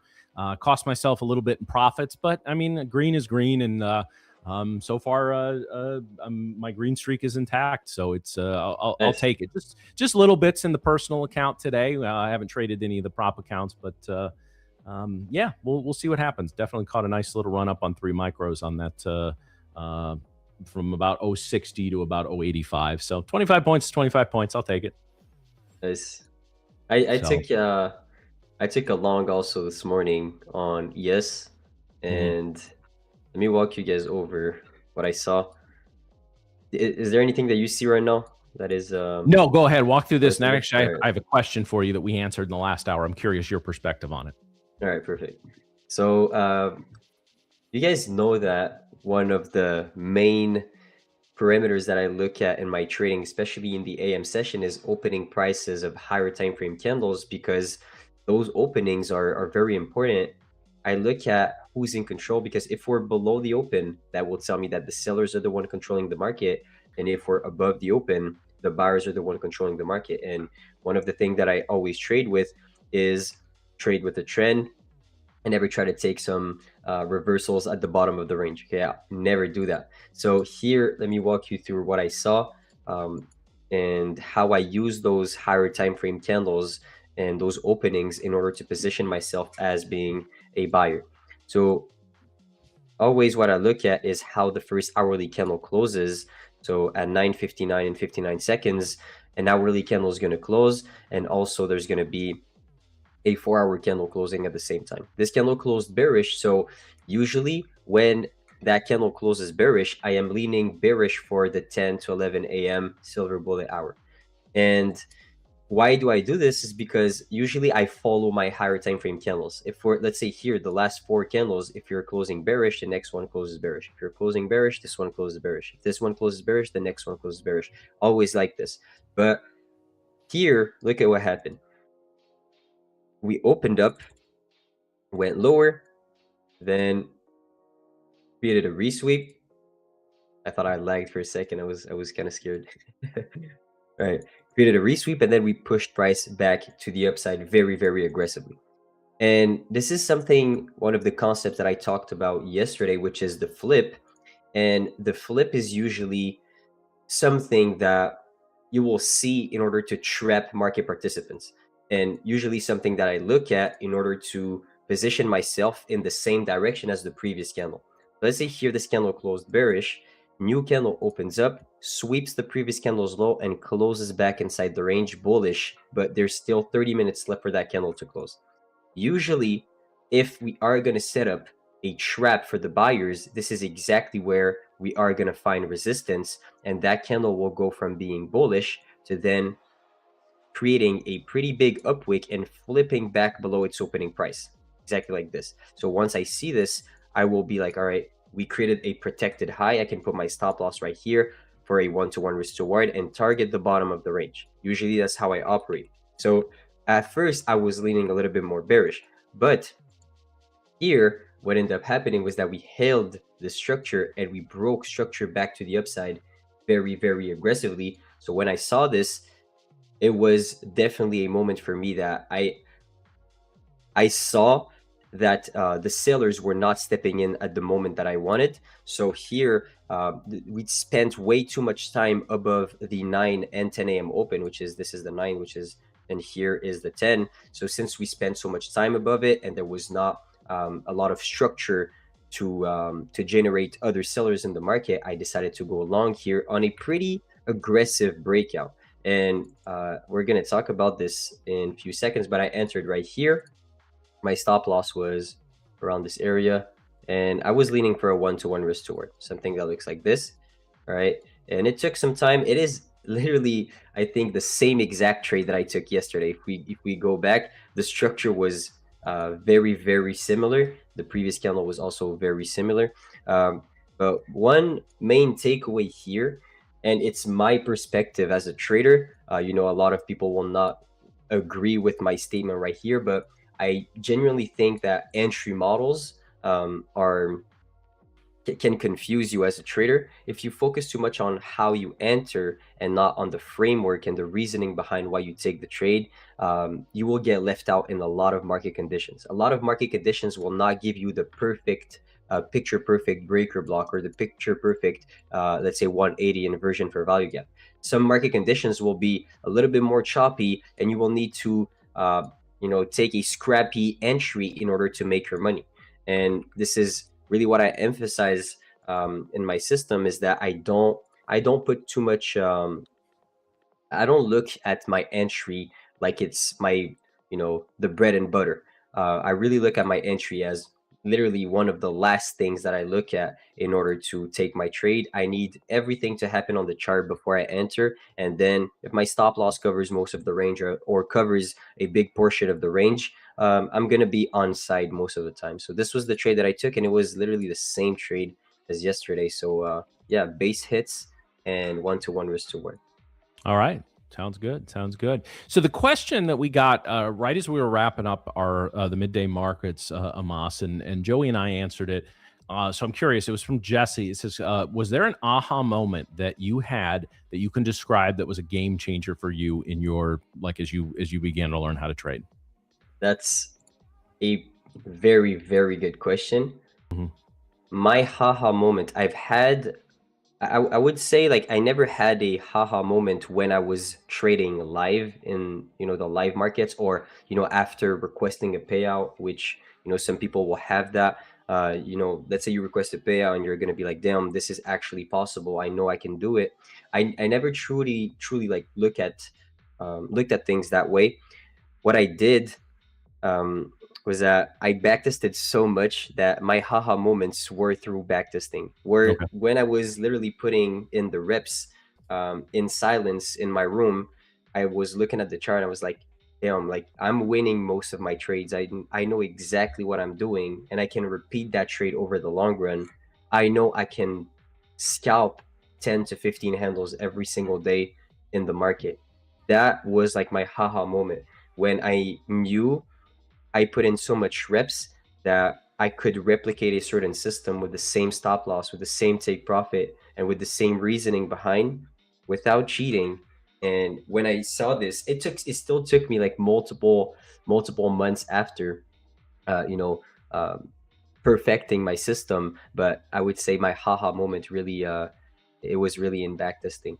It was, showing to myself that I was able to do it in practice. So then it was just a question of time before the real money started to come in. Yeah, and I'll echo my answer as well, which I said it wasn't necessarily a moment, one big moment, but a series of smaller moments for me. And it was when I really stopped focusing, and I'm still, at this point learning how to be profitable. But it was when I stopped, and this is a little bit in hindsight, but when I stopped worrying about the outcome of my trades and started focusing on the process of trading and on risk management. And as I said, if you can just kind of master one or two basic technical indicators, is something as simple as, I recommend candlesticks, of course, but something as simple as whether it's VWAP based stuff or IB based stuff or ICT concepts or something like that. Find one or two basic concepts of trading or basic indicators, and then learn how to manage risk. If you can do that, it's really only a matter of time until you become consistently profitable. It may you do those two things. I'm not saying you're going to be making tens of thousands of dollars every month, but at that point, all it takes is a couple of small adjustments in whether it's your risk reward ratio, or finding out how to just add one or two extra winning trades or take away one or two extra losing trades per week. It's little adjustments at that point. The big adjustments are learning your basic technical analysis and a couple basic concepts of technical analysis, and focusing on your risk management. Yeah, definitely.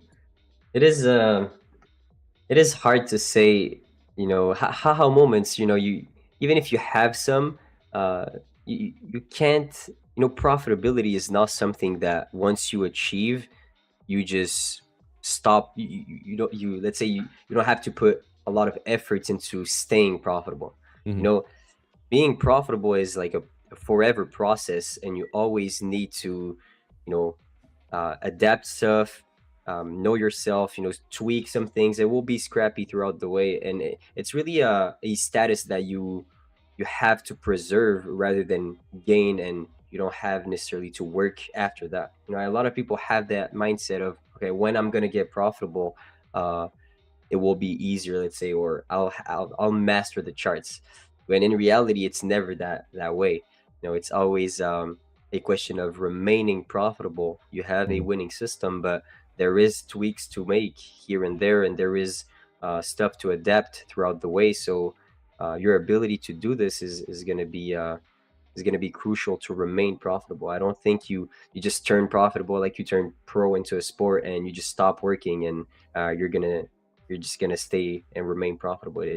Even with a professional career, let's say you're a professional basketball player, if you stop training as soon as you go pro, even if you have the skills, even if you have the mindset, you're gonna get left out. Yeah, and actually, I like that analogy because similar to an athlete, you know, when you're young and you're new in the sport, yeah, you're going to be constantly working on your skills, practicing, training, all of that, and you're still going to be doing that later in your career. But once you're pretty consistently successful, it's also about managing, you know, managing your body, and in trading, it's managing. I mean, it is managing your body, but your mind as well, and just understanding that there may be certain days where it is best for your long-term trading outlook. And as day traders, long term is 1 to 2 weeks, to take a day off, right, and to recharge a little bit, you know, and that depends on how things are going individually. But it also means, you know, understanding when you're on a hot streak and riding that hot streak, when you're not making some of the better decisions, and how you're going to turn that around. It's the analogy of like a professional athlete who has a long term career versus a trader is a very, very similar one. There's it's a matter of acquiring certain skills based on the type of trader you are versus the kind of athlete and or the position that you play. Obviously, you know, an offensive guard in football is going to train a lot different than a wide receiver, is going to train a lot different than an NBA player.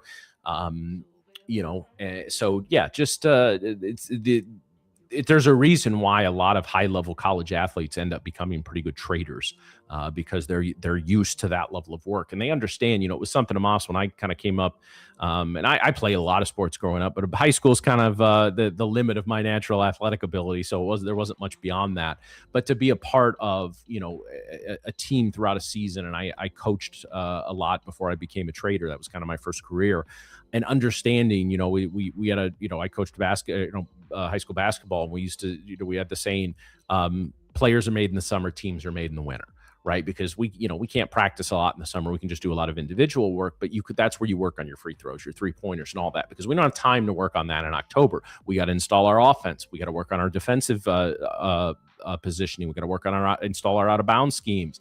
So we don't have time to sit there and shoot 53 pointers. That's what you do after practice. That's the extra. But, you know, I still remember my senior of college. I was interning at a local high school, and I remember we had one kid. She would always stay after practice, take an extra 50, 100 3-pointers off the gun. You know, that self system that you could set up. And sure enough, you know, did it almost every single day. Guess what? A couple of big games late in our season came down to her hitting a 3-pointer late, and you saw all that work in that one moment. You know, for those that watch college ball, the one shining moment video that the NCAA puts out at their CBS puts out at the end of the Final Four. That's that's one of my favorite songs, because they what's the exact lyric? All those years, no one knows just how hard you worked, and now it shows. And that's the thing as well. Really fun story I'll tell you really quick. For those of you who remember, back in 1998, this is for the old heads. The NCAA tournament, the first round, my alma mater, Valparaiso University, knocked off one of the top 10 teams in the nation, and Ole Miss in the first round. And it was the coach's kid, Bryce Drew, that hit a 3 at the buzzer to win that game. Well, my dad worked at the university with the coach and in the athletic department. Bryce happened to be, they lived about 5 doors down from us. And I used to see that guy out there shooting on his hoop. When I say 2 to 3 hours a day, I mean 2 to 3 hours a day. And that's when he was in high school and in college and you know, all of that. And then he hits that shot. So all of that work came down to that one shining moment. Now in trading, we have the opportunity to have many shining moments, because we basically get a game every single day. We get, you know, assuming we take a few days off here or there, we got 250 to 270 games a year, right? And baseball players complain about 162. So, you know, but it's about that series of moments, and you're not going to have those series of moments without putting in the work. 100%. It's literally impossible to hit that shot if you didn't do it like 1,000 times before. Yeah. Oh, even more than that. Even more than that. Yeah, So, sure. as far as the NQ goes, we've really kind of been barcoding out since a little before 11 o'clock Eastern. Is there anything on the 15-minute or the hourly that's jumping out to you right now, Mas? Right now, just based on how we closed on the previous candle here, I expected price to come back down towards this unfilled gap. Here, candle closed bearish. We wiped out those highs, and we had an unfilled gap right below us. Then as soon as the new candle opened up, we went back down, which is what I anticipated from the first, I would say, 30 minutes from the 12 to 1 p.m. candle. But right now it's a question of, are we going to accept price inside this gap, or are we going to close back inside the range of the previous candle? And If we do reject this fair value gap and this candle can flip back above the 70s, I will be tempted to long back towards 182 here, which is this high, the high of the 11 a.m. 1 hour candle. So here I will be monitoring how that candle will close. There is still 11 minutes left for that candle to close, so it can look very, very different. It can close at 100 or it can close at 170. So if it closes at 170, I'll be tempted to long. If it closes back down at 100, then I'll look for some short confirmations, but I'll be a little bit more cautious because of the kind of structure that we formed and the amount of buyers that we built up throughout this hourly candle. We could see some pretty heavy reactions here. I'm leaning a little bit more bullish. I would want to see that long opportunity form. If we see us close below 110 here, I'll be patient. I'll wait for at least a 15-minute confirmation with that hourly close. Sounds interesting. Yeah, I'm again, it's tough to short up here, but I really don't feel I could short anywhere above 25,100. I agree with you. I would like to see whether, this is obviously one of the more bearish candles, at least right now with a minute left, that we've seen, but I actually like to see this candle retrace a little bit, maybe close over 130 or 135 and then flip the next candle up. Yeah, 170 to 180 is an interesting area because I feel like we've been knocking on that door, and I've been watching the price action every time we get up there, and it feels like we really want to get a breakout. So actually this candle's kind of doing what I want it to do. Yeah, we'll see. I might be very interested in that at that point. Like I said, I hit a couple of things on props this morning, so I'm really just trading my personal account now. I've got that pulled up here. I'm going to keep it at 2 to 3 micros if we were to do that, but we'll see where we're at here. I'm not saying I'm getting in anything, but I think we're both eyeing up approximately the same idea. Yeah, for sure. With all that built up liquidity above, I would want to see it get wiped out for sure. Just the timing and stop loss placement is going to be hard because we're going to see some reactions here. We've been holding this level for literally an hour. Mm-hmm. More than that, 2 hours literally.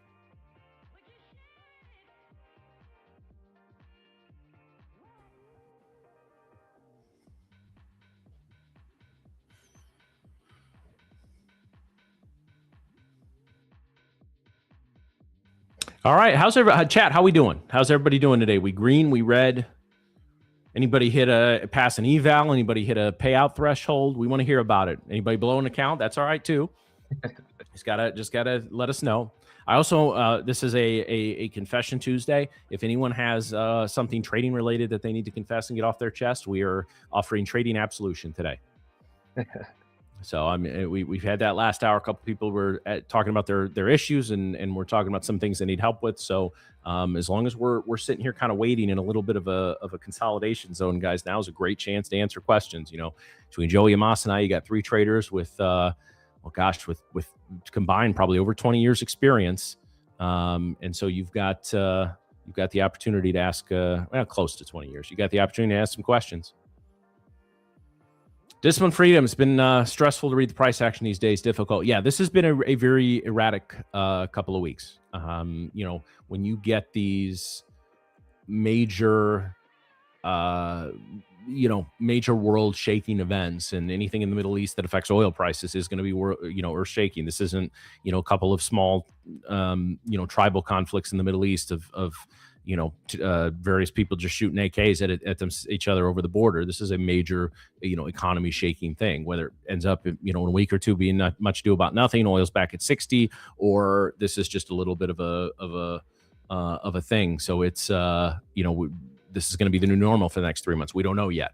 But yeah, it has been a tough couple of weeks. And either, if 2 or 3 weeks now we're still involved in this, there's no signs of it going, the markets will price everything in and it will get back to some sense of normalcy, whatever that looks like now. But yeah, these major events, COVID was another one. We were talking about that in the last hour. These things take time for the markets to adjust. So yeah, Mexican, that's ask for forgiveness. That's what we got to do when it comes to our trading mistakes. Revenge trading issue going on tilt for the past 2 months. Amas, I'm gonna let you handle this one. What's your best advice to keep from revenge trading? So you take a loss and you immediately get into another trade trying to get it back. It's such a good question because there's so many things that could that could make you wanna overtrade, you know, getting into trading for the wrong reasons, or you just having unrealistic expectations. So you need oh my god. I actually wanted to get in longs there, but it looks like price just wants to rip without us. Yeah. But yeah, so yeah, I mean, you have to I would say the best thing in order to get better with those kind of habits is take some time to think about what is the potential reason why you're doing this. You need to find it. And as soon as you're going to find it, it will most likely be a reason outside of the chart. And then you can work on it, which is, you know, I think a lot of people have unrealistic expectations. They really think that their system should give them more money than it will actually give them. So, or also just comparing yourself to social media.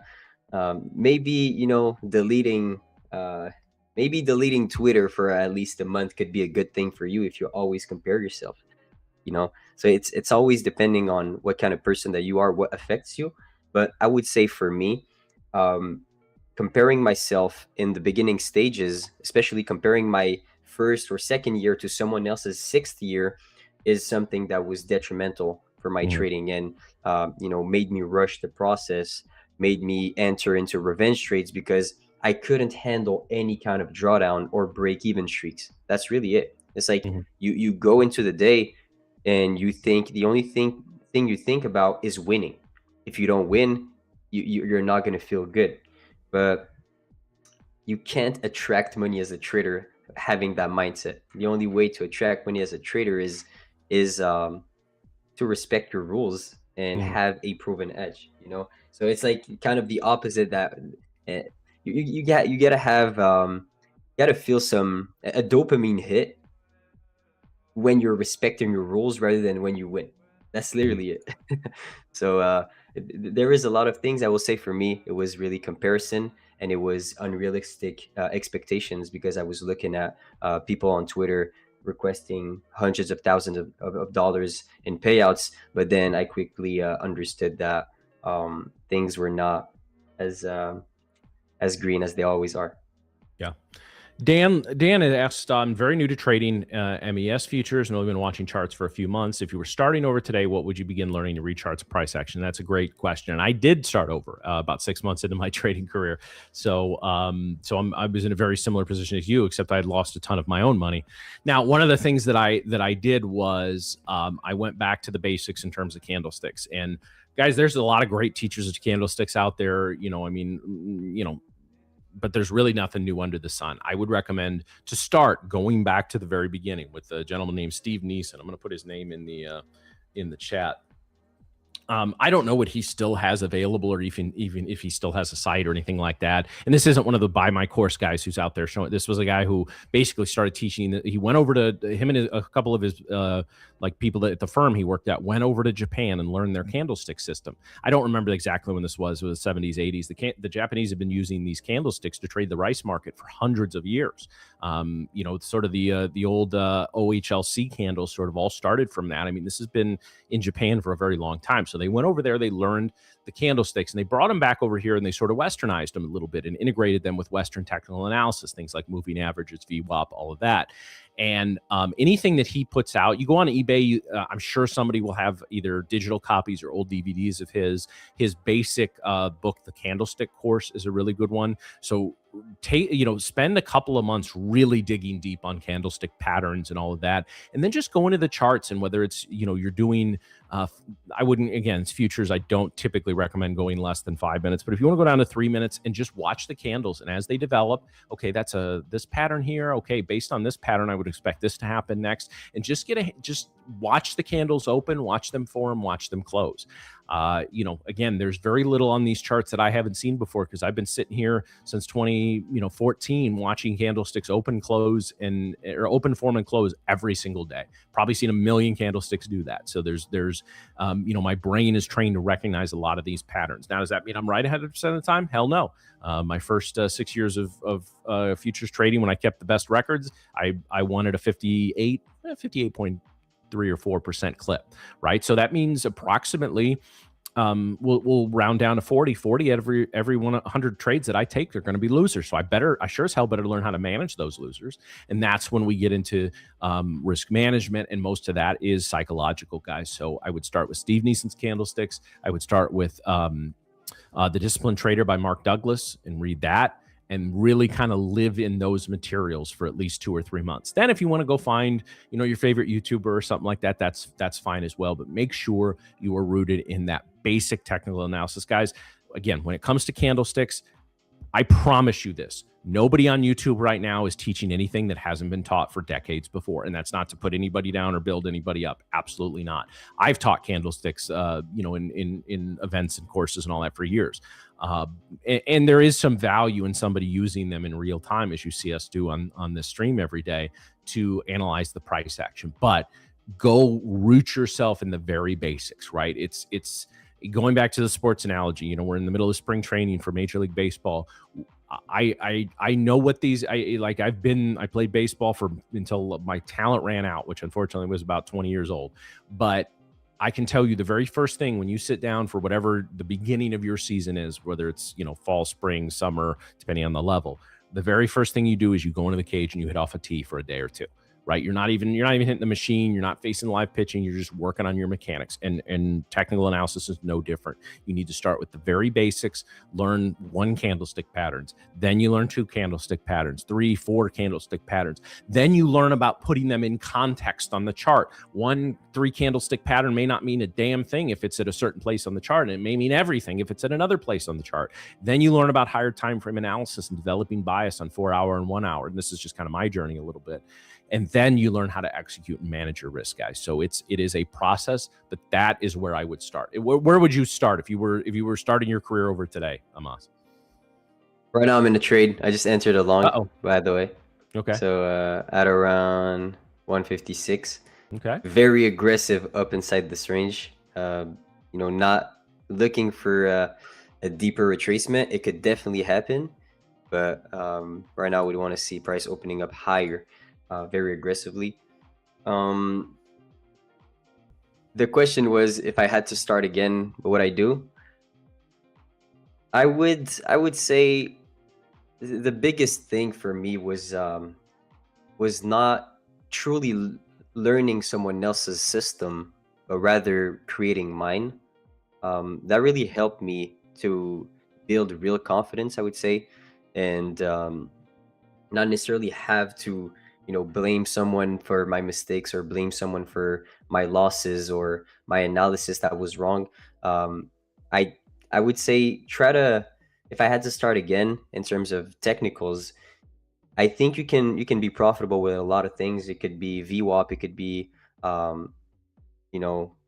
purely price action, but just find what kind of trader that you are. For me, let's say I'm a scalper. I like to get in and out pretty fast in this market. So when I understood this, I tried a few things here and there. I understood that, okay, some things are a little bit too subjective for me. I don't like them. So I took bits and pieces of a lot of systems out there on YouTube and built my own.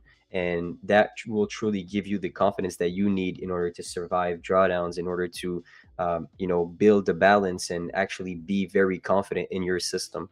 That would be my where I would start, is find some people in this community that you trust or you like their style, and don't apply everything that they say.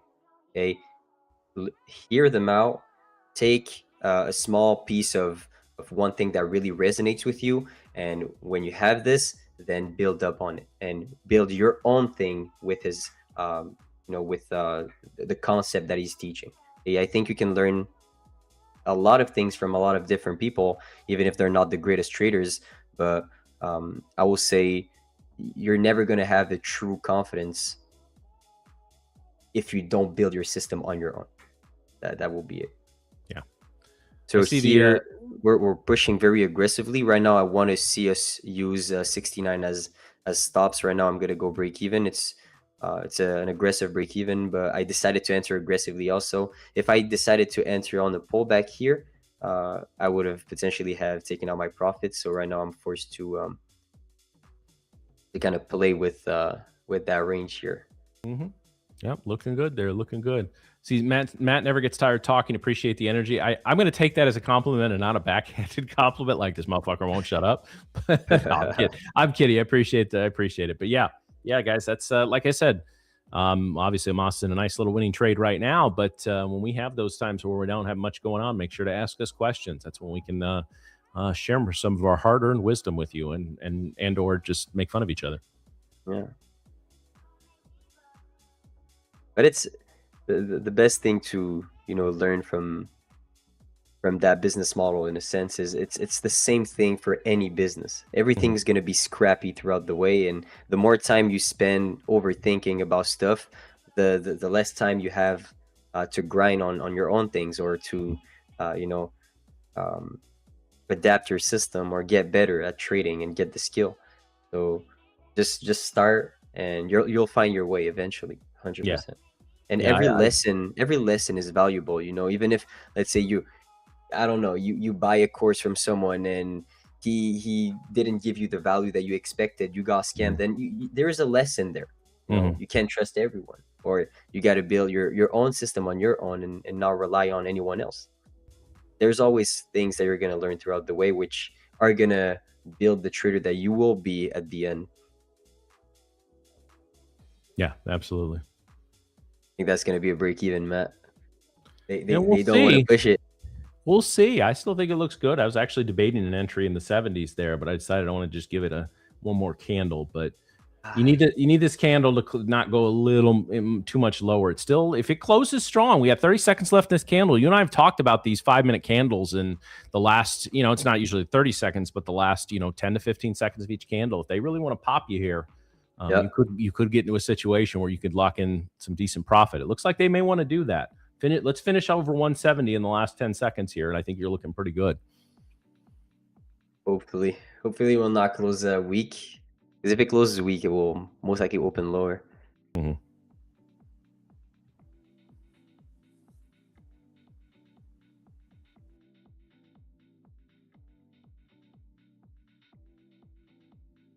We keep drifting up. Eventually, if you keep knocking on the door, it's going to get opened. Let's see.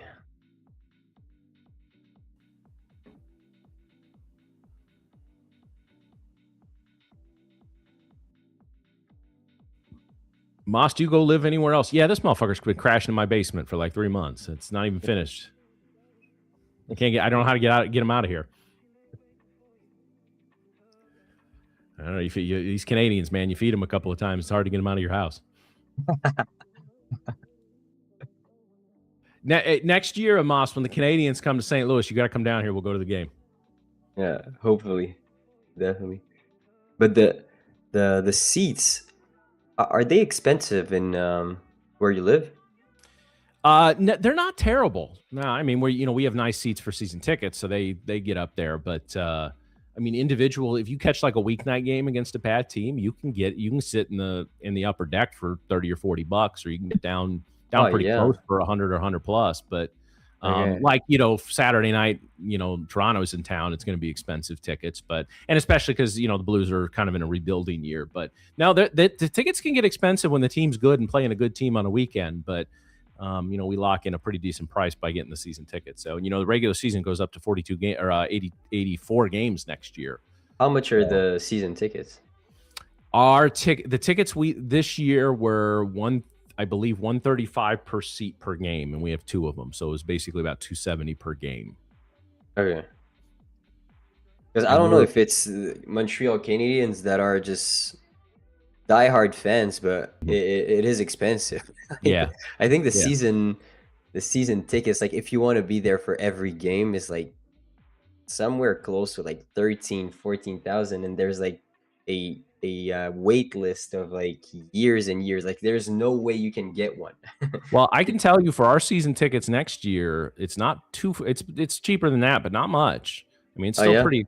I mean, yeah. Now we got nice tickets. We got aisle seats, kind of in the corner where the Blues attack twice, and it's like a really good position in the arena because you go out, there's women's bathrooms this way and men's bathrooms this way, and a nice little grab and go concession stand across the way. So they're like perfect for what we like to do there. But yeah, no, they're not. I mean, it's not that sounds a little more expensive than St. Louis, but not a bunch. And like I said, the Blues have good fans, so they, we'll typically have full buildings even when the team's not playing well like this year. But it can get hard and expensive to get to a game when it's a playoffs or the team's playing really well.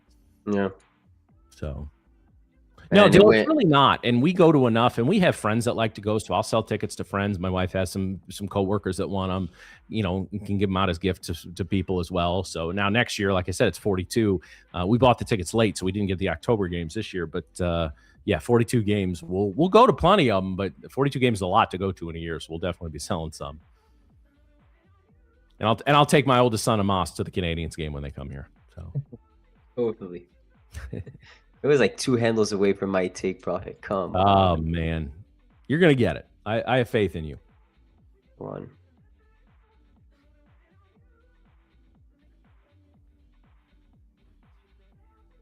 All good. The trade, if it takes long to hit the take profit, we're racking up more viewers. Like I said, Matt, it's all good. You win in both sides. I'm also a Montreal fan. Of course I am.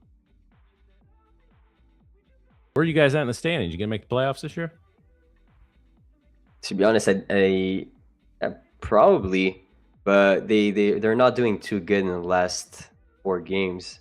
Let's pull up the money puck odds and see what are the playoff odds for the Canadians to get into the playoffs this year. We'll expand that. Where are we at here? 81.3% chance. So they're definitely going to get into the playoffs, barring an epic collapse. Yeah, that's one of the higher odds out there. They're having a pretty good season. I stopped out to break even, Matt. All right. I'm sorry to hear that, man. Do you need a hug? Yeah, please. Okay. Well, I'm a couple thousand miles away. I can't do it, but I was. Oh, wow. That was look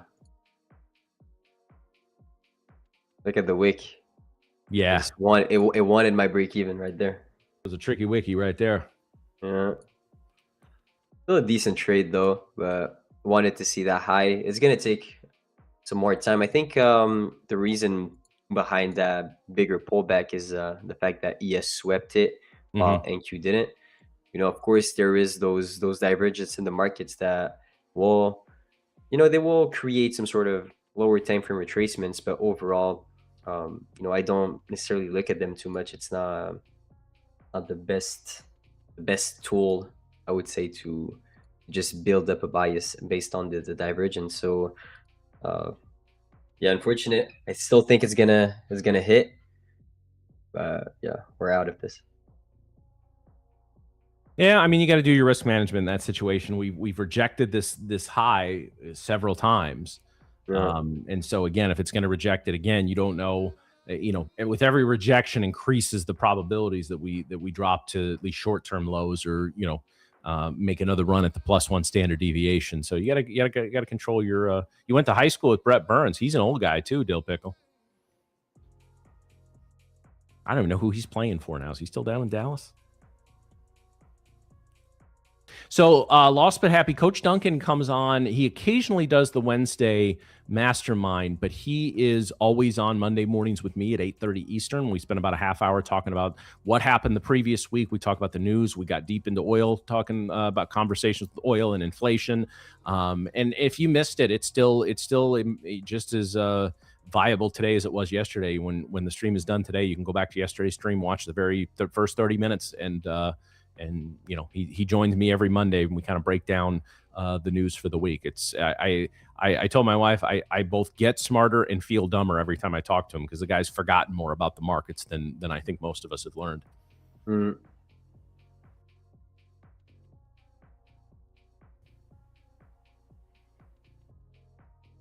Yeah, I'll tell you, Amos, Vinny's got those connections over in London there, because it seems like every couple months we add another really smart trader from over there, whether it's Tank or Duncan or we bring these Brits over, or Duncan Scottish, but we bring these UK guys over, and they really know what they're doing.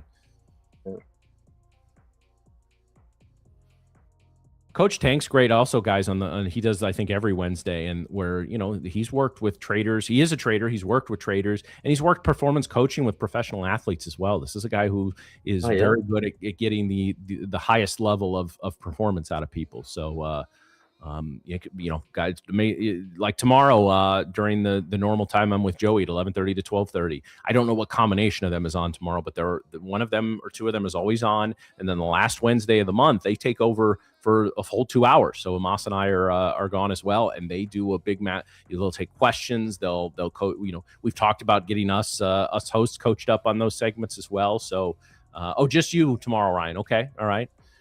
So yeah, guys, it's make sure you're tuning into those coaching sessions with Tank Duncan and Ryan, because I always learn something when I'm listening. Usually I put them on in the background while I'm working on some other things. Oil prices just continue to plummet, guys. I haven't traded oil just because of the news risk and the macro risk, but boy, what a wild chart this has been. Did you take like any positions, higher, let's say swings, or in oil? Hell no. No. No, I have not touched oil so far in 2026. Oh, wow. And I know it's easy. It's like what did we see with gold and silver, with these huge moves up and down, and Oh my God. everybody was saying, like I look at this chart, I don't get FOMO, right? Oh, it's down 14%. Imagine how much money you could have made. Well, imagine if you lost. Right. Like I believe I heard that some of those days where now other firms started restricting the metals. Obviously, we have not here at Tradeify, but I heard not at anybody at Tradeify, but I heard a little birdie somewhere in the industry tell me that there was like all-time highs of accounts blown hit during some of those like 10% gold days, either up or down. So that should tell you all you need to know. I'm sure there were some people taking them for money, otherwise they wouldn't have adjusted. But yeah, it's like a lot of people were blowing accounts during that time. Cooked on CL longs this morning. Yeah, have you been long CL at almost any point today? You've probably been cooked. And I just saw the chart. This is insane. This is actually insane. The daily candle is like 5 times the normal candle, and it's down 33% since yesterday. Yeah, oil has been we will talk about oil's move from yesterday. Well, really from Sunday night's open to Monday's close, but we'll be talking about the oil moves of this week, especially if it keeps going down. Well, if it keeps going down or up, for a long time to come. This was I cannot tell you how many traders, blew accounts if they're prop traders, or lost their jobs if they're institutional traders over the course of the last couple of sessions. So just be very, very careful with that, guys. Definitely. Who knew the NQ would seem like the smooth trader over several other instruments? That's a bit of a change.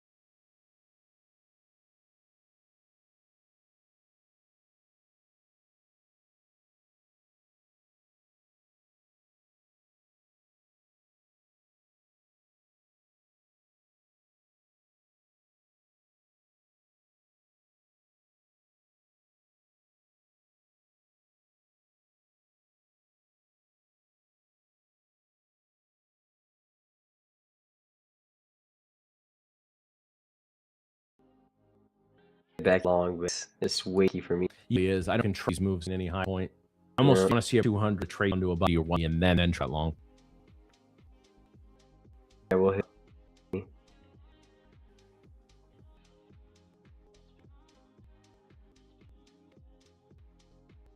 Do you? I trading, and part of analysis where those data where you most think, right? And the years of experience that you have, and exactly, let's say, the type of move that we just saw on CL, where everyone just expect that Are we price off is right now, Colin? Okay. Okay. Is there anything that you learned with the narrative that people have, and let's say a catalyst, and basically, let's say, to fade them potentially, or to never trust a certain news and expect things to happen and be really careful about the kind of trades that you take? Yeah, there's a reason the phrase "buy the rumor, sell the news" exists, right? And that certainly, I would say, happens more often. As we get a little pop up here. Are you in this? I'm sorry, I missed if you got in here. No, I liked the retracement plus the inversion here at 14, but I decided to not go with this since it was just way too choppy. It is very choppy. Okay. I mean, even if you want to take a trade here, this is usually not the type of price action I like to enter on. Okay. Yeah. It's just one of, so I was a swing trader before I became a day trader, as you know, and I would say it helped in my decision-making process. It was just about speeding that process up a little bit, but I had a decent amount of success as a large cap option swing trader before I moved into futures. And so with that, it's no different. To become a successful swing trader is no different than a day trader. You have to have risk management. You have to have certain setups that you rely on. They just happen a lot, as opposed to taking 2 to 3 trades a day. I was taking 3 to 5 trades per week. Excuse me. So it was really just about speeding that process up a little bit. But as I like to say, that's a really, I know a lot of people, and there's not really necessarily stock or options prop firms yet. Who knows, right? But so to do that swing trading to day trading is a little tough unless you have enough capital to be a pattern day trader. So, I know the law is 25,000, but it should be probably, you really need about 30 or 40 if you're going to really, really work that. And even then, how many shares of Tesla can you buy with that? You can't swing 5 or 6 positions unless you're sitting on a low to mid 6-figure account. So that path is not necessarily viable for a lot of people. But I would say to really concentrate in futures on again, just when you first get into it, learn your basics, just worry about finding one really good trade per day and only take that really good trade. Well, how do I know this is the good trade and not the next one? Well, you don't, but you learn that process, right? And then you can start expanding, start with one trade with one micro. Then you can start to scale up and size up and all of that. I know not everybody's going to do that. I know that might not be the most realistic path per se, but that really is how you need to do it. And that's how you, until you can make those decisions, you hear, boy, we keep coming back to the sports analogies here, Amos, but you hear quarterbacks in the NFL talk about, rookies especially, they'll hit a point where the really good quarterbacks will make, a lot of them struggle as rookies, and then you hear them say the game slowed down for me a little bit. Everything just slowed down. I was able to process and react rather than overthink stuff. It's, again, same in trading. You need to speed up your decision making, or another way you can say is the market slows down a little mentally for you, and you're able to execute with less mental debris in your way, if that makes sense. So I would say, well, yeah, I think that answered your question. That's why some people don't like to play break even. Mm-hmm. Yeah, for sure. I don't go break even too fast, I would say. I'm trying to be pretty discretionary about this, but you see, if you're one handle away from hitting your target and there's a pretty aggressive candle going in the opposite direction, I don't want to be in the move anymore. Usually when I expect, let's say when I see a 5-minute candle closing in the same direction and as my drawn liquidity, which is this high, and we sweep that 5-minute high and we're closing back inside the range, maybe the next 5 will be a bearish distribution. So I don't want to, I have some rules where I will not let a winning trade turn into a loser. I don't care about seeing a winning trade that didn't hit my target hitting me break even. But for it to be a loser, I will definitely have, things to say to myself after that trade if I didn't manage it in that way. And here in that kind of price action, also really slow grind up, a lot of engineered liquidity, I would say, a lot of low resistance liquidity. It is a hard price action, some hard price action to trade. If we compare it to, let's say, this morning move was way easier, way cleaner, way more manageable. But after that, you really needed to have a wider stop in order to survive within this range. Even if you were short or played any shorts within this range, I still think most people got stopped out rather than won within this range because of how deep the retracements were and how much breakouts were basically fake outs after all. All right. All But right. I really like this what you said about the swing trading and taking like less trades and let's say better opportunities. I'm kind of leaning the same way with day trading, or even like, do you consider someone who holds a trade for 5 to 10 minutes being a scalper or intraday trader? Yeah, that terminology, I would consider anything longer than a minute or two to be day trading rather than scalping. Okay, But now because scalping would be like second time frame well, now the firms have defined micro scalping as like 5 or 10 seconds depending on what firm and if there's a rule against it. I think ours defines it as 10 seconds or less in trades. And now we don't, of course, forbid those, but a certain percentage of your profits going to take a payout need to be in trades longer than 10 seconds. Yeah. So yeah, I would consider like now technically what you and I do, holding trades sometimes for a few minutes, most for sure pro traders would call scalping. Yeah, exactly. But anything longer than a minute to me is a little more. Now intraday trading, I consider like holding multiple hours, like holding trades an hour or two. So you're talking really small position size, playing for 100, 50 point moves or something like that in the NQ. So, but the terminology is less important as long as you know like where your strengths and weaknesses are as a trader. Some people, again, and I've worked with probably 200 traders in one-on-one settings. I can tell you this: some people are not physically capable, and I mean physically capable of holding trades for too long. Their brain, even with years of training, their brains just get in the way. Now, with enough eventual time, could they learn? Well, yeah, but they're just not. Again, we all bring baggage into this game. Some of it is positive, some of it is negative, but we bring our life experiences into this game. And so if panicking and in and out of things is kind of what you've done your whole life, trading's probably going to be the same way. So you have to put structure around yourself as a trader to keep yourself from doing that. So prefer nano scalping. Yeah, that's trades under a second.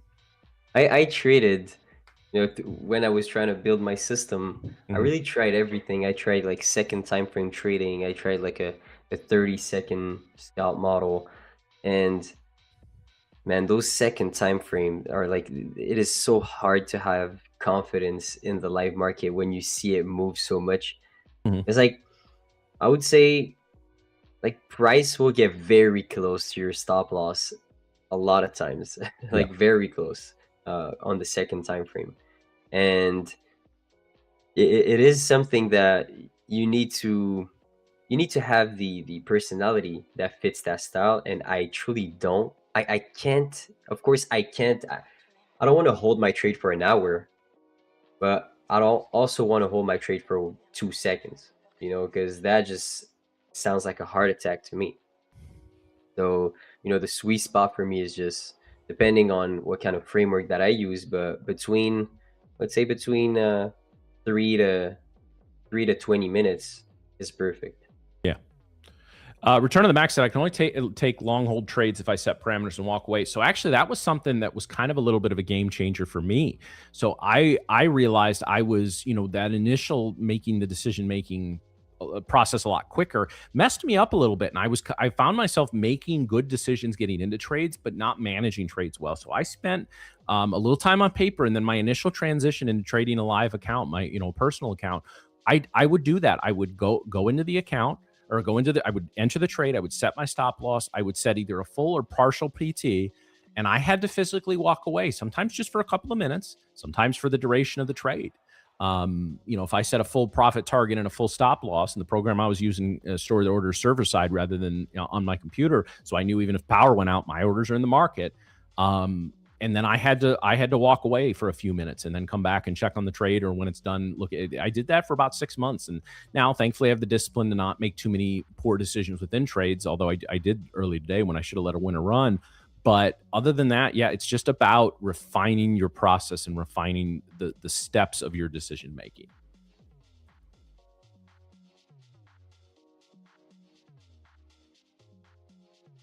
And it really wanted my break even right there. It really wanted it. Marcus said, fuck you in particular. We got a market maker watching the show that's got it out for you, Amos. He doesn't like Canadians. Yeah, he does. Y'all are too nice.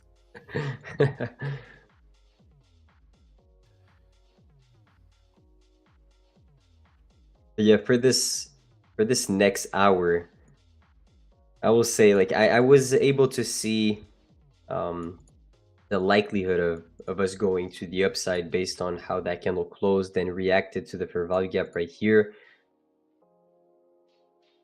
Of course, knowing that price is going to displace 70, 80 handles above that high is pretty subjective, but having that, let's say, low hanging fruit target, which was 181, was really my plan. Unfortunately, it didn't.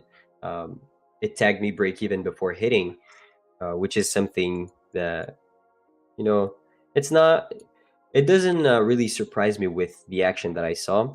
And also, if you have a system and if you know exactly what you're doing, you're going to have plenty of opportunities tomorrow to make that money back. And yeah, so I'm not too mad after hitting a break even. I would say, like, I'm very mad when I don't respect my rules, but if I hit a break even, I'm not too mad for sure. Yeah. All right. Well, we're about wrapped up here for this edition of the Trading Floor. Amos, any closing thoughts? Had some good discussion today. Yeah. So we talked about technicals again, and also knowing yourself as a trader. Know your weakness. Know that, okay, if you're comparing yourself too much and you're always on social media, comparing yourself to people that are posting huge payouts, and this is potentially the reason why you're over leveraging or over trading, just take some time to reflect on why are you doing those kind of things. And yeah, you can improve on that, or maybe just delete Twitter for some months. That could potentially help you. So yeah. All right, guys. Well, thank you for tuning in to this edition of the Trading Floor. The Women's Trading Hour with guest Sasha is coming up next, and then we will be into the Power Hour. So have a great rest of your day, guys, and I will see you bright and early tomorrow at 8:30 Eastern. Good night.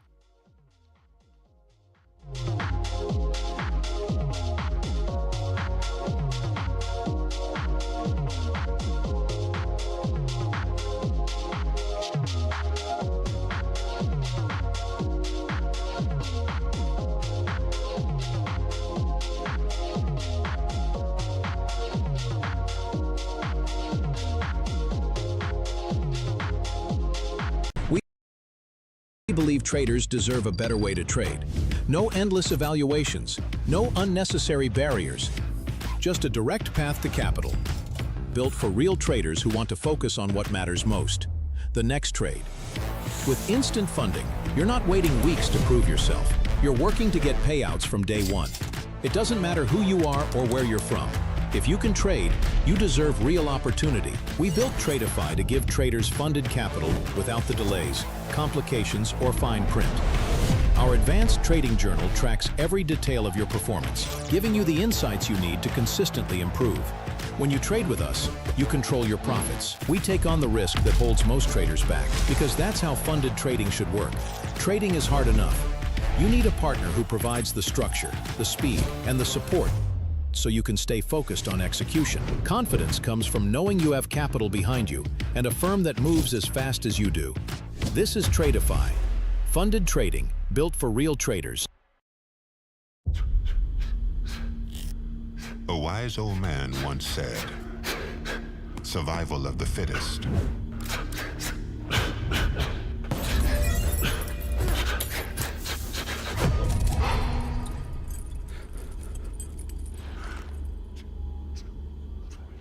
The strongest don't just survive.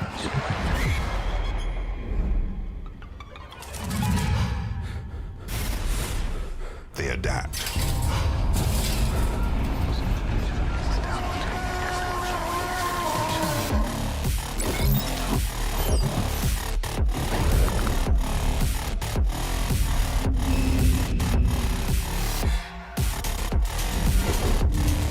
Outsmart.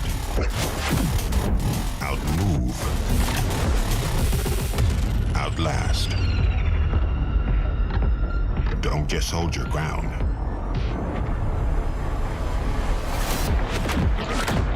Change it.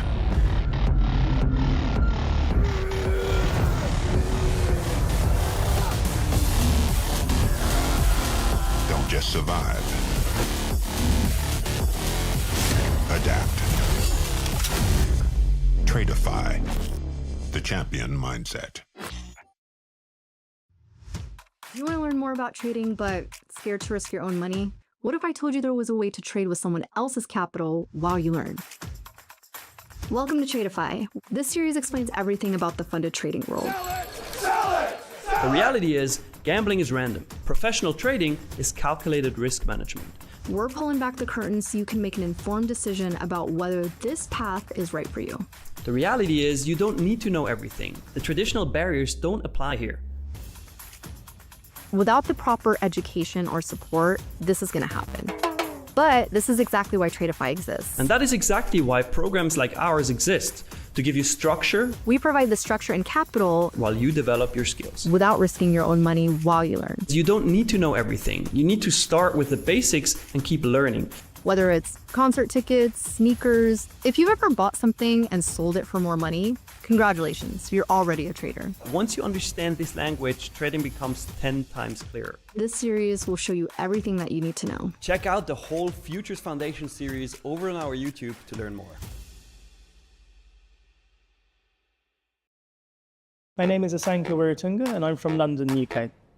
Financial institution visited my university and they were looking for physicists. As a scientist, speaks German and managed to get a decent job at a bank. I actually started on a foreign exchange desk, so my first ever trade was dollar South African rand because I spent some time in South Africa playing rugby. My favourite markets to trade generally the London session, so European indices. I very much like to cook. That's actually probably my meditation from trading. Pre-trading, I'll always make sure I have already had a cup of tea. My earliest mistake was to assume that I could trade financial markets simply on the back of mathematics and not take a holistic approach. I'd say my trading style is calculated. I like to apply analysis in a decision made.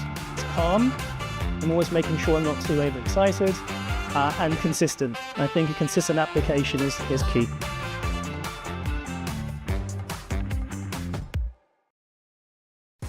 Welcome to Tradeify. First of all, going long. You think prices will go up, so you buy first and sell later. The mistake people make is picking what sounds impressive instead of what actually fits their trading style. Let's start with the basics. What type of account am I actually trading? Do you want to learn more about trading but scared to risk your own money? Let's talk about the 3 most important numbers you need to watch in Tradeify.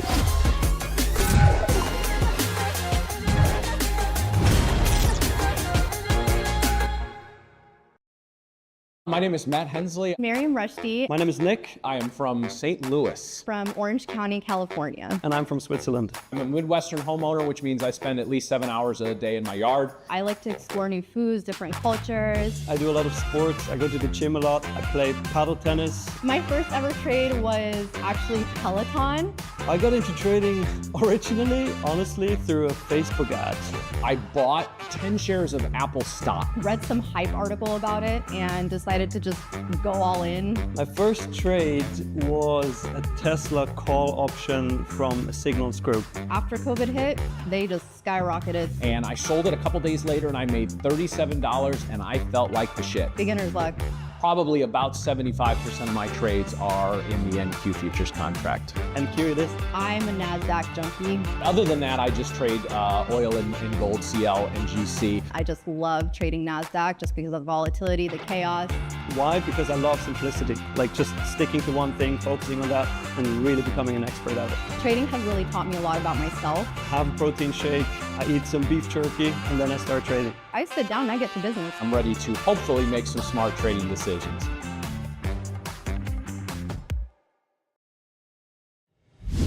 At Tradeify, we believe traders deserve a better way to trade. No endless evaluations, no unnecessary barriers, just a direct path to capital. Built for real traders who want to focus on what matters most, the next trade. With instant funding, you're not waiting weeks to prove yourself. You're working to get payouts from day one. It doesn't matter who you are or where you're from. If you can trade, you deserve real opportunity. We built Tradeify to give traders funded capital without the delays, complications, or fine print. Our advanced trading journal tracks every detail of your performance, giving you the insights you need to consistently improve. When you trade with us, you control your profits. We take on the risk that holds most traders back, because that's how funded trading should work. Trading is hard enough. You need a partner who provides the structure, the speed, and the support so you can stay focused on execution. Confidence comes from knowing you have capital behind you and a firm that moves as fast as you do. This is Tradeify, funded trading built for real traders.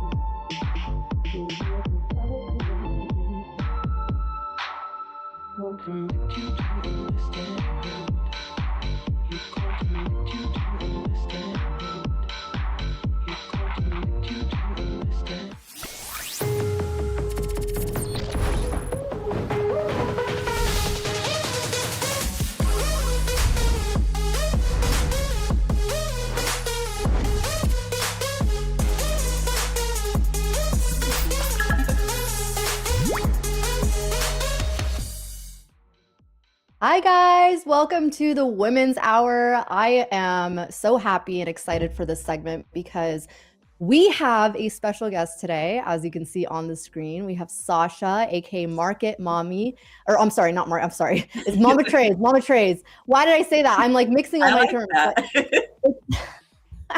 It's a special day. It's a special day. We don't have guests often, guys. We don't have guests often. So this is going to be a fun one. I was talking to Sasha a little bit. We had a little bit of technical issues, but we finally got it situated. So I was talking to her a little bit about her trades and the way she trades. And I was like, do you want to share your screen? She's like, well, I'm kind of testing a new strategy out. So we're going to get into that. And we're going to talk to her about that a little bit. But welcome to the stream, Sasha. How are you doing?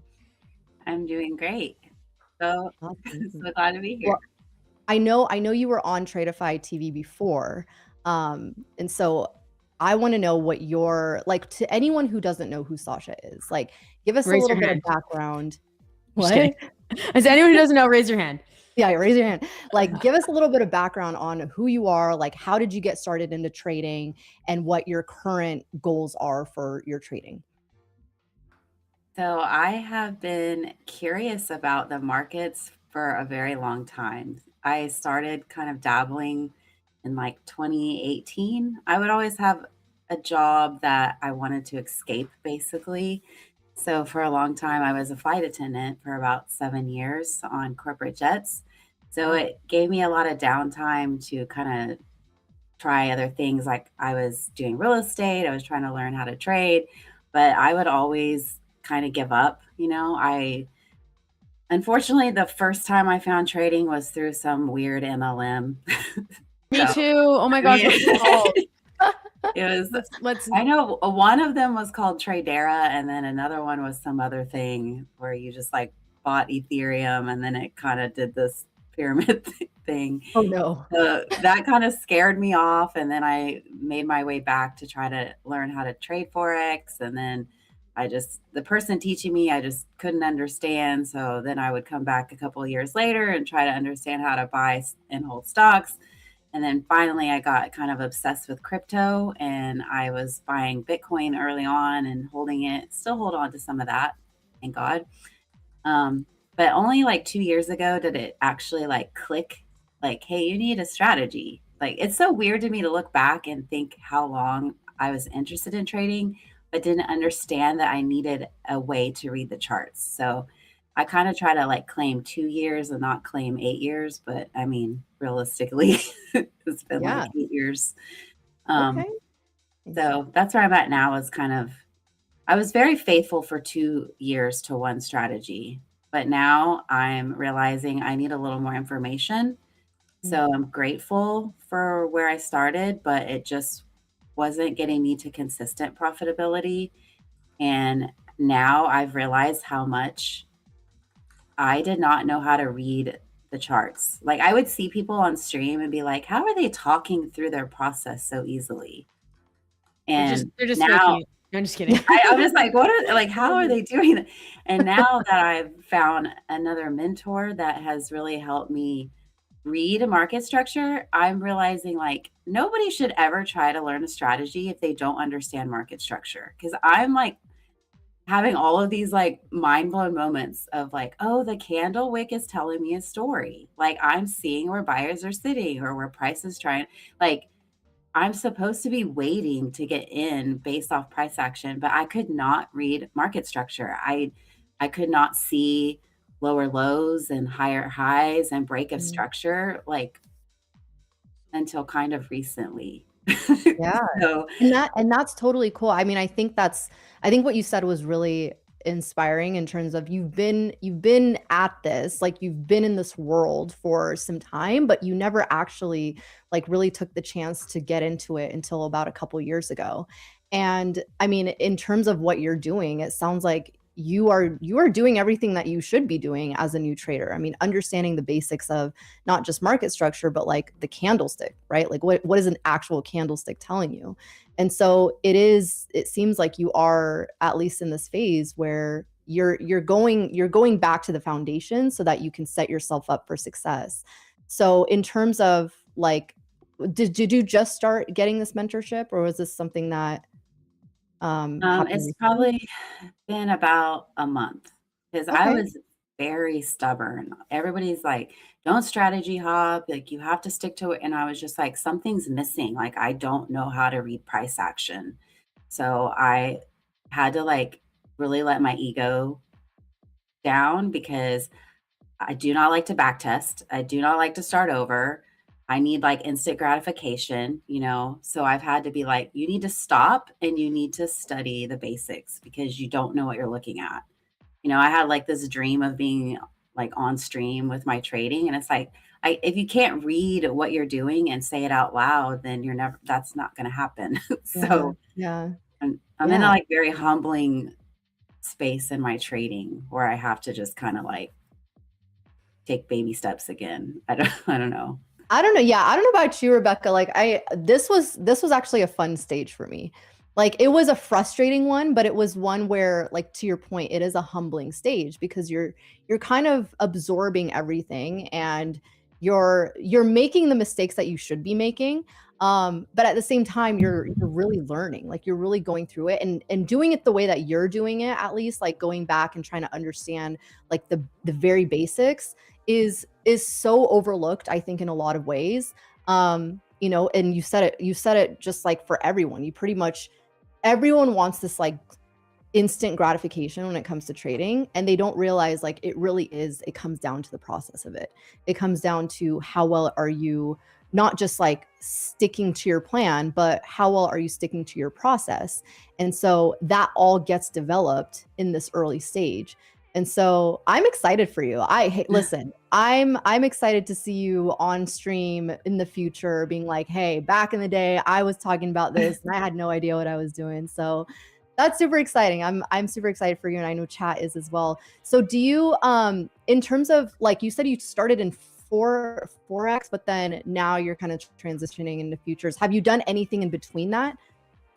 So what happened was, like, when I first started in 2018, I remember there was a mentor trying to show me how to trade Forex, and I just could not grasp the terminology. I still to this day laugh because he'd be like higher lows and lower lows and or lower highs. And I was like, if I have to hear this one more time, like I don't see what you're talking about, you know? I just gave up. And then I ventured into futures the last couple of years, and I had such a hard time because I can pass an evaluation, no problem. I reached a payout once, got denied with a competitor. We won't speak of that name. That really wrecked my psychology. I know, right? That really wrecked my psychology.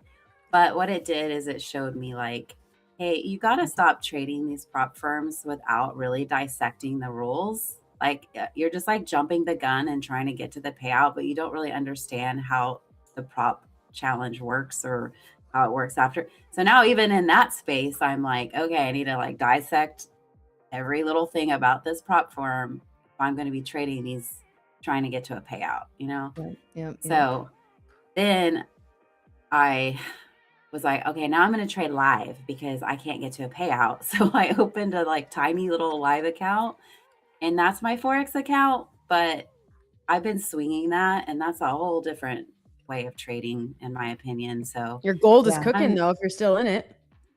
Girl, I've been in that gold trade for like a hot minute. But it's like you're it's in like a gold the trade right now? smallest it's like the smallest lot size possible, like 0.01, and I just been hanging on like a fool. You've been in that since like January. No, not a fool. Look at it. You've been in that since January, haven't you? Wow. Yeah. See, I do my research. Okay. Yeah. Oh man. Yeah, it's like such an interesting time, I think, for traders too, because like you said, you've been kind of dabbling since like 2018, but really started the last couple years. And and it's, I mean, I always say like I've at least seen like 5 or 6 cycles of the market, and it's definitely a really interesting time for newer traders to step into the market, just considering like the craziness that's happening in this presidency, right? I'm just gonna say it, this presidency. It's been a wild time. So like, how have you? I know, like I said, I know you're just starting into this, but like, what are some other challenges that you're kind of facing? I know you're also a mom, so any sort of things from your personal life affecting your trading, or things that you're aware of? Yeah, I know that I'm a little hard on myself because I look at my timeline and I will compare myself to people sometimes. And I'm like, you know, the day that I started really trading was the same day I found out I was pregnant. Like I had joined this mentorship and I'm like, yes, like this is it. I'm going to do it. I'm a mom now. There's no way I'm going to fail. But then you have to think about like, now I'm sick and my hormones are raging. And, you know, so I took significant like breaks also. It hasn't just been like 2 years. You know, if I really piece the time together, it's probably like 7 or 8 months possibly, you know? So I do have like this motivation as a mom, but I also had like my natural, you know, chemistry in my body. Right. I think we lost your. You're back. You're back. You're back. I think that. Sorry. We can hear you. You're good. You're good. I think we can hear you now. It might have been just like a little glitch. Can you hear me now? We can hear you now. It might be your headphones trying to like. They died. They died. Okay. Well, plug those bad boys in. As long as you can still hear, I look better. Okay. There you go. Flip that So here. whatever I was saying was like, so the natural chemistry in my body was like a challenge as well. But to that point, I'm also like, I took a trading detox. I've kind of been in and out, and I'm going over what your brain actually does to you. Like the dopamine and what am I trying to say? So since I was pregnant, I just don't work out. You know, I haven't been eating well. I haven't been running. I love running. I love working out. So I'm starting to make that shift. I'm trying to work on me because it's affecting my trading. It's like affecting my mental health and all these things. So I'm just like in this weird space in my trading. Like I'm having to take responsibility with like where I've been failing. My risk management has been poor. And when I didn't understand market structure, that's where I found myself removing my stop loss, because I'm like, I know it's not in the right place, so I'm just going to move it back. I'm just and now that I'm starting to see where the last like higher high was or whatever, like where to actually like move it and place it, like it's just like tiny little baby steps of improvement that I know I'm going to get there, but I have to be patient. It takes time. Like I have to keep watching the charts. Right. I'm in an interesting spot in my trading. I feel I didn't realize how paralleled our trading journeys were. I honestly didn't. I didn't like, because I started Forex, I think 2018 as well, with a scam. And that it just makes the best of traders, doesn't it, when you start off with a scam? Yeah. And that's what I'm telling myself anyways. Yeah. And then I took off some time. I had babies, and then I picked it back up again when I was like 36 weeks pregnant or something like that, 35, 36. And I think that like, then you tell yourself, I have to make this work because I'm going to be a mom, and like, this is going to provide me the ultimate freedom as a mom. And then actually it turns out that I'm like on the charts way more than I probably would have been with like a 9 to 5. And you kind of feel that pressure mixed with, I think only, sorry to say, but I will say that probably only women who have been pregnant, had a baby, and then gone through that postpartum, your hormones all over the place, mixed with the qualities that do make a good trader, but make it hard to be a trader, which is the, instant gratification, the dopamine, the stubbornness, all those things, which do actually catapult your trading career and keep you around. Because people who don't have those qualities, which there's nothing wrong with that, but maybe trading just isn't they're not cut out for it, right? Maybe it's not the career for them. Because how many times have we been knocked down and we like literally wake up the next day and we come back and we're back at the charts. And so, yeah, and I did a strategy shift back in, when was that, Miriam? I'm like, Miriam, tell me my life. Why don't you know this? Why? I think it was in September or October. I completely switched my strategy to something that just kind of suited me better. And like you said, I would be trading and I'd be like, oh, I feel good about my entries. I would trade VWAP in the 15-minute, just to touch on what Uncle in the chat is talking about. I did the 15-minute opening range and it was good, but then I never knew where to have my stop, where to have my take profit, mainly where to have my take profit. And then I just got burned so many times with it, like coming back against me, and I'd be blindsided because there would be no reason for that to happen. And I felt like I was missing something. And so I changed my strategy, and now here I am, and here you are. And I'm like, wow, I did not realize that we are very, very similar in our, sorry, my sister-in-law is calling me, in our trading journeys. That's crazy. Oh, that's comforting. Well, that's the thing is, like, people don't say, and I don't know, people, as a mom, I hate to always be like, I feel like playing the mom card, but at the same time, it is a really true, real thing that affects your trading. Like, I can't tell you, I had to stop trading New York because I can't tell you how many times a trade turned against me while I'm changing a diaper. I'm not kidding. You're like, I gotta change a diaper. Honestly. And then you're like, you hear, stop, Phil. You're like, fuck. You're like, you're mad at the baby. And then you're mad at the baby. She's like, I just pooed. What am I supposed to do about it? I can't control that. Like, I got basic human needs that we have to meet, the human needs of other people, let alone ourselves. But I honestly can't tell you how many times that has happened. And so I had to stop trading the New York Open. Now I only trade when they're not here. And I saw you posted yesterday that your most like productive trading time is during nap time, which makes sense. So there's like that added level. How do you find, like, do you like, man, you are killing it. Just to say, you are killing it. Your content's on fire. You push out so much content and quality content, relatable content. You're trading, you're back testing, you're changing your strategy. You're part of groups. Like, you have a Discord, all these things. I'm like, you're absolutely killing it. How do you find that, like, can you continue this trajectory? Do you think, are there ways that you manage burnout, manage having, your kid there, your daughter on your lap trading? How do you do it? When people tell me I'm killing it, because I don't. You are. Yeah, you kick that imposter syndrome to the side, my friend. Because I really want to be a good trader, and so it's like the content and everything. I'm like, well, this is great, but like, my brain, I rush to the finish line instead of like get there slowly. But trader mentality. all of us. yeah. I mean, but the content is actually important to me because I get so many messages about like inspiring others, and it keeps me accountable. It keeps me honest. The Discord is just like its own world. It's a support group. Like people come in there looking for signals. And I'm like, sorry, we're just here to like confess our sins. like we just like, oh my God. Again. I mean, one day when I'm streaming, I can stream in there, but like right now, it's really just support. So that's fun. But I try to I do a lot of batch content. Like I'll get a day where I can just like go away and put the post out for like a couple weeks. So that's helpful. And then focus on my trading.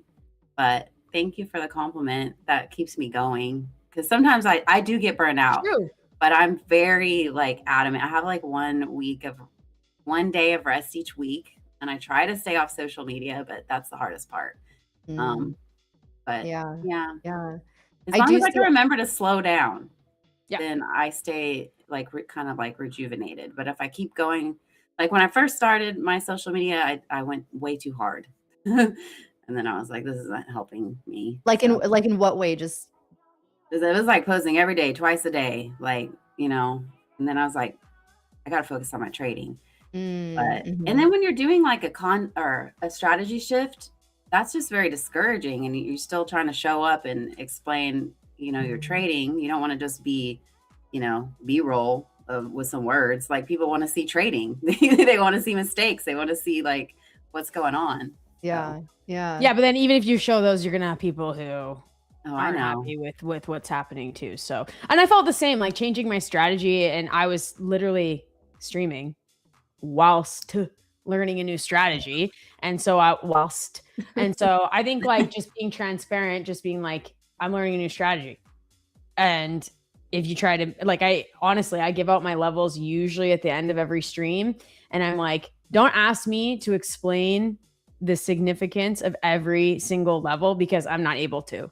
Like, I'm not able to do it. I would say I'm like if I said September, 8 months? Is that 8 months into like this new strategy? And it's still, I would say I'm still probably in my baby steps of learning it as well. So just keep doing you. Oh, that's encouraging. Because I want to try to stream like in my Discord because I feel safe in there learning my strategy. People want to see it. People are going to learn. And the best way to learn is teach, right? The best way to learn is to teach. Yeah. As long as you're not trying to like tell people that you're making $1 million off this thing and you're not, that's when you kind of will get into trouble. I think that's the biggest thing in this community that like I think there's two sides to it. So obviously, there's the scammy side where I think a lot of people get enveloped in. Obviously, I think all of us at some point have been kind of reeled into that. You both have just talked about that. But like there's that whole side of it where it's just flaunting the wins. There's never any sort of losses. It's like, I just bought myself a Rolex. I did, we all have our own versions of what success looks like, and to each their own. But I think there is a lot of room for that. And I think there is now, hopefully, or at least what I'm seeing is more of the transparent, like, hey, I'm just starting out. I don't really know what the fuck I'm doing, but I'm gonna work on this. And there's a lot more of that I'm seeing on social media, especially from like more women getting involved in trading, that I think is somewhat saving this industry. Because I'm not gonna lie, there are days where even for me as a content creator in the space, I get so discouraged, which is why a lot of my content now is focused more on like the comedic side of all that shit. But it does get discouraging being in a space like this where there is so much of that, scammy side of it. Even for me, like I'm getting to the point where people are DMing me like, hey, is this you? Are you actually selling Discord signals? And I'm like, no. So it does get discouraging from that aspect. But like I said, I think more and more people getting involved, especially women, coming out, speaking about the space, speaking about their experiences, speaking about being a mom in this space. Like that's a whole nother niche of this trading world that I think a lot of people can relate to. And so just being able to understand, like, there are so many seasons to this. You will have days where you probably made the best trade of your life and you're like, wow, this is great. Then you're going to have days where you're questioning your existence in this industry. Like, why am I doing this? And it just goes, it ebbs and flows. And you start to realize, like, their balance is so necessary. The coming back to that neutrality zone of that, like, stoicism and staying just balancing it all. Like, you can't have too high highs. You can't have too low lows. It'll wipe you out, like, very much drain you. And so I think that's the biggest thing that I would say is comforting, at least from my perspective of seeing, newer traders putting out content like you're doing and just continuing to show both sides of it, the wins, the losses, the everything in between, and just continuing to thrive. I mean, I think just being in that authenticity, like, you'll never have to compete or do anything that feels uncomfortable because you're just speaking your truth. So I think that's the cool side of it. So I'm excited for you. I'm excited to see what you end up doing with everything that you're doing, with being a mom, being a content creator, being a trader. Like, there's a lot in that already. Like, you're doing a lot, girl. Why is it that us women are always just on that level? We're just always doing the most and doing it. That's great. So I wanted to ask you real quick, because I know you had said that you said you had a background in, was it real estate? Or like you dabbled in I real did estate? a little bit, but that's because I was a corporate flight attendant. Oh, that's right. That's crazy. Right. Were you like, how do I be the person getting flown? No, the whole experience I had as a corporate flight attendant, I have never envied people with money. I have seen people with the most money. I have flown the richest man in the world. Like, there is enough abundance in this world for us all to go out and get. I never get discouraged by, only 1 to 4% of people can be profitable in trading. Okay. That's before profit. I can go get it then, That's like, good. so I'm like I absorbed that. I'm like, one day I'll be tipping the flight attendant, but I love that. Oh my God. Wait, so I just want to know who, can you talk about anyone that you've flown with? Is that like, it doesn't matter now because I'm not. Does it rhyme with meth Mazos? Yes. Yeah. No. Wait, really? No, That's sick. No. Does it rhyme Sorry. with Sorry. Elon Tusk? Because I remember when the crew celebrated the day, like there was like, they kept going back and forth between who was richest. Oh my God. And there was like, I remember like, he's the richest man today. And so we were like, we're flying the richest man. Wait, so which one was it? Which one? Who? Elon Yeah, Musk? it doesn't matter. I used to work for that company. Wow. See, That's I'm cool. like, I could never live in LA. I would just be like, all the famous you get over that pretty quickly. I feel like I'm sure you do. I'm sure you do. But it's still, I'm like, I never grew up like starstruck. I don't watch like celebrity like gossip news and stuff. Like, it just never bothered me. There was only like a couple times I would fly somebody that would kind of make me nervous. And it was usually like a woman that I thought was just like so like elegant and like I would just kind of be like in awe, because like, thank you. But like men and stuff, nah, whatever. I do feel that way about you both. I was so nervous today because nervous. Goodness me. Hold up. Your bar is a potato. No. You're okay.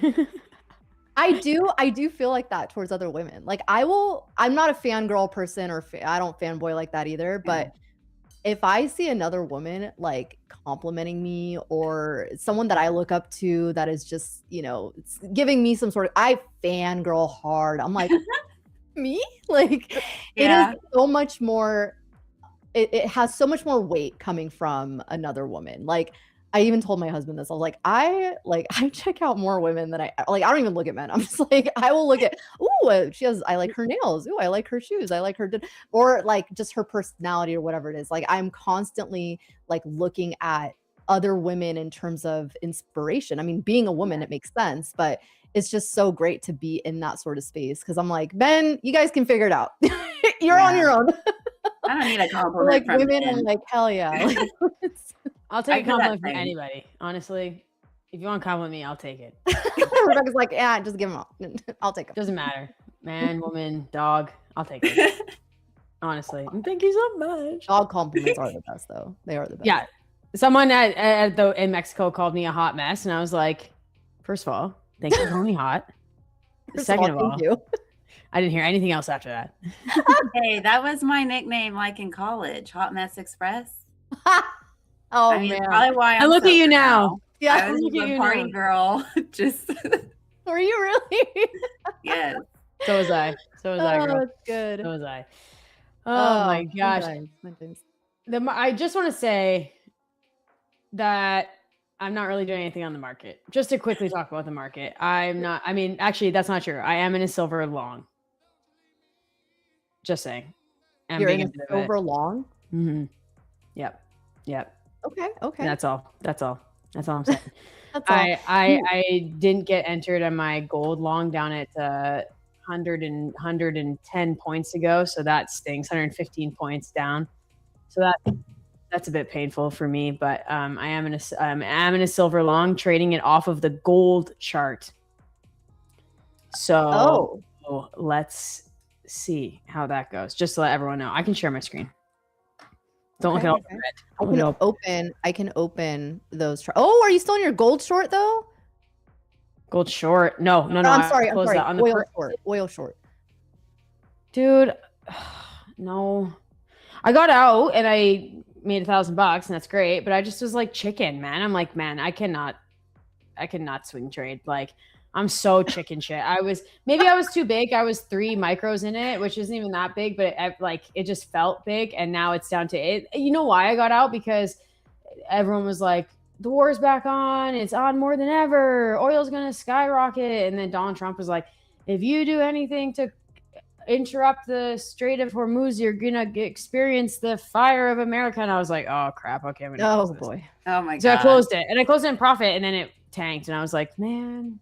The fire of America. You gotta stay head down, man. Head down. I don't check. Hey, my wild swing deuces. trades. You don't check your swing I just, trades? I mean, like- that's not a bad thing. Yeah. I'm like aware of where I should check, like number wise, but I just like don't look.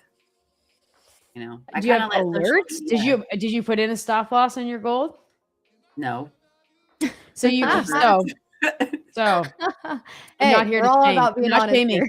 I'm not shaming. I I'm have a still legitimate testing question. this theory because there's a whole world of people out there that trade small size with no stop because I got a ton of messages after that post. And I was like, well, I'm just going to finish my experiment and then I'll talk about it later. Experiment of having no stop. I would love to hear more of this story. It's literally like the margin that entered that trade was $25. It's a 0.01. Okay. It's like for fun. You know. I get that.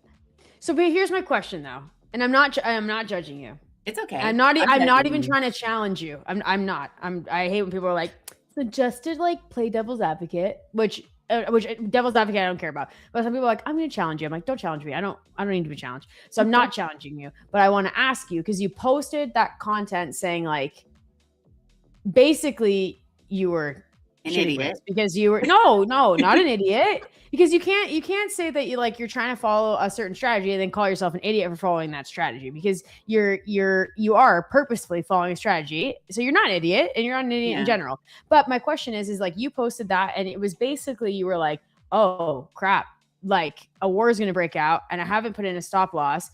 And you did call yourself an idiot, which I don't think you should have. But now, did that not make you think maybe I should put in a stop loss? Because you had that like, oh crap moment. Yeah. Okay. So I've gone back and forth. So since I did the trade without a stop loss after, taking this advice, and there's a girl that I follow who does very well with no stop loss. She always swing trades. But do we know for sure she does well? I think this is like a turtle trader thing. I don't know. Someone said that I should look up this book or whatever. But because I've already survived like the horrendous part of the trade, I know it's kind of like my ego. I'm like, no, I have to finish this trade. And then next trade moving forward, I'll decide if I adjust. Because I'm already so far in. I've been holding it for a month. I'm willing to lose the $1,000 that's in there. Like I have no attachment to the amount. Yeah, that's good. And I'm like, I want to take profit if it gets to 6,000. So 6,000 on gold is your TP. Like, yeah, around that area. Okay. I have a, this is not to sway you by any means, because no one should sway you in your trades. I have a swing short positioned on gold up at 5, 3, 7, 2. Yeah. You do. That's my. I'm just kidding. No. It's it's interesting because I think that like with swing trading, both people can win. Like and by swing trading, I mean like I would hold that like I don't know a week, right? Yeah. Like For me, it's not like it's a total experiment, and I don't even know how to feel. I like it. Either way, I just don't know how to feel about it. I'm just like. I like it. I hope you win. I hope that gold reaches 6,000. That'd be sweet. Then mega short from 6,000. No, I'm just kidding. I was also curious what you think. So what, like as a trader trying to learn, you know, like you can go to these channels that have like all this free content. It's supposed to be helpful, but there's so many different traders with so many different advice, so many different things. Like, how do you actually get better? You know, like this is what propelled me to even do this. Was like, it's a very popular trading podcast that's supposed to be free content to help new traders. What would you say to that, Rebecca? I'm a skeptic. I never used to be. I would say like in general, I'm not skeptic of this podcast. I don't even know what you're talking about. I used to be one of those people who was like, I want to see the best in people. And I want to believe that everyone is truthful and everyone is honest. And I think that people probably even look at me and think that I'm not. I actually get messages and people think that I'm faking a lot of the stuff that I do, which is so funny because I'm like, I don't even know how, like with Photoshop and stuff like that. I'm like, put Photoshop in front of me. I've been trying to set up my OBS to do videos that are like me in the top half and my chart in the bottom half. I've been trying to do that for like 5 months. Okay. Cause I just like can't figure out how to set it up. Like I'm like the worst at that. Okay. By the way, Amas, you've been telling me you're going to get on a call with me and help set that up. This is a reminder. Call him out. Call if you're watching this, get on. Yes. So I think that like there have been recent kind of discoveries and you know about people who maybe haven't always been the most truthful. And so if I see someone who's like, I help beginners, but then I'm going to charge you $200 a month to be in my Discord, and that makes me a little bit nervous. That makes me a little bit like, frick, my silver short here. Hold on, I'm gonna close. I closed up for like $250. So it just makes me, sorry, multitasking.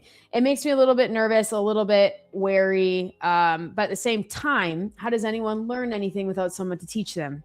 I'm not shitting on people with courses. I'm not shitting on coaches. I've learned a great ton from people who offer like really good content and really good valuable.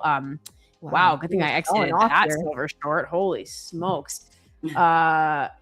What's happening? What is going on? And Q's dropping. Wow. Wow. Whoa. What's happening? Anyone? What is going on? Twitter. Twitter. The fuck? Anything? Oil's way up. Huge size coming through in the seals. Wild. Oh, dang it. My freaking TP of 75 looks like it maybe would have been hit on oil there. Wait, would it have been hit? Hold on. I got to find my screen here. Holy crap. Yeah, that was 75. wild. That was nuts. Oil. Oh, I would have almost. I don't want to talk. I don't want to look. I don't want to talk about it. Only got it. I only got it. Wow. Good thing I got out. What is happening?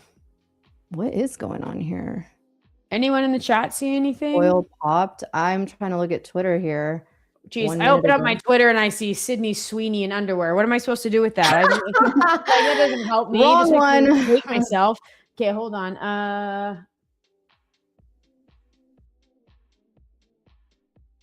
Yeah, I don't. Nothing I on. don't know. Oh, hold on. U.S. intelligence assets have begun to see indications Iran is taking steps to deploy mines in the Strait of Hormuz shipping lane. Hormuz. That's what just came out. Huh. I'll read it again. Oh, it went away. Financial juice. What you trying to hide? Yeah, what is going on here? I don't see anything other than what you just read out. So at 10:57, so there was a tweet sent out by the U.S. Energy Secretary, right, saying that the U.S. Navy had escorted an oil tanker through the strait. And then at 10:57, that post was deleted, and a U.S. official says that the claim is not true. So stocks rose on that news, saying that U.S. Navy, the U.S. Navy did escort an oil tanker through. Stocks rose. Then it was deleted and said it wasn't true, coupled with rumors, maybe, or as my husband would say, the voices around it, because he didn't know how to translate it the first time. It was like the funniest shit ever. I hear the voices. I'm like, if you hear voices, we have a problem. So saying that they are potentially going to be putting like mines, exploding mines in the strait. Yo, bye to the goodbye. Wait, is oil going to just explode now? Yeah, El Dalbo, war is almost complete, my ass. Honestly. Come on, like you. I guess got a notification. No. From TradingView, nothing. Yeah, this is quite the move down. Quite the move down. Hopefully no one got wrecked in any sort of trades. But this is exactly my point too. This is what I mean, going back to like, this is a very difficult time to trade because you are susceptible. Every trade you take, you are susceptible to headline risk. And this is why you should have a stop loss. Hey, listen. I was not advocating to no stop loss. No, we heard it. She said, I never use a stop loss. Stop losses are dumb. This was me in some wild experiment outside of my prop accounts. In my own little life. Don't be like me. We appreciate the honesty. We're here. We do appreciate the honesty. But oh gosh. To answer your question too, I think that like, I know that you declare, I don't know. How do I say this? You call yourself a faith-based trader, correct? Yes. So I think coupled with that, you know when something aligns with you. So if you're even if you're not a faith-based trader, even if you're whatever, you have no alignment with the faith at all, you know when something aligns with you, when something sits well with you, with something, with your personality, with your schedule, with with you as a person, with your soul, with your whatever, however you want to say it, peace, however you want to say it. And so I think that like there's a bit of that needs to be tied in with your trading, with your strategy, with people who you align yourself with. Are you aligning yourself with people and you look at what you're doing and you think, you know what? There's a few things that aren't adding up here. You need to pay attention to that because there is a lot of information out there. There's, and I think you can't deny or ignore what your body and your mind is telling you as well. That sounds like woo woo, but it is true. Yeah. I have heard that trading can be spiritual. You can listen to your body. Wreck your spirit, destroy your spirit, take it out and stomp on it. And no, I'm just kidding. You're not, there's many spiritual traders out there for sure. I'm trying to like log into my broker and have this conversation at the same time. I know. I am scalping the market right now. Are you scalping? I am. I did get that break of the. What a hoe! You didn't even tell us. You say hi. Well, it's not my Tradeify account because I'm not gonna lie. I did utilize the the feature on Tradeify, the new one that they just came out with locking yourself out. Because Nice. I get a fear every single time that I'm in some sort of trade or I have orders open, and even though I've clicked the button a billion bajillion times, that somehow I haven't. And it's because it's happened before where I have clicked it multiple times and it didn't actually close me out of any trades. And so that feature is so nice for me because I can just use it and it'll completely like remove me from any sort of trades that I could potentially be in. So I like that. So I locked myself out of my Tradeify accounts, which is why I am not, I'm actually trading a separate account, but I'm actually exiting my position here because this 25,000 level on NASDAQ might be a little bit of a bounce area. We definitely have room. Like if we can break down here, we can definitely have room pretty much to the lows, honestly. Maybe opening range low, but maybe we hold around this area. So I'm not gonna get too greedy. Not gonna get too greedy, but no, I think going back to that conversation in terms of like, how do you find the right people or communities? So here's something interesting that I learned, or at least I kind of understand about people who are authentic or honest or, you know, not trying to feed you bullshit on the internet, right? Like be very, like I love the word discernment. I love using the word discernment because it just, good word. It's such a good word, right? It is such a good word, but it's also like, it envelops so many different facets of like using your, not just your intuition, but like using your common sense on things. Like if something feels too good to be true, it probably is. Also, when you're looking at someone in a space that you want to be in or you want to get into, like really dive into that person, really dive into the kind of content they're putting out, right? Someone who is a master of something, right? Whether it's trading, real estate, whatever it is, right? If they are a master, they're going to show you different sides of it. They're never going to talk in terms of absolutes. They're never going to say like, hey, you can generate this much money in trading if you just do XYZ. They're not going to talk like that. They're going to give you both sides of the equation because they've seen all of it, right? They're going to tell you what it's like to lose money. They're going to tell you what it's like to make money. They're going to talk about the process more than they talk about just the surface level items. So, and I know this sounds probably pretty straightforward to a lot of people, but sadly it's not. Sadly, it's something that still gets a lot of people because guess what? Marketing is a thing too, right? If you're really good at marketing, that's also another side to all of this. But I think using your discernment in looking at, all right, is this person relatable? Is this person someone that is showing both sides? They're not talking in absolutes. They're talking in ways that are showing the process rather than like, oh, look at all the flashy things that I've gotten with trading. And do they align with the type of person that I want to be, right? For, like I said, everyone determines success very differently. For me, I look at it as a form of, I want this thing to give me more freedom, right? Freedom in spending time with my family, spending time with my husband, going on trips. I don't give a fuck about buying a Lambo or a Rolex or any of that. Like that stuff can come later. I really don't care. This is not something for me that is going to elevate my life. Like, I always thought it did. I always thought it would. I always thought maybe having a nice like Cartier bracelet or a Chanel or whatever is going to like make my life so much happier. It's Girl, you great. love your Chanel. I love my Chanel. I love my Chanel, but like it's great for a small period of time. But then later you're like, now what? You know? Yeah. So I say all that to say, like, if there's someone that you're following or looking to get into or whatever, just look at them from that perspective. Does their life or what they are putting out? And again, everything's a highlight reel too, so they might not even be putting out everything that they're going through. But like, at least look at that and be like, are they relatable? Are they someone that I want to follow because they, you know, show the side of life that I want to have?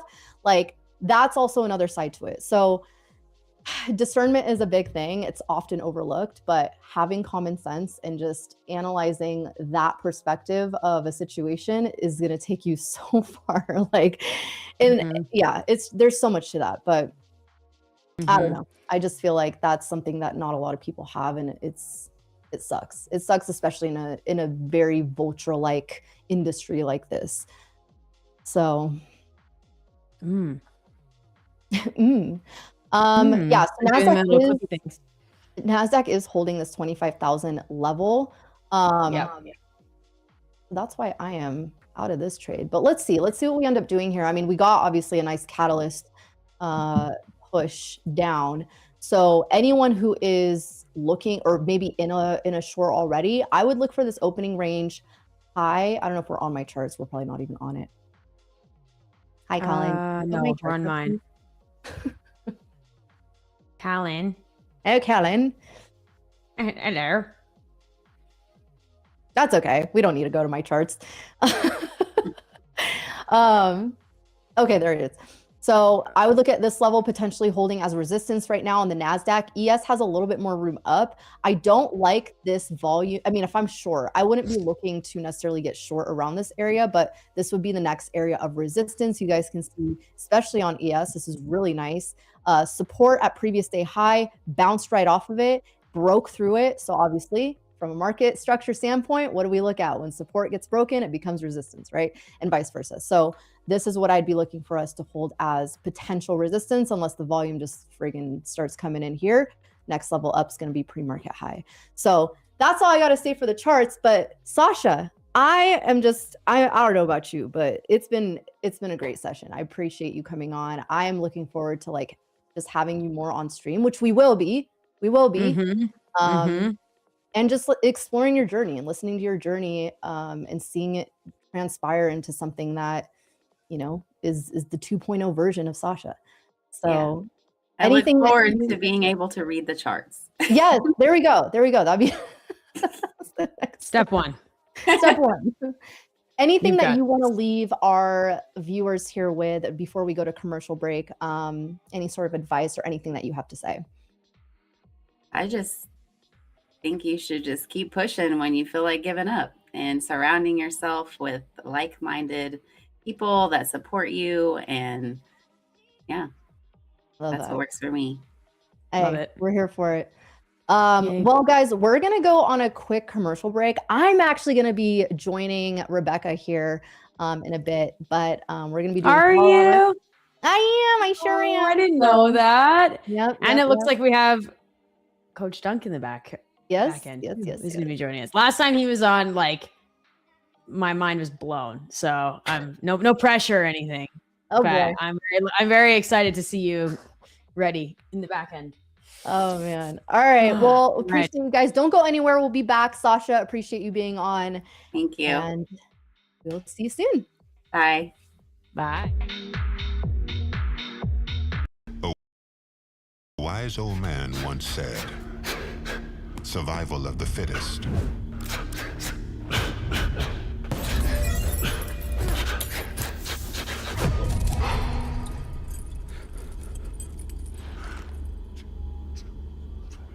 The strongest don't just survive.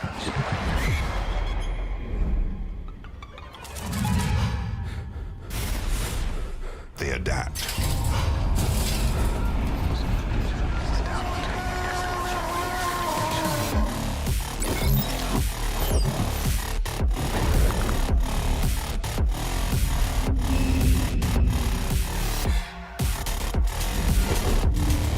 Outsmart. Outmove. Outlast. Don't just hold your ground.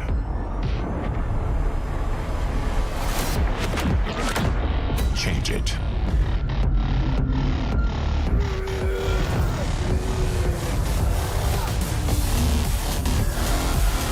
Don't just survive.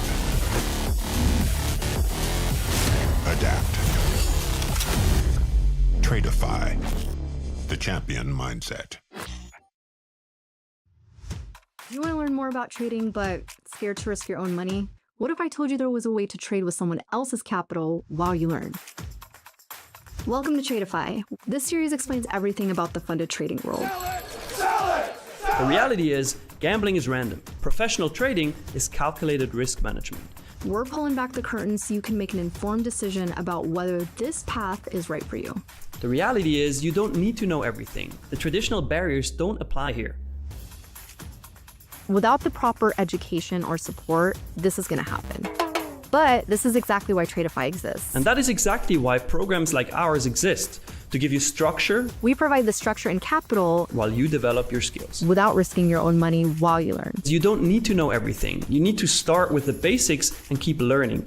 Whether it's concert tickets, sneakers, if you've ever bought something and sold it for more money, congratulations, you're already a trader. Once you understand this language, trading becomes 10 times clearer. This series will show you everything that you need to know. Check out the whole Futures Foundation series over on our YouTube to learn more.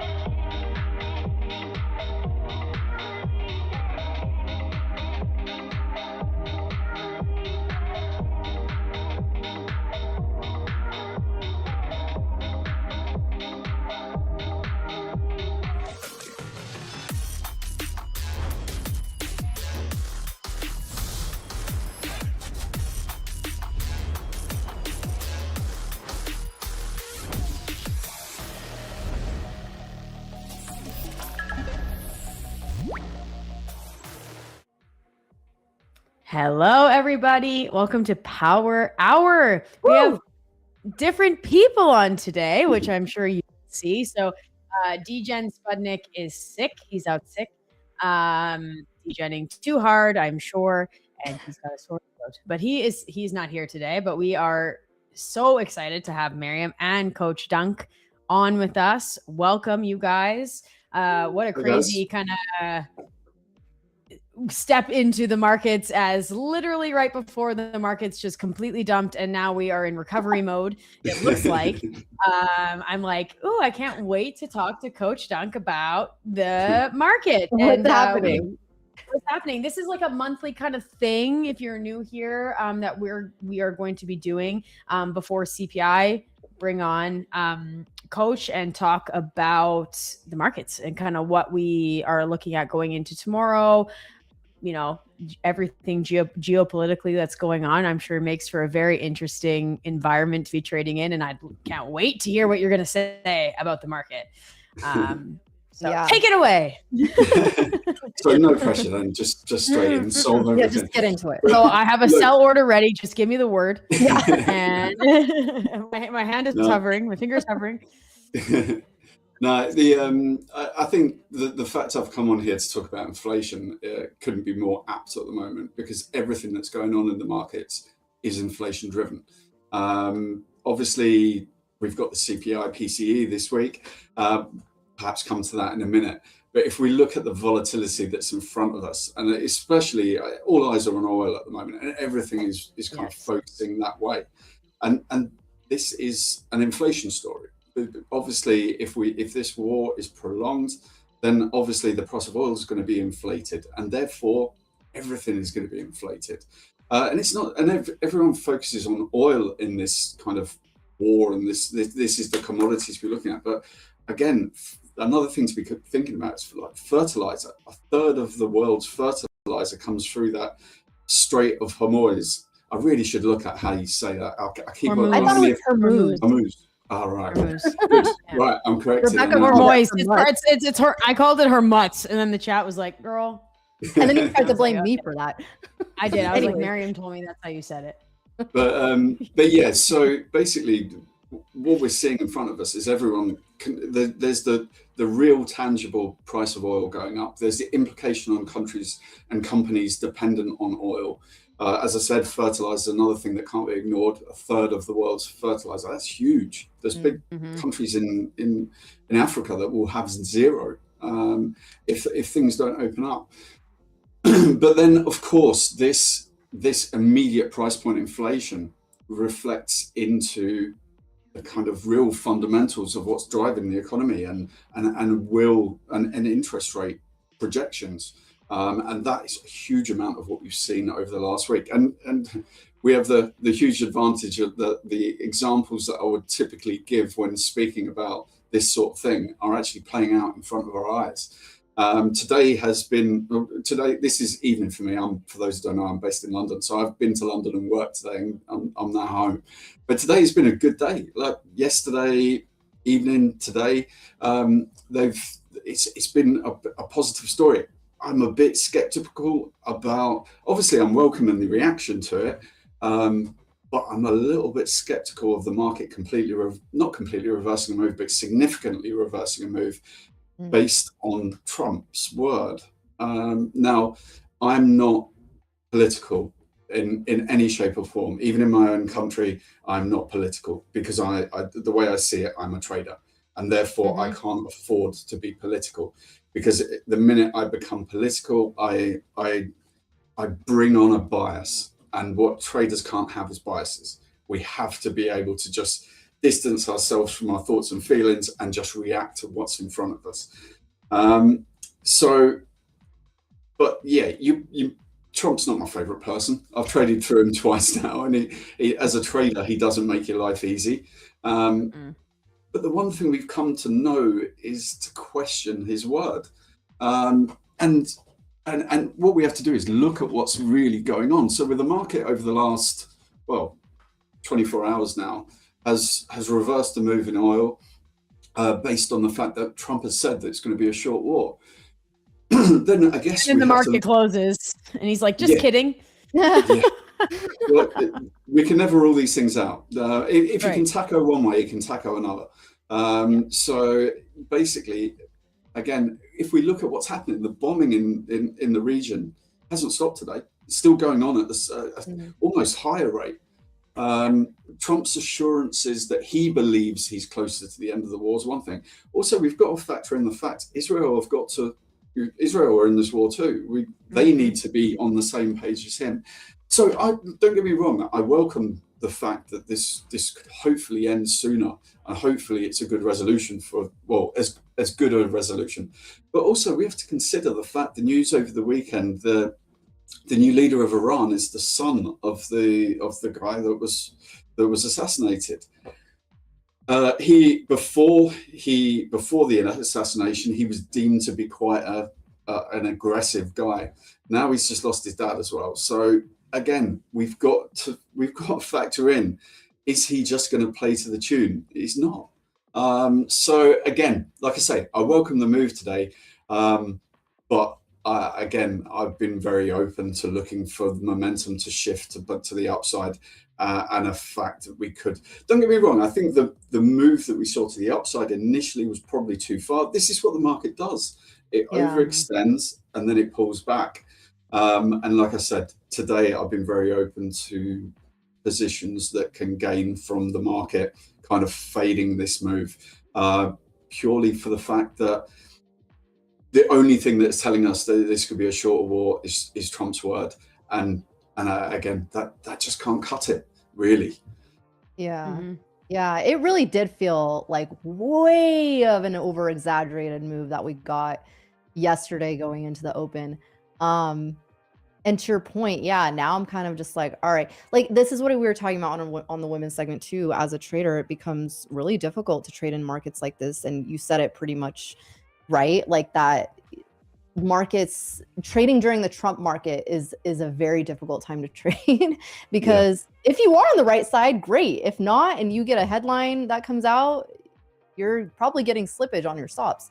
And it's not fun. It's not fun. So in terms of, I guess I kind of want to go back to, because I know you come on every Monday and we talk about, I know you get on with Matt and talk about like the market outlook for the week. So let's, if you don't mind, recap kind of what you said on that and I guess compare it to where we stand right now.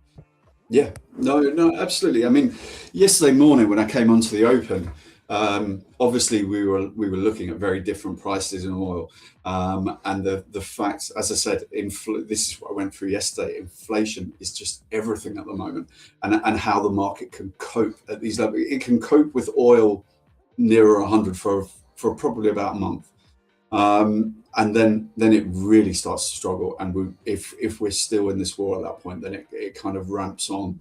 And the key thing I was kind of going through with Matt yesterday was the fact that what's going on here with this war, and this is something that happens all the time. And I've been through many of these, unfortunately, many of these situations over the 30 odd years I've been doing this, is the market starts to lessen the impact of the typical measures that we as traders look at.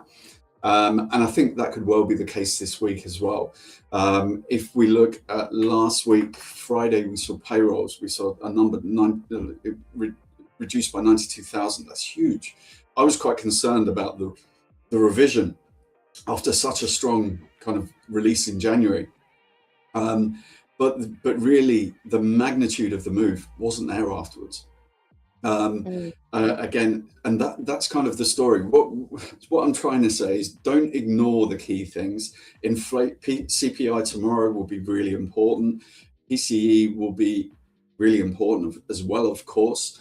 I'll go through them both individually in a minute, but the key thing is the fact that markets can quite quickly look past these sort of numbers, because what they care about at this moment is the developments. So it's just a bit of a caveat. Pay attention to the numbers, but perhaps don't get overly hung up and don't expect the magnitude of moves. The market will leap and move when there's no volatility, and it's been looking for that assurance. But really, does a hotter or a milder inflation number, in the scheme of things, when there's a war going on and oil's being driven and driving inflation insane, so for example, PCE we get tomorrow is the gauge of inflation in February. The PCE that we get on Friday is the gauge of, again, that inflation in January. So again, this is why the market kind of can quickly look past the numbers, because, for example, Friday's PCE number, if it comes out and it doesn't really matter, positive or negative, a significant amount from expectation. Again, what the market will quickly do is, okay, yeah, but that was January. It's not January anymore. When we're in a war. And that's how the market can see. And that was kind of the thing I wanted to warn against. So by no means am I saying these numbers aren't important, because they most definitely are.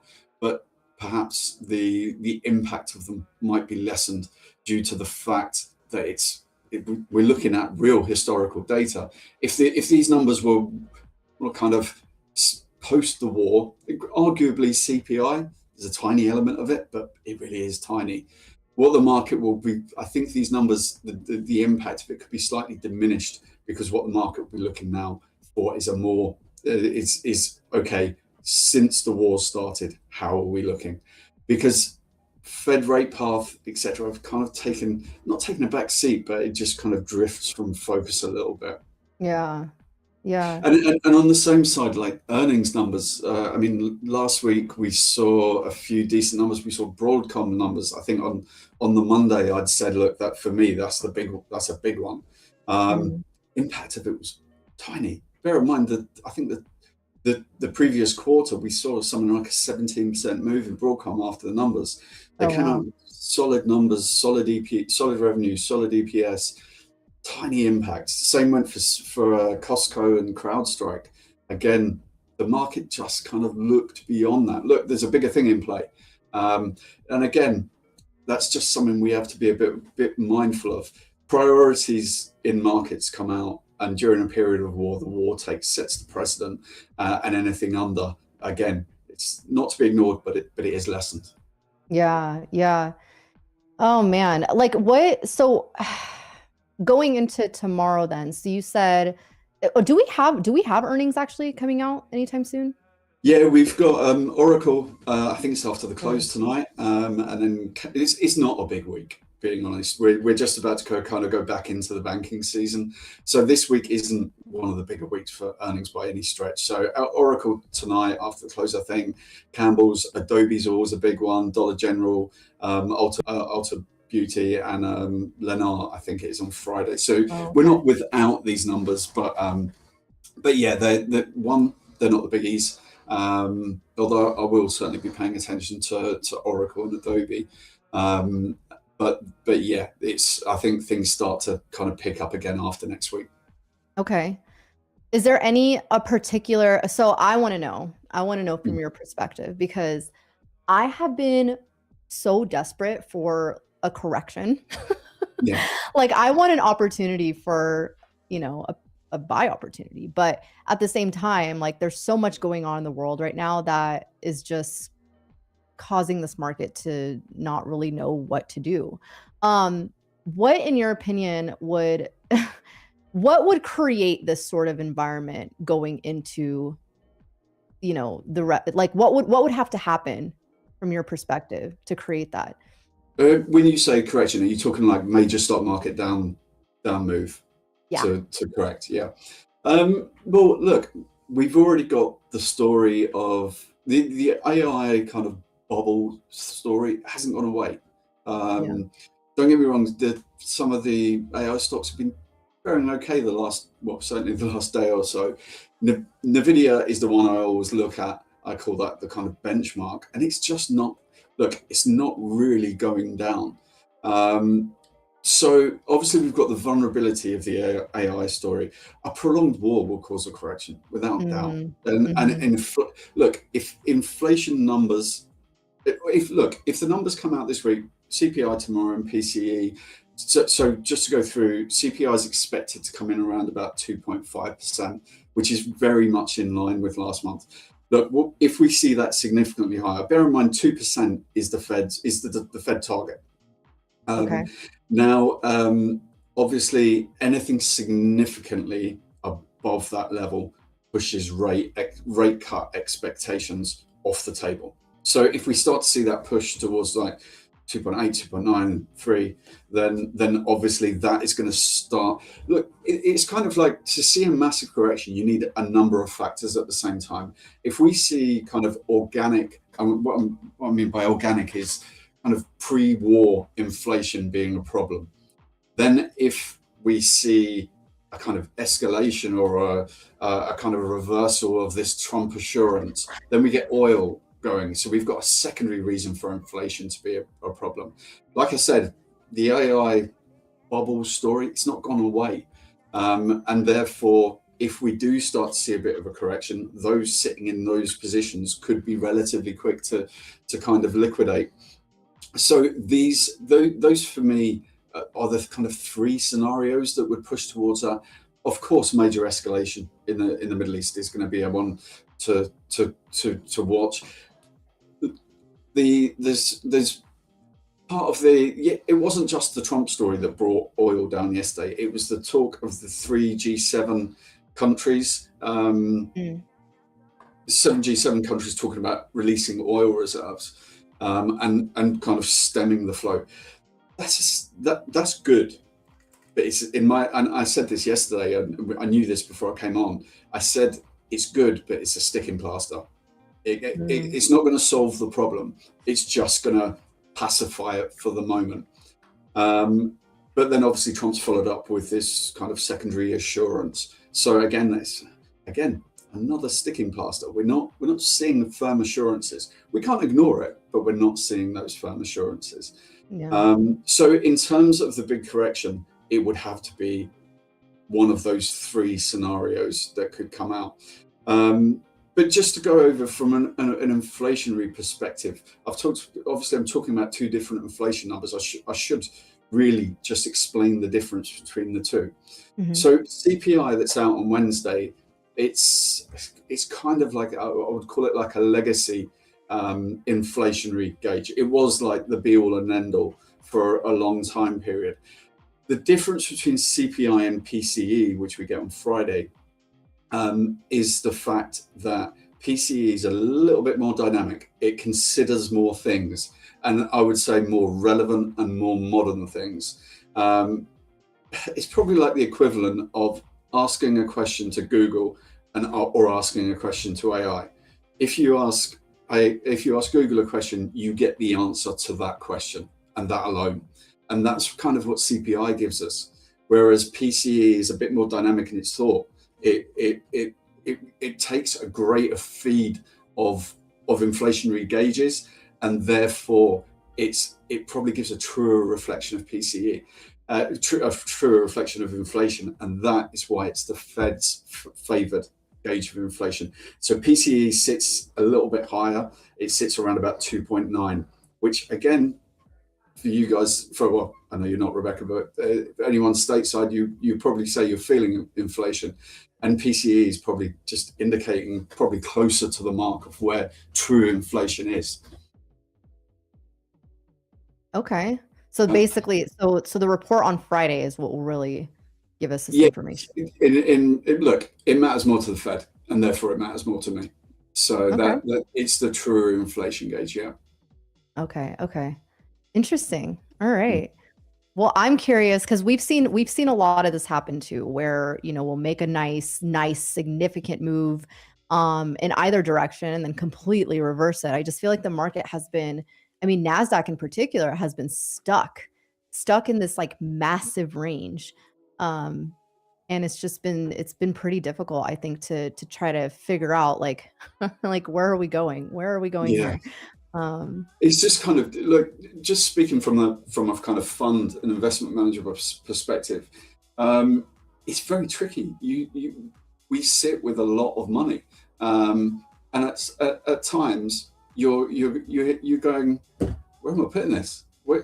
Yeah. What? There's the element of safety because you have a deed of responsibility to your clients to put their money somewhere that's safe, and of course, our aim is to return capital. And at times like this, it's not particularly clear. Again, you've got and this week is quite an interesting. I went through this yesterday. It's probably worth touching on again because it's kind of played out. Whoever's sharing charts, if you wouldn't mind just sharing a chart of gold for a minute. Yeah, yeah. Okay. I re-entered that trade at 80 there on NASDAQ. So I'll just leave that up because I'm break even on this trade. But yeah, let's pull up gold. You said gold? Yeah. Just Okay. like just a couple of weeks worth of gold. Okay. So Data, 4 hour that's all right. possibly. Yeah, that'd be great. Okay, so we're on the 4 hour here. Have it through end of February, basically. Right. I'm not seeing it on my. I'm not seeing it on the screen, but it doesn't. Basically, what I wanted to go through with gold. Now, obviously, we saw a correction in gold. Now, in people's heads, we're bred to believe in times of war, gold's your safe haven, gold's your go-to, and obviously, I'd imagine people are scratching their heads, going, "Why were we touching 4,000 the other day? Why would it do that? We're in the height of a war." But really, just to go through why we saw that correction, because I thought it was worth explaining why a typical rule was broken for a short period of time. And the move down and then today's move back up kind of helped to explain that scenario. So basically, obviously, gold is a safe haven. There's no getting away from that. It is a safe haven. But the appreciation of gold over this last, over a year now, probably 18 months, has come about because not just because of conflicts in Ukraine, Middle East tensions, and now Middle Eastern war, but also because of the rate path. Now, gold typically does well on lower interest rates. Okay, so what we saw in the last week, which explains the move back down from the highs of gold down to nearly 4,000, was the fact of there was two contributing factors, I would say. One, the fact that this escalation in the war would bring the fact that we are not seeing interest rates going down anytime soon. If things continue to maintain this path, it's very unlikely we see a cut in interest rates in the US this year. But also, if you consider the fact that I know the show is more US centric, but in Europe, we're going from potentially expecting the ECB to stay at zero for the rest of the year. Now it's very likely that we'll see 2 hikes from them. In the UK, we were expecting to see one, maybe 2 more cuts this year. Now it's probably looking likely that we see 1 hike this year. So things from an interest rate point of view have flipped. And that's part of the reason why we see gold, that I would say probably the majority of the reason for the correction in gold that we saw towards the tail end of last week and early on yesterday. The other contributing factor, of course, is the fact that obviously this goes across all forms of trading, whether it's retail trading, whether it's institutional trading. Unfortunately, at times we have to sell the good to fund the bad. And again, that's an element of gold selling we would have seen is the fact that the people having to literally sell their assets to either take the opportunity to get in to new positions or to fund losing positions. Yeah. So I think that's why we saw that shift in gold over the last like 5 trading days. And as I say, the fact that we've seen gold push on today kind of underscores that in the fact that, hold on a minute, if gold isn't, if oil isn't going to keep appreciating and it's coming off, maybe the rate cuts in the US are back on the table, and suddenly gold goes away again. Goes up again. But yeah, I just thought that worthy of just going through as to why it's kind of broken the normal thought process of gold trading. Are you a long-term gold holder? Sorry, I got both. Sorry, we have so many questions at once. So I know Rebecca is really into trading gold. And so I was just wondering if you're a long-term gold holder. Yes. But then Rebecca's with me. Yeah. No, I am. We are. We kind of have to be, because obviously in the fund investment management space, we're trading large volumes of money. We have a responsibility, as I said, we have a responsibility to investors. So we're trading our faces off and trying to make money, but we also have things like gold. There are insurance policies. I won't go too detailed into it, but we trade the VIX. We have options in the VIX. This is money that we hope is a waste of money, that we just put on, and we don't want them to come good. But just going back to like trading through COVID, my God, these things, they bailed us out beyond belief. And whilst the majority of our portfolio looked pretty grim, because everything looked grim at that time, suddenly we had these shining lights, these things that we were putting on that we hoped and prayed that we'd never have to use. But these are our micro insurance policies that just kind of keep things steady. Because obviously our job is to be smooth. Our clients don't want to see P&L that is doing this at all. Even if it ends at the end of the year in a nice positive position, the heartbreak of all this through, what they want to see from us is steady. Pullbacks are going to happen, and we accept that. But these kind of gold insurance policies, VIX insurance policies, options that we use, they help mitigate the downsides. So of course we're still going to have downsides, but these are the things that we put on to just hedge against that. Yeah, you kind of have to, right? Yeah. I don't know. I mean, I just recently got into this whole gold trend, since everyone and their mom has been doing it. But Rebecca, I know, has been involved in this way more than, I mean, I have at least, but I think it trades clean. I resolutely do not trade oil. I will not trade oil. Really? No interest whatsoever. Why is that? Because it's not clean? Just because of the contributing factors to it. Even in ordinary times, we're reliant on OPEC. When you trade like a currency or an asset, if you're trading a single stock, you've got a board that's appointed with and they have responsibility for the safe keeping of that company, and they should be employed at a level where we can rely on that. When you're talking about a currency, you're looking at a central bank. Again, these guys are super smart. Their job is this price stability of their own currency. When it comes to oil, you've got a load of very rich egos making the decisions, and they will put their own best interests in front of everyone else's. So I don't feel that it's a level or easy playing ground. And for that reason, I don't trade oil. Whereas gold, I think is relatively tradable. I think it charts well. I think it trends well. It can properly move. Don't get me wrong; it can be boring as hell at times. But that's life. Not recently. Not recently. If you go back to early last year, obviously we started to have the spike sort of September 24. August, September 24. and then we had some very flat times. And obviously it's easy to say, but we were in it quite early and just kind of rode it up.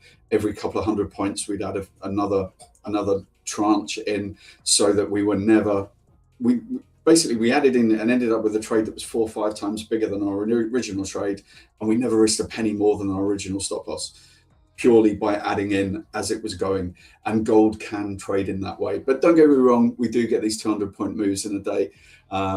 So for now, our trading is very much kind of like our stop loss is a long way away. But look, I'm trading it in a different way.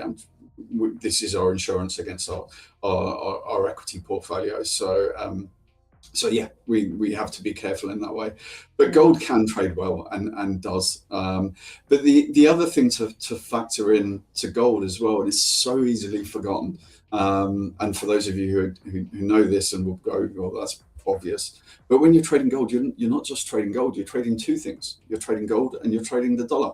And again, that's another factor that we have to consider. One big thing that I would say we've seen over the last 14 days is dollar coming back to the reserve currency of choice. And there had been talks that Trump was kind of muddying the waters with a global perspective of the dollar. But that's kind of been, that thought process has been unwound because the dollar was a massive flight to comfort over the last 2 weeks. So yeah, we obviously, when we're trading gold, we have to be very mindful of what's going on with the US fundamentals. Oh man, yeah. I'm still getting used to it. I'm still getting used to the volatility. Yeah, I don't know. I don't know if I'm You do like nothing and then yeah, right back no, to exactly. Yeah, and I made the mistake of like going in just with minis. She did 6 minis her first gold trade. $600 a fine point. for She me, was but like, yeah, that was scary. I was like, I'm up like $2,000 in like 1 second. I'm like, what's happening? Oh god, yeah. So I learned my expensive games at the moment. Yeah. Yes. Now, how have you guys been getting on with your trading over this? Oh, it's been There's a smile there. Smiles and tears. No, I'm just kidding. Yeah. I actually entered so I have 2 personal accounts that I'm trading right now. One is like a challenge account that I have like specific kind of rules around it. And then I just recently opened my own because my goal for that is to inject it with a percentage of kind of what I'm pulling out of retail trading and to continue to see that grow and act as more of like a savings kind of account as opposed to like a very rigid rule-based. I mean, it is still rule-based, but I have like a specific percentage and whatnot that I risk on my challenge account.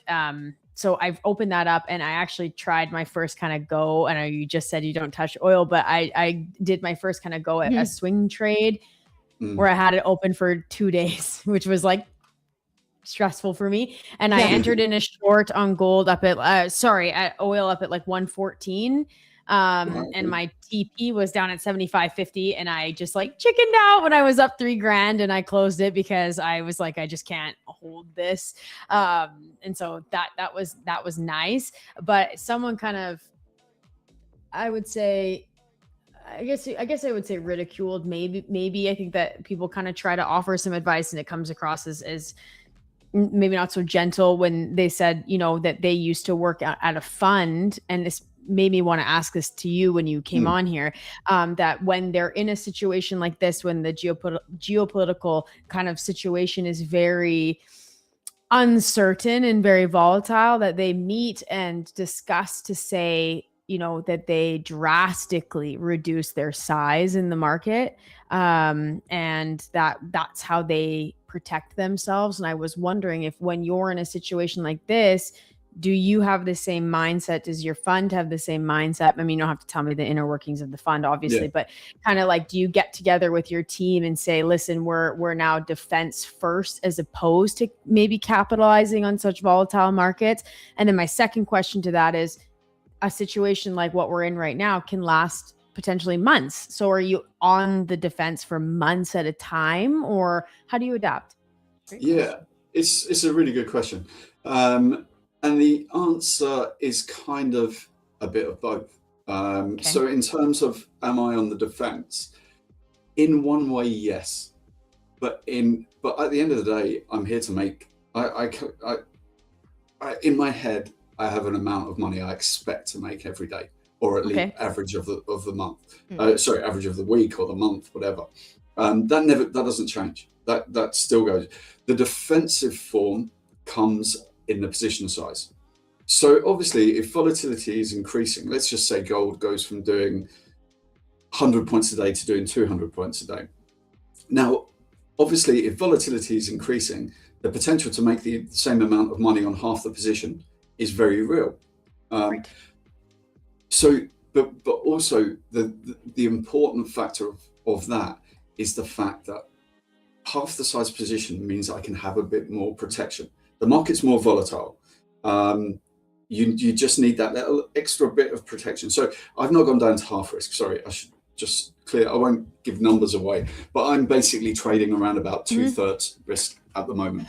So that means I've just scaled back things on that respect. In terms of how much money do I risk per trade, absolutely unchanged. I still risk the same amount of money per trade.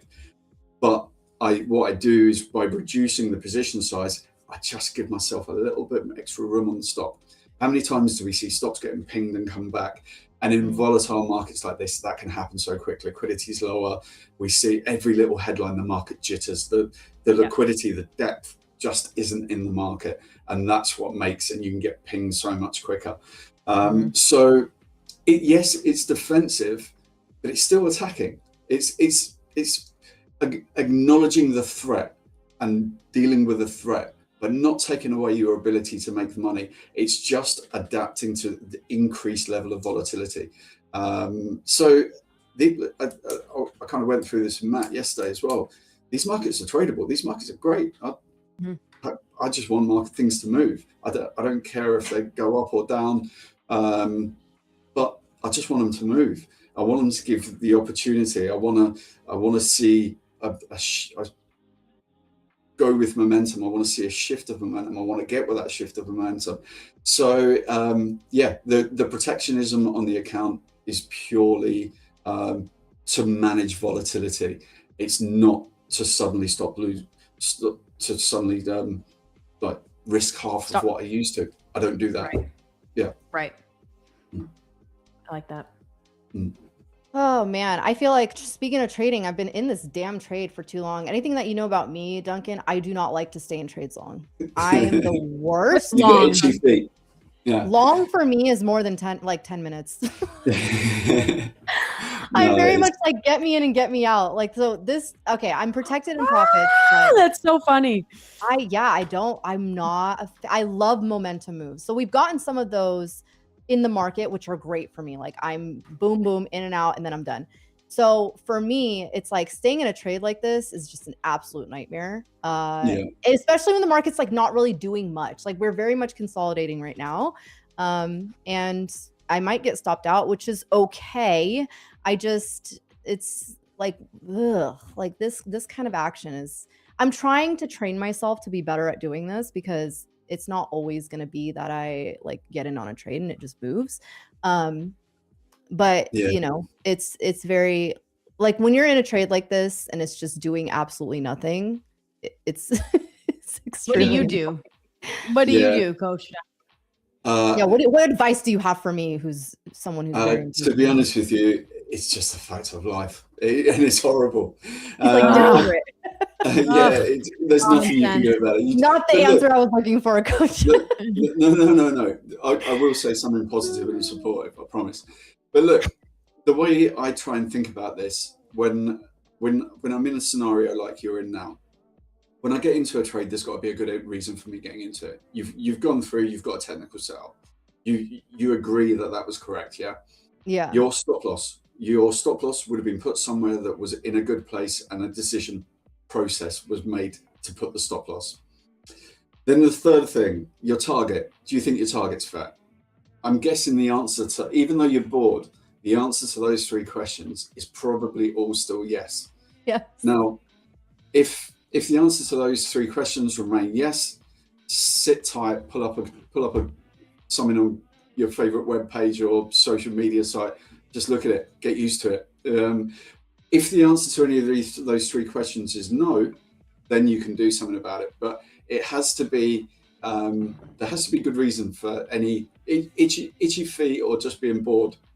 You've always go back to your primary reason for the position. And True. like I say, if nothing's changed, then just be patient. And patience is horrible. I mean, my background, my first 20 years was in as an FX trader. So I learned patience the hard way, because obviously I was trading a 24-hour market. But when I went home, bank rules were I wasn't allowed to touch my position. So the worst thing is when you're sitting 10 points from your take profit on a 200-point move and you can't act on the trade. And you can't just go, oh, just take that. You're sitting there going, please give me these 10 more points. And then suddenly the market goes up and you're like, you're not sleeping. But the law was that I wasn't allowed to touch the trade. Or, sorry, the bank policy was I wasn't allowed to touch the trade. Obviously, a lot of that has changed since, but it kind of got me used to this horrible status of sitting there waiting. And yeah, it was just horrible sometimes, especially when you see it reverse from being that close to your take profit as well. Pure torture. That's happened to me, I think, a good handful of times this week. I think it actually happened on the same stream, and I want to say it was yesterday. No, yeah, it had to have been yesterday because yesterday was Monday. And it was literally like the same sort of thing. I'm trying to sit there, watch the trade. I had to take profit, and it literally came within a tick. It came within a tick and just reversed. I was like, no. But I get it. Like, you have to train yourself to go through that hell and that pain and, you know, allow the trade to work out, which is what I'm trying to do right now. So I have my invalidation points and my stop is in profits. But it's, yeah, I'm just like, all right, we might be in this for, I think I've been in this for, it's really not that long. It's really not that long. My average hold time is like 7 hours. Really? Like that's great. okay. Lord, no, Yeah. that's basically a swing trader in my opinion. I mean, I guess, yeah, because I guess like, so Duncan, with my trading, it's I've switched. I used to be definitely like a VWAP trader, and I would look for breaks and then get out quickly. But now I've switched to I look for like the key levels on the chart, and then I usually, since I'm trading gold, I put in my limits at the Asia Open, and they could get hit right away, or they don't get hit at all until London when I'm sleeping, and I can be in a trade for 4 or 5 hours overnight, and I'm sleeping soundly, and I have no idea that I'm even in that trade. And then I have my stop losses and my take profits in place, which has only screwed me once, and that was last week. That was last week, and that was a big ouch. But it's so I could be in trades for a long time. Yeah, good for you. No, it's, look, at the end of the day, look, when I was doing, first time I really, and this is going back decades now, but the first time I really sat down and looked at what I was doing, I used to have the thrill for me of having a big position. Short term was huge. I loved it, absolutely loved it. But when I looked at my stats, when I hold trades for 2 to 3 days, that is when I am at my best. And looking at my trading on the short term, basically I was breaking even. It was small up, tiny bit up. But my 2 to 3 day trades were really good. And it's heartbreaking to go, I've got to leave you, friend. You're the most exciting thing that makes me enjoy my day at work. But you're no good for me. Or, you know, it's not that they weren't good. They just weren't as good as they could be. And then I had to just attribute the risk I was giving to these exciting trades to the ones I personally classed as boring. But ultimately, at the end of the day, what's most exciting is being right and making money. And therefore, I had to ditch my friends and move to to what I was good at. Man, I think I've asked you this before. I'm sorry, I can't remember. When you're in like I would swing trade 2-3 days, right? Do you move your stop to break even at a certain point? Yeah, I'm really, really active on in trade management. Okay. I would actually say it's I know why Rebecca's asking this question. look, no, you don't. I have a rule. My trade never goes. So when I enter a trade, my minimum risk reward ratio is 3-1. So I'm always looking to make a lot more than I'm risking. Always. Yeah. Obviously, that sounds really cool. I was looking for a 3-1. Hugely restrictive. Hugely restrictive. It means opportunities are presented to me far often. Sometimes I get a great indicator to get into a position, and I'm looking at the stop, I'm looking at the target. They don't marry up, and therefore I have to just be prepared to walk away from that trade. That's the downside of a 3-1. But because I'm using such a high risk reward ratio, obviously once I'm kind of 70% towards my target, if I haven't moved my stop loss, I'm risking an awful lot of money to make not very much in that moment. Right. So the way I tend to manage that is what my in-trade management never falls below 1-1. So what I mean by it, using your example a minute ago, when you said you were a pip away from your target and then it reversed. If I'm a pip away from my target, my stop loss is a pip above where I am now. So I will literally, as I move towards my target, my stop will be trailed behind it. Now, initially, for the first 50% of the move, I try not to touch it. I try not to kill it. And on a 3-1, that's kind of that's not really affecting it. But when I get into that top percentile, when I very, very, very, very rarely take profit. The only time and if you look, take profit early, you mean? No, actually hit my take profit level. Very seldomly. Okay. Oh, interesting. Okay. Yeah. Okay. So basically, but that doesn't mean to say I just quickly get out. But what I mean by that, the more often than not, when I hit a take profit, I'm probably a sleeper off the desk, because I will use this process of trailing my stop loss right in. So I'm either stopped out but heavily in profit, or if I'm a pip or a few pips away, if I've been looking for 200 pips on gold and I'm 3 pips away from it, I'm sure you have the same saying in the States: don't be a dick for a tick, and just take the money off the table. But that's fine if you're looking for even 50 points or something like that. If you're that close to it, you can afford to do that. That changes significantly if you're scalping and you're risking 2 points to make 3 points or 4 points. Suddenly taking it a few pips early, it cannot compute. But when you are kind of more swing trading, taking it a little bit early. So like I say, when I get close, I'm either trailing my stop loss. So I'm I'm so protective of profit made. Because I feel can that. I feel that. Yeah. I can take being wrong. Being wrong's fine. It happens. It does happen. Yeah. What I hate more than anything else is being right and then being an absolute clown and giving it all back. That for me, that's when I want to I'm very upset with myself, to put it politely. It's a hot topic. To quote definitely... Nick, to jump off the bridge. You go to quote Nick. You find your nearest bridge. Yeah, no, absolutely. So but yeah, it's position management in trade risk management is really, really important, I think. Yeah. Can I ask a question, Mary? You were going to ask a question, so I'll let you go first, and then I have a question. Oh no, I wasn't gonna ask. I was just gonna say it's a hot topic because like this is something where it's like, do you stick to your plan and just let the trade happen?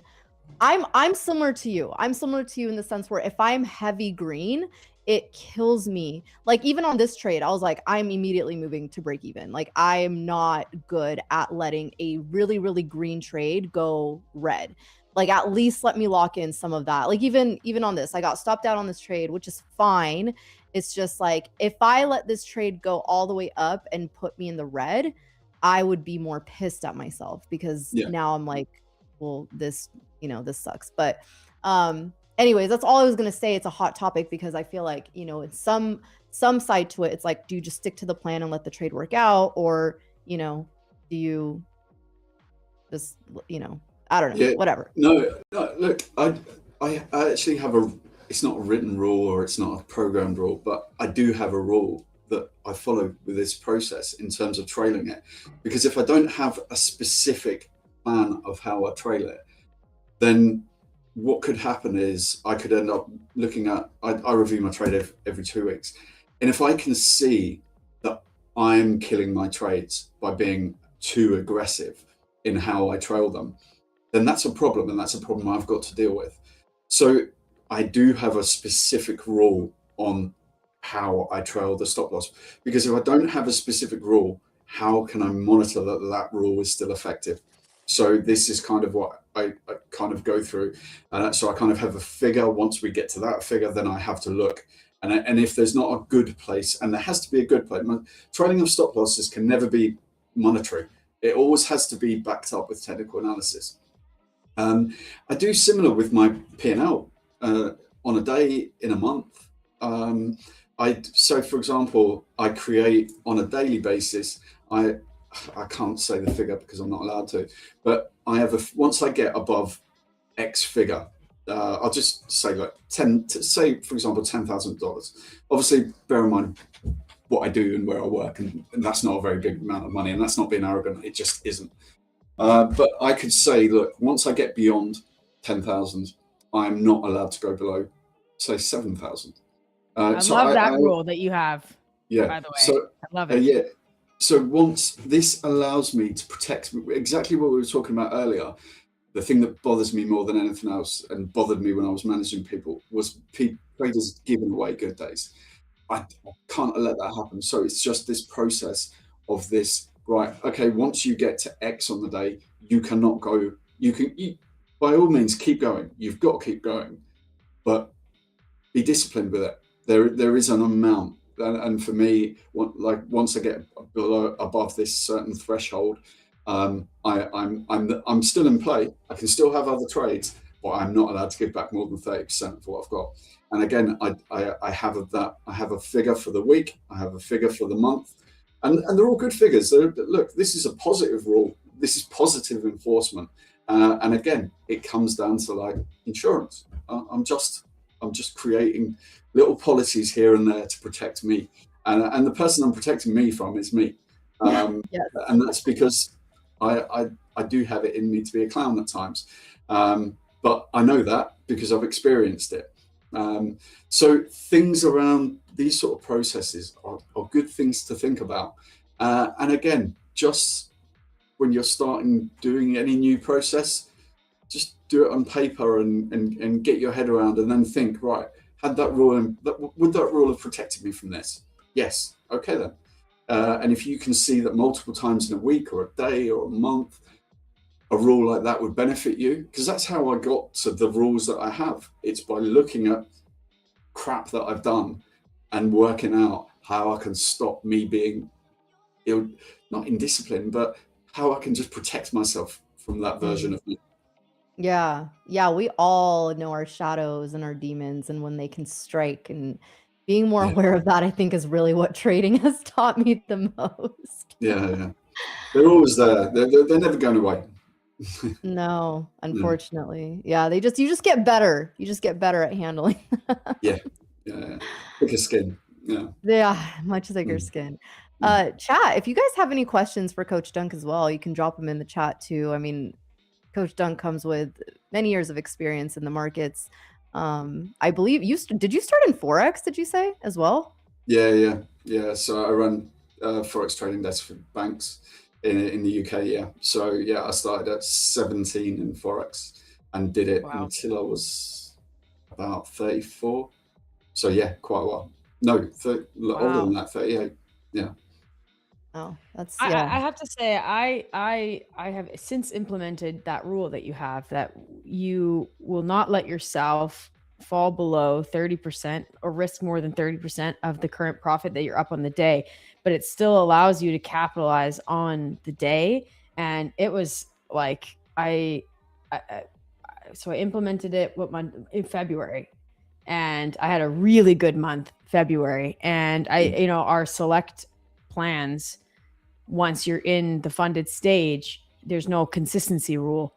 So Right. you are able to capitalize on those good days, and gold was great. And the tranquility that comes with trading, knowing that you're up on the day, you're not going to end red on the day, but you're still allowing yourself to have an even better profitable day, was amazing. I had a great month. And I think that one of the reasons is because I implemented that rule into my trading. And actually behind the scenes, I messaged you and we spoke about rules and trading a live account. And you said, which I thought was incredible, to sit down and write out 10 rules that you're not going to break. And I'm like, wow, that really causes some like what's the word I'm looking for? Introspect, introspect, right? Because I'm like, 10, I have to find 10 rules that I consistently break, that consistently prevent me from moving forward in my trading. And it really makes you get into the nitty gritty of what you're doing. That's what's the word I'm looking for? When you're oh my gosh, I'm having a brain fart, where you're stopping yourself. You're preventing yourself from, what's the word I'm looking for? Preventing, blocking, restricting. Oh my gosh. I can't even believe it. It's on the tip of my tongue. I feel that. You're stopping yourself from moving forward. You're sabotaging. Thank you. Yes. You're self-sabotaging. Thank you. You're self-sabotaging yourself in ways that you don't even realize. And yeah, one of those rules was that it was to not risk more than 30% once I'm up in the day, but therefore allowing myself to make more money. And it really, really helped me. So I have to say thank you That's good. for coming on I'm and saying pleased to hear that. that. But it's just it's literally, it's just like sports. When you're in form, and you things will come easier. You'll try things that you would have been a bit more respectful to the market before, but you can afford to do this. You're still, as long as you're still following the rules. So yeah, it's never a case of, and I never did this to my traders when I'd never say stop trading. Never tell someone to stop trading. Again, because in that moment you're saying, you've done better than I think, and I don't think you can do any better than this, and you are definitely going to lose it all. But whereas if you say to them, look, you're on a really good day, let's book 70% of that. I think you're in good form. Take 30%, have a go, but you're kind of not crushing them by going, look, this is as good as you're going to get, but you're still giving them the opportunity. And some of my look, this is how you have best days, because you're in form, you keep it going. But we have to expect good days are few and far between. Locking in a good day is so important when it starts to happen. Oh man, I know. Look at you're back in. I'm back in. I'm back in. I'm in an oil long too, actually, in my personal, and I think I might close out of it, to be honest with you. I'm up $700 on it, and in my personal, that's like 700 US. It's almost 1,000. That's great. That's amazing. It is great. It's nice. Yeah, I think I'm gonna close out of it. I'm gonna close. Nice. So on the day, I was up on the day, and I took another one, not risking more than 30%. So my daily P&L is 1750. Nice. Excellent. Well done. Thank you. Let's see if they finally get us to get this flush here. I have my order sitting at 67.75. So I'm just there it goes. There it goes. Oh, yay. There you go. All right, finally. Yay. I am so over this trade. The fact that this is what I mean, coach. This is what I mean. Like, it literally like the thing with NASDAQ that's so frustrating, I say this all the freaking time, is you have to give it so much room in terms of your stop placement. Like, I'm not kidding. This is where I got stopped. Right? No. Right there. Right? Like maybe a little above it. And then it just did all this. So it's just like, when you look at things like that, you're like, dang, I did get back in just based off the price action and what I saw on book maps, but I was not an easy trade for me. But they're never easy. I guess they're never No, easy. no. Honestly, after all this time, it never gets easy. You have moments where you think, I'm really good at this. But yeah, they're not overly frequent.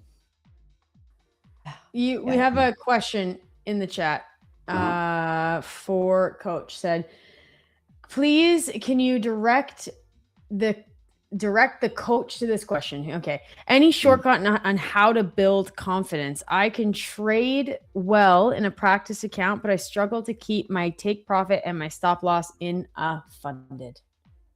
In a what, sorry? Funded account. Oh, right. Okay. Well, look, these are the easiest words to say, but what you do on paper and what you do in real life are exactly the same thing. And that goes for whether you're trading a £2 billion account, a $10,000 account, or a paper account. Really, you're doing the same thing. The fact that you're struggling with them, perhaps that if you're consistently making money on paper and not doing it on a live account, are you doing it in the same way? Are you showing the disciplines? I can't say that you're not, because I don't know you, I've not seen your account, but people do just react differently. It's just a case of trusting the process. If something works on paper, there's absolute, and believe me, when I look at a new market or a new way of exploring a market, I genuinely do paper trade it, and I will only invest in it with my money, clients' money, when I've proven that it works, and therefore I'm quite confident going into it. I think a lot of it comes with the psychological steps, and again, but that's normal. There's nothing wrong with that. But just stick to your process, stick to your plan. In terms of what you did in paper trading, there is zero reason why it is. There's this conspiracy on brokers stopping you out. The market's the market, whether it's paper trading account or obviously slippage can be a little bit different, of course. But really, the process of decision-making process, the process of target making, the process of stop loss decision, they're exactly the same. So just trust and believe in yourself. If what works in paper, there is really no reason why it shouldn't work. And then just be consistent between the two, and don't get overawed with the occasion of it being live. I feel like I really like that. Sorry.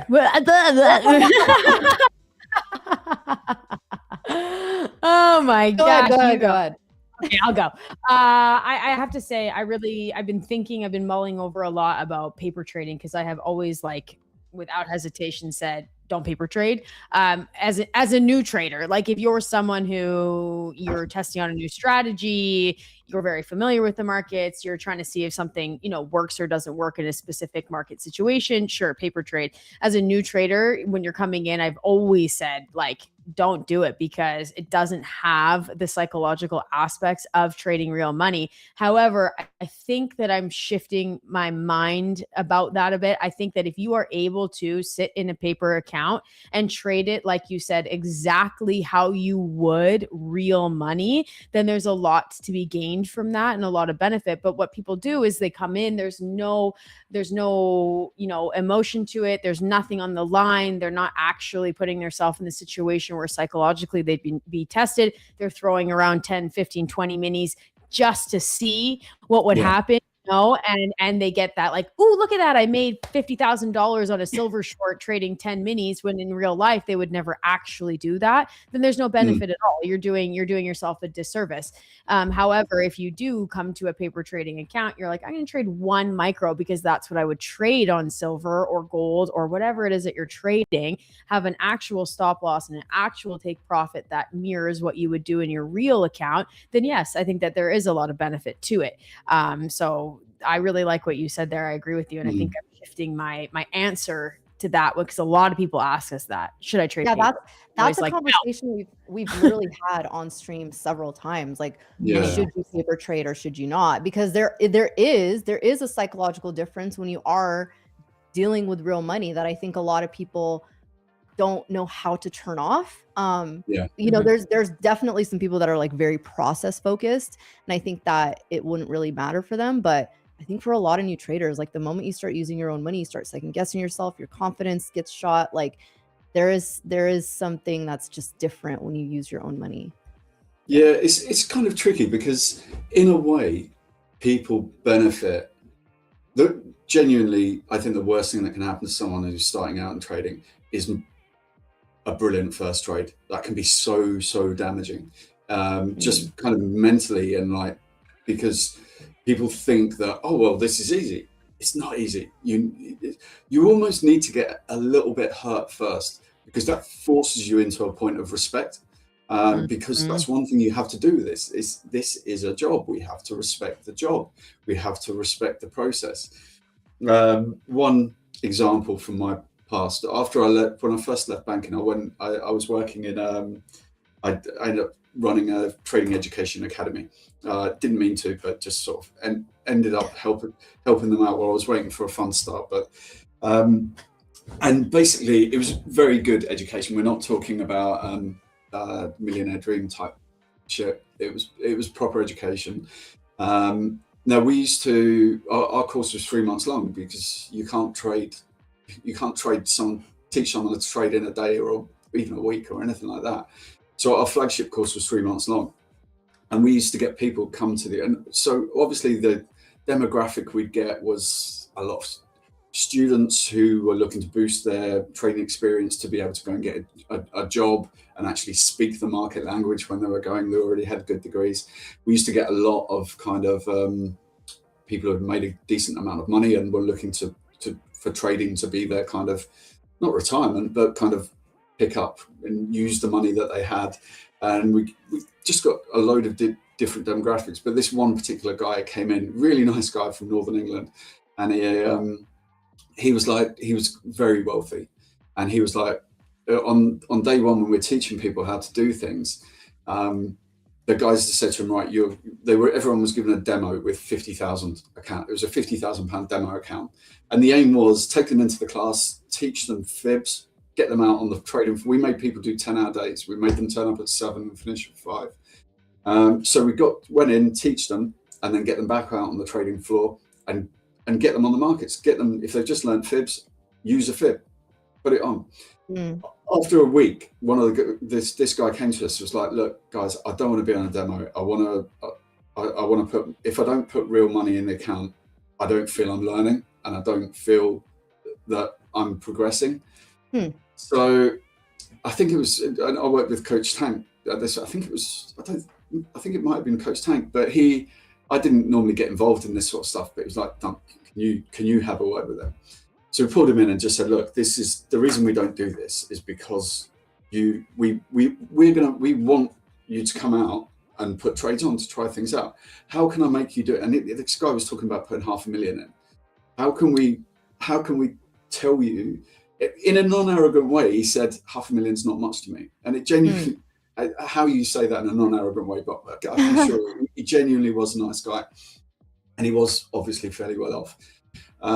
But we just sort of said, look, no, we actually don't permit you to do that, because you're not ready. You're not.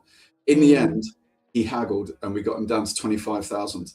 And then second day, he forgot about oil inventories on an oil position, and ended up with $3,000 left in his account.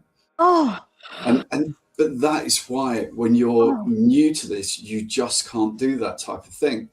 Do you fire them if that happens? He was a poor student, so I can't fire him. I would have fired him. He was who? He was what? He was a student. He was there to learn. Oh, right. Okay, right. Okay, but you would have been like, see you later, if that was like a trader on your floor.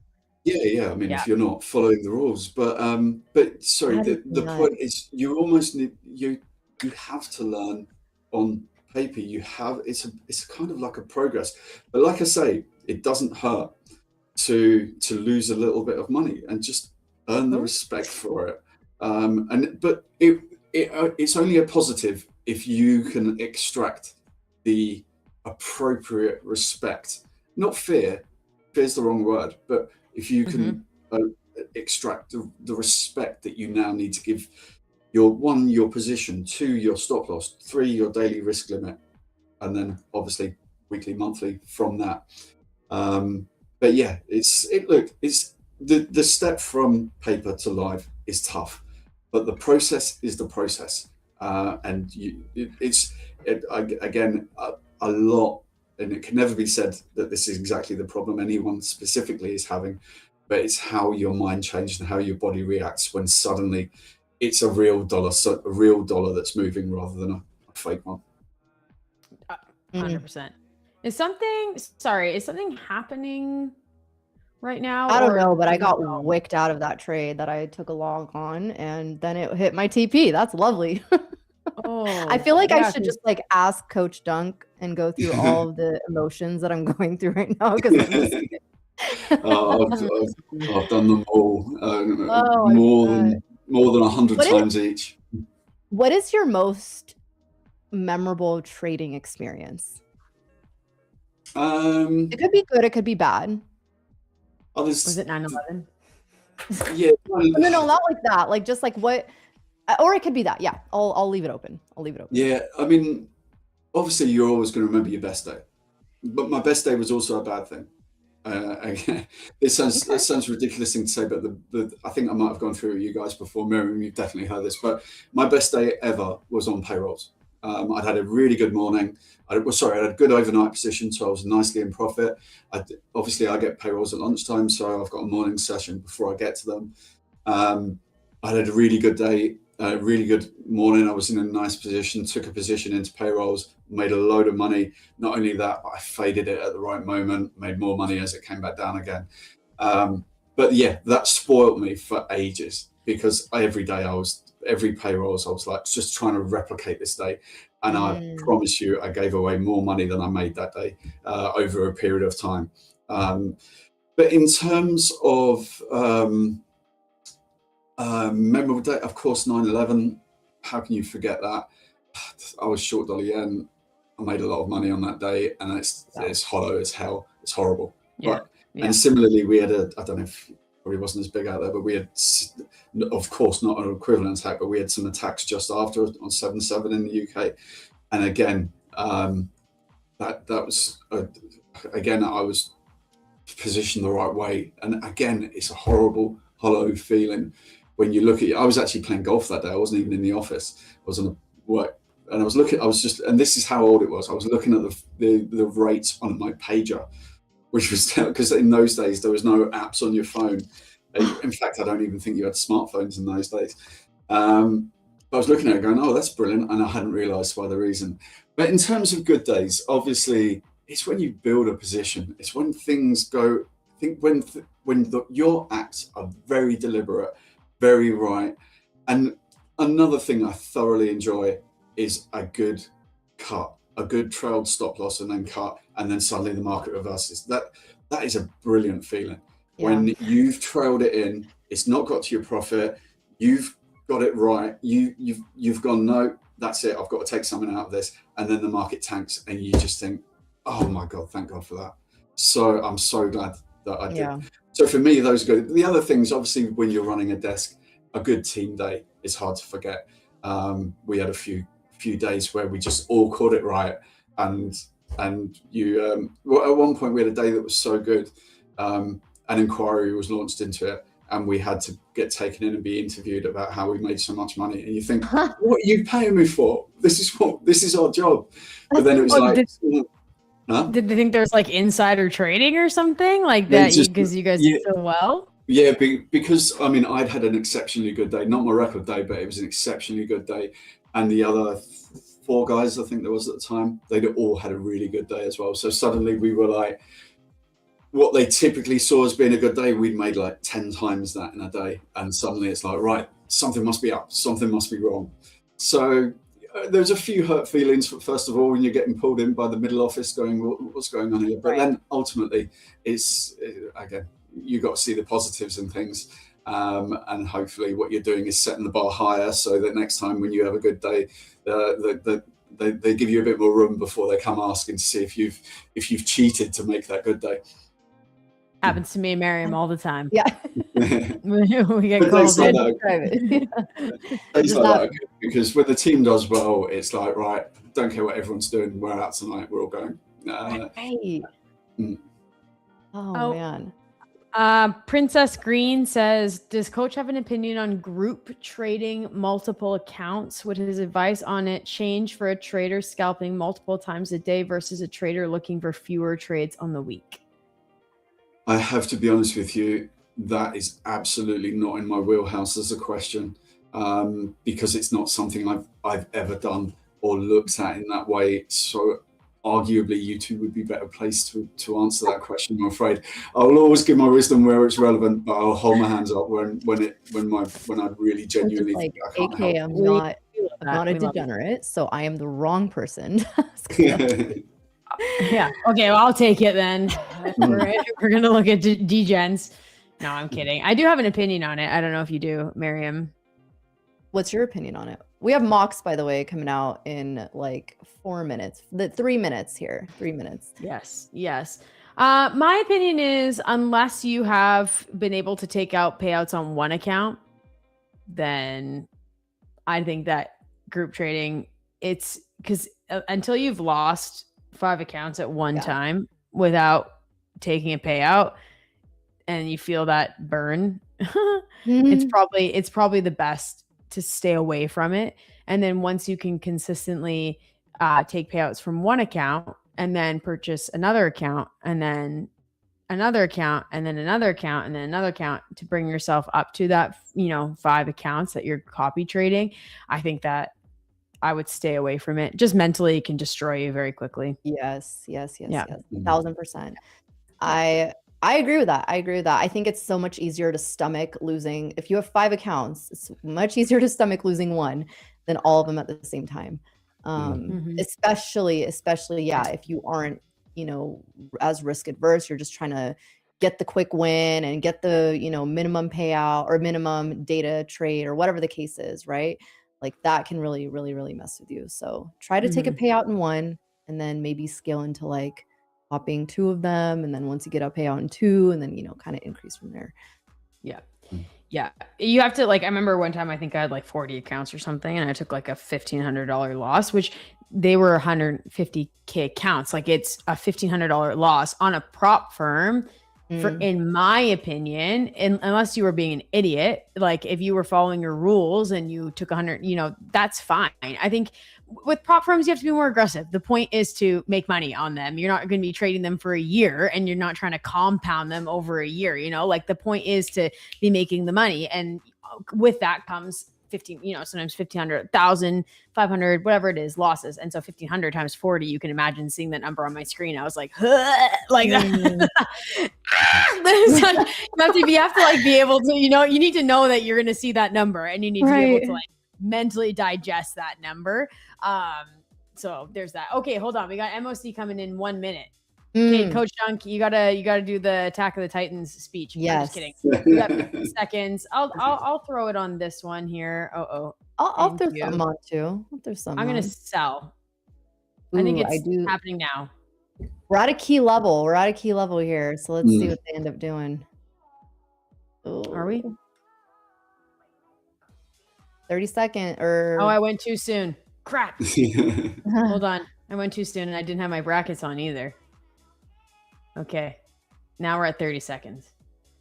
Oh boy. Here we go. 1 minute chart. What do you think, chat? Huh? How am I on? I'm on a 45-second chart. Hold on. I didn't even know that 45 seconds is frick insane. I'm on the wrong chart there. Oh, there it is. They're holding this level. Oh, but I think they're gonna probably Let's sell. I'll sell. I Let's will see. too. Oh, all right. Got it. Nice. That didn't really help me much. What the frick?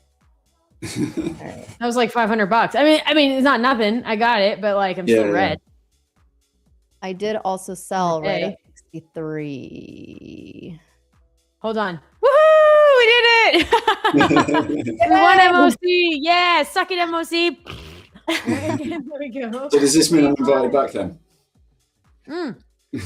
Yes. You would be invited back even if we lost. Yes. Yes. Ooh. Cool. All right. I think that, you know, no offense to me and Nick, we're entertaining and it's fun, but like it is nice having someone come on who, honestly, someone said it in the chat, you're locked in. And I think that and you know, you said before, you can't not be, you lose your job. Yeah. Right. We if we're not locked in, we're like, we have to go to bed at night going, fuck. You know, like I broke my rule. And then you wake up the next morning and you're like, I don't know what it is. Goldfish. We have like goldfish, maybe not you, Marion, but me, goldfish memory. I wake up the next morning and go, let's do it again. Yeah. You know, like, we're going to do it again. Not break the rules, but like I'm back in the charts and we're going to do it again. And the real Luca, press the live button on the stream. If there's that much of a delay, press the live button to bring yourself up. But like you said, you can't not be. You lose your job. And then when you lose your job, all the other firms know that you were the one who lost your job. And there you go. You're not going to get hired again. And I think it's nice to have this perspective of like, you absolutely cannot break your rules under any circumstances. I remember like walking away from the last time we had you on stream thinking, man, I got to freaking lock in. What am I doing here? Yeah. And so it is nice. It's really nice to have that breath of fresh air. It's just a case of, at the end of the day, it's a job. And we've got to be respectful of our job. We've got to be respectful of the rules of our job, and we've got to be respectful of the market. So, you know. Yes, it's true. I did have a question for you. So I don't know if you saw, actually, I don't know if it's like public knowledge or anything like that, but there is the opportunity to get our kind of series 3, and I've been humming and hawing over it of getting it.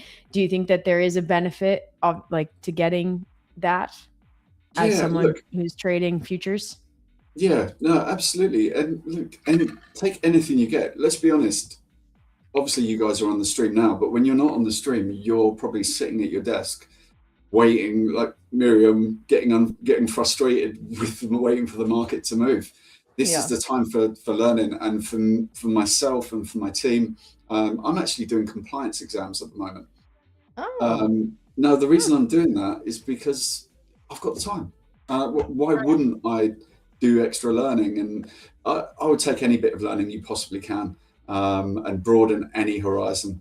Like I say, compliance isn't my dream, but again, what's the harm? If the more I know about it, the less I'm likely to go wrong by doing anything. Firms pay for it. So again, you're bettering yourself.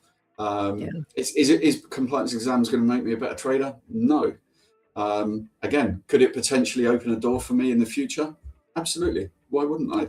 I do that. So any type of I think the series 3 is not hugely long, is it? So I would definitely recommend doing it. Yeah, it's an interesting one. I think it really depends on like what your goals are too. I mean, I know that there are some compliance things with being, for example, like having a presence on social media or something where you have to make sure you're not like you're very explicit about saying things like, this is not financial advice.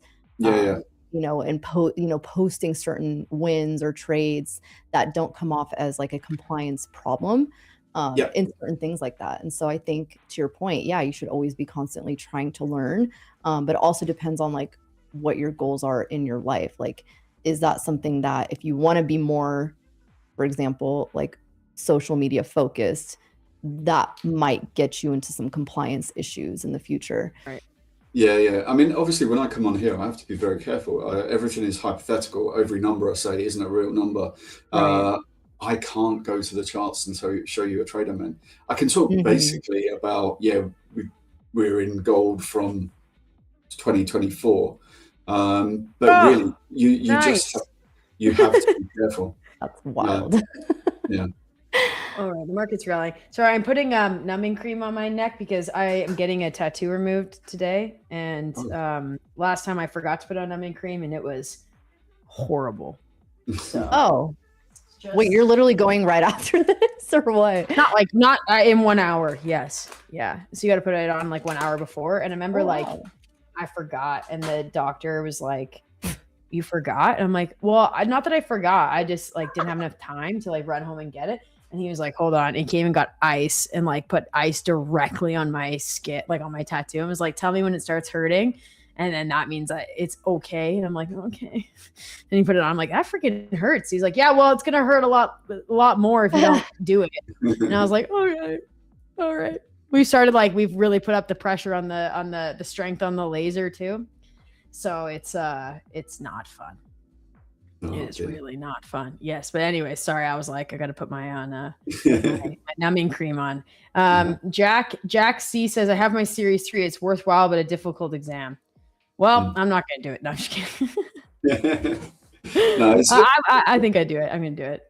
It's certainly worth you'll learn some things you didn't know before by doing it. So it's most certainly worth doing. I'm always open. I think what's that saying? The more what's that saying? It's like the more you realize you don't know, the more you don't know, or something like that. Or the more you think you know, the more you realize you don't know. Something like that. The Dunning-Kruger effect. Wow, look at you, Miriam. Oh, it's the only what reason effect? I know that is because I feel like I talk about it so much. I learned about this like when it comes to trading and getting really into anything getting into anything for the first time. It's like you get into it and you have all this confidence because you don't know what you don't know about it. And then you start to actually learn more about it and you get to this plateau where I think they call it the valley of despair. Because now you're in this position of, oh crap, I'm now in this realm, this new industry, this field that I thought I was confident about, but there's actually so much to learn. And then you start feeling like I said, they call it the valley of despair because now you get overwhelmed by all this information and all this knowledge that you're like, how am I ever going to get good at this? And then eventually, some people start to kind of get out of that. Some people quit right then and there. But yeah, that's how I know it's the Dunning-Kruger effect. Look it up. Dunning-Kruger effect. Yeah. Wow. Thank you. I actually heard that being used on a TV program I was watching on the way home on the train tonight, and I had no idea what it was. So you've explained that to me. Wow. Oh, wait, what is it called? Miriam for president. No, you nailed it. Dunning-Kruger effect. I thought you said someone on the train described something differently. No. It was a TV program. Crappy. Oh. It was actually a trading TV program. Industry. It's awful. I don't know if you get that in the States, but it's about trading. So I watch it just for anything to do with trading. I have to see just so I can pick holes in what they're saying and doing. What do you do outside of trading, Coach? Like, what is your non-trading go-to thing? I've got kids. It's just kids. So How many do you have? I have 2. So I have my daughter's 13 in a couple of weeks, and my son is 17 in a month. So now that you look at him being 17, and you said that you yourself you were trading at a bank or a manager, at 17. Yeah. Could you, now that you see him at 17, you're like, wow, honestly, being that young, what was I doing? I cannot tell you how tough life for me was as a 17-year-old on a trading desk. It was a completely different world. It was a non-PC world. I remember walking home when I got home at the end of my first day, my mum was like, how do you think it went? I was like, awful. I got called all the worst words, and it wasn't even just it being the worst words being said at me. They were really meant, and when you think this is awful.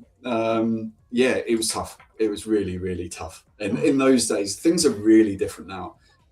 So in terms of how my son coped with how I was prepared, or how I came up, I'm glad he will never have to face that sort of thing. But anyway, he wants to be an aeroplane engineer, so he's going to be nothing to do with trading. So I'm quite happy with that. That's awesome. I was gonna ask, are they gonna follow in your footsteps or not? No. Oh man, honestly, I can genuinely say I don't know if my wife knows what I do for a living. Really? Yeah, she's really confused now. I don't work for a bank anymore. So and she's not. She's smart, but I don't talk about it in the house, and I don't go on about. I've never gone through positions or good days, bad days. I just try and be consistent when I get home, That is so funny. It's exactly the same way in my house, by the way. I try to talk about it. My husband's like, cool. Like he doesn't care. Like he's like, okay. And like he does not talk about his work at all. And I know what he does, clearly. If you ask me like what a day in the life of his work is, I have absolutely no idea. But he does not talk about his work, and I do not talk about my work. And that's so funny. Like and he does not want our kids to like do what he does. And I don't know how I would feel if my kids were like, I want to be a trader. I think my initial reaction would be, great. I'm going to have to fund that for like 3 years. Oh boy. Until they actually make it. And then they can fund me. But man, that's so interesting. Oh my goodness. That is so funny. That is really, really funny. It's funny because I have the opposite. Like my husband just started getting into trading, but I think he is much better suited for it because like I said, he's such a process oriented guy and he's very stoic. Like same thing with how you just described, you don't show your wins, you don't show your losses. Like it sounds like you don't show that in your emotions or your energy to your family. I guess from an energy perspective, it probably comes through, but verbally, I just don't confirm it. Yeah. Okay. Yeah. Okay. Yeah. I think, that's a huge thing. And I've heard a lot of, traders talk about that, at least, ones who have been doing it for a while, is practicing this, energy of stoicism and trying to, not let a bad day completely take you out, but also not let a good day, like an amazing day, maybe. That's completely it. Yeah. And it's incredible how quickly people get carried away with success. That can be very damaging. Just me and my best ever day. That hurt me in the long run. Yeah. Exactly. Exactly. Right, guys, I better shoot because it is 8 p.m. here in the UK, and I make my children get off Netflix, etc. when I'm on here because I don't want them disrupting my Wi-Fi. So you're like, Dad! I better go and give them some devices and TVs back. Okay. Thank you so much for your time today and for answering all of our questions. It's a pleasure to speak to you guys. Laughing at our jokes. Thank you for coming on, and we'll see you the next CPI. Yes, absolutely. All right. Take care, guys. Thank you very much. Bye. Bye. Oh, man. Oh, man. You have to get off too, right? I do. Rebecca, I so appreciate you as a host and a person. I just want you to know I love you and I care about you. And I think you're an amazing trader, mom, everything put together. This is like an extension of like the Women's Day that we had. It is. I had a bit of a family emergency this morning. I wasn't actually going to stream. It was a bit of like, I can't come. I can't make it. But then Miriam was like, I actually thought, you know what? I love streaming. It would be actually a really good distraction from my morning. That's why I didn't really trade that much. To be honest, just like emotionally wasn't a good day for me. I wasn't really feeling it. And I was trying to exercise some discipline and not like be total idiot like I normally am. So I was talking to our producer and our director, and I was like, I don't think I'm going to come. And then I was like, actually, I think I will come. I just don't want to do it alone. And Miriam, being the absolute champ that she is, had a very long streaming day. How many hours did you stream today? Well, we'll just say after my appointment, I'm going to be going to bed probably around 6 p.m. tonight. So yes. And so she came on and supported me. So I wouldn't come on here and cry to everyone on chat and trauma dump. But the cathartic moment, like yes. That's why I was late. I was like, called my brother, cried, and then came on here. And thank you for coming on and supporting me. I appreciate you very much. I got you, sis. I got you. Got to stick together. We do. Women in this field, but so, yes. Thank you. Are you staying on for a bit? Or are we? No, I was just going to say, I think having said that, we'll cut it. Yeah. Okay. But we will be on tomorrow, and make sure you guys remember that tomorrow at 8:30 a.m. there is CPI. Considering how NFP went, considering everything going on in the world right now, I would be careful, but don't have a position on overnight and forget it and wake up and It was CPI. So just remember that and be smart, be responsible, have a good Tuesday night, and we will all be back on tomorrow. Hopefully Nick's feeling better. He can be back on, but if not, that's okay. Hopefully, yes. If you are going to be in the morning stream, we are planning on doing some fun giveaways. I know we talked about doing some marbles races, so stay tuned if you want a chance at winning some accounts. Join us for the morning session. But yes, love you, Rebecca. Thank you so much for today. And everyone, have a great evening, good night, and we will see you tomorrow. Yes. Bye, everyone.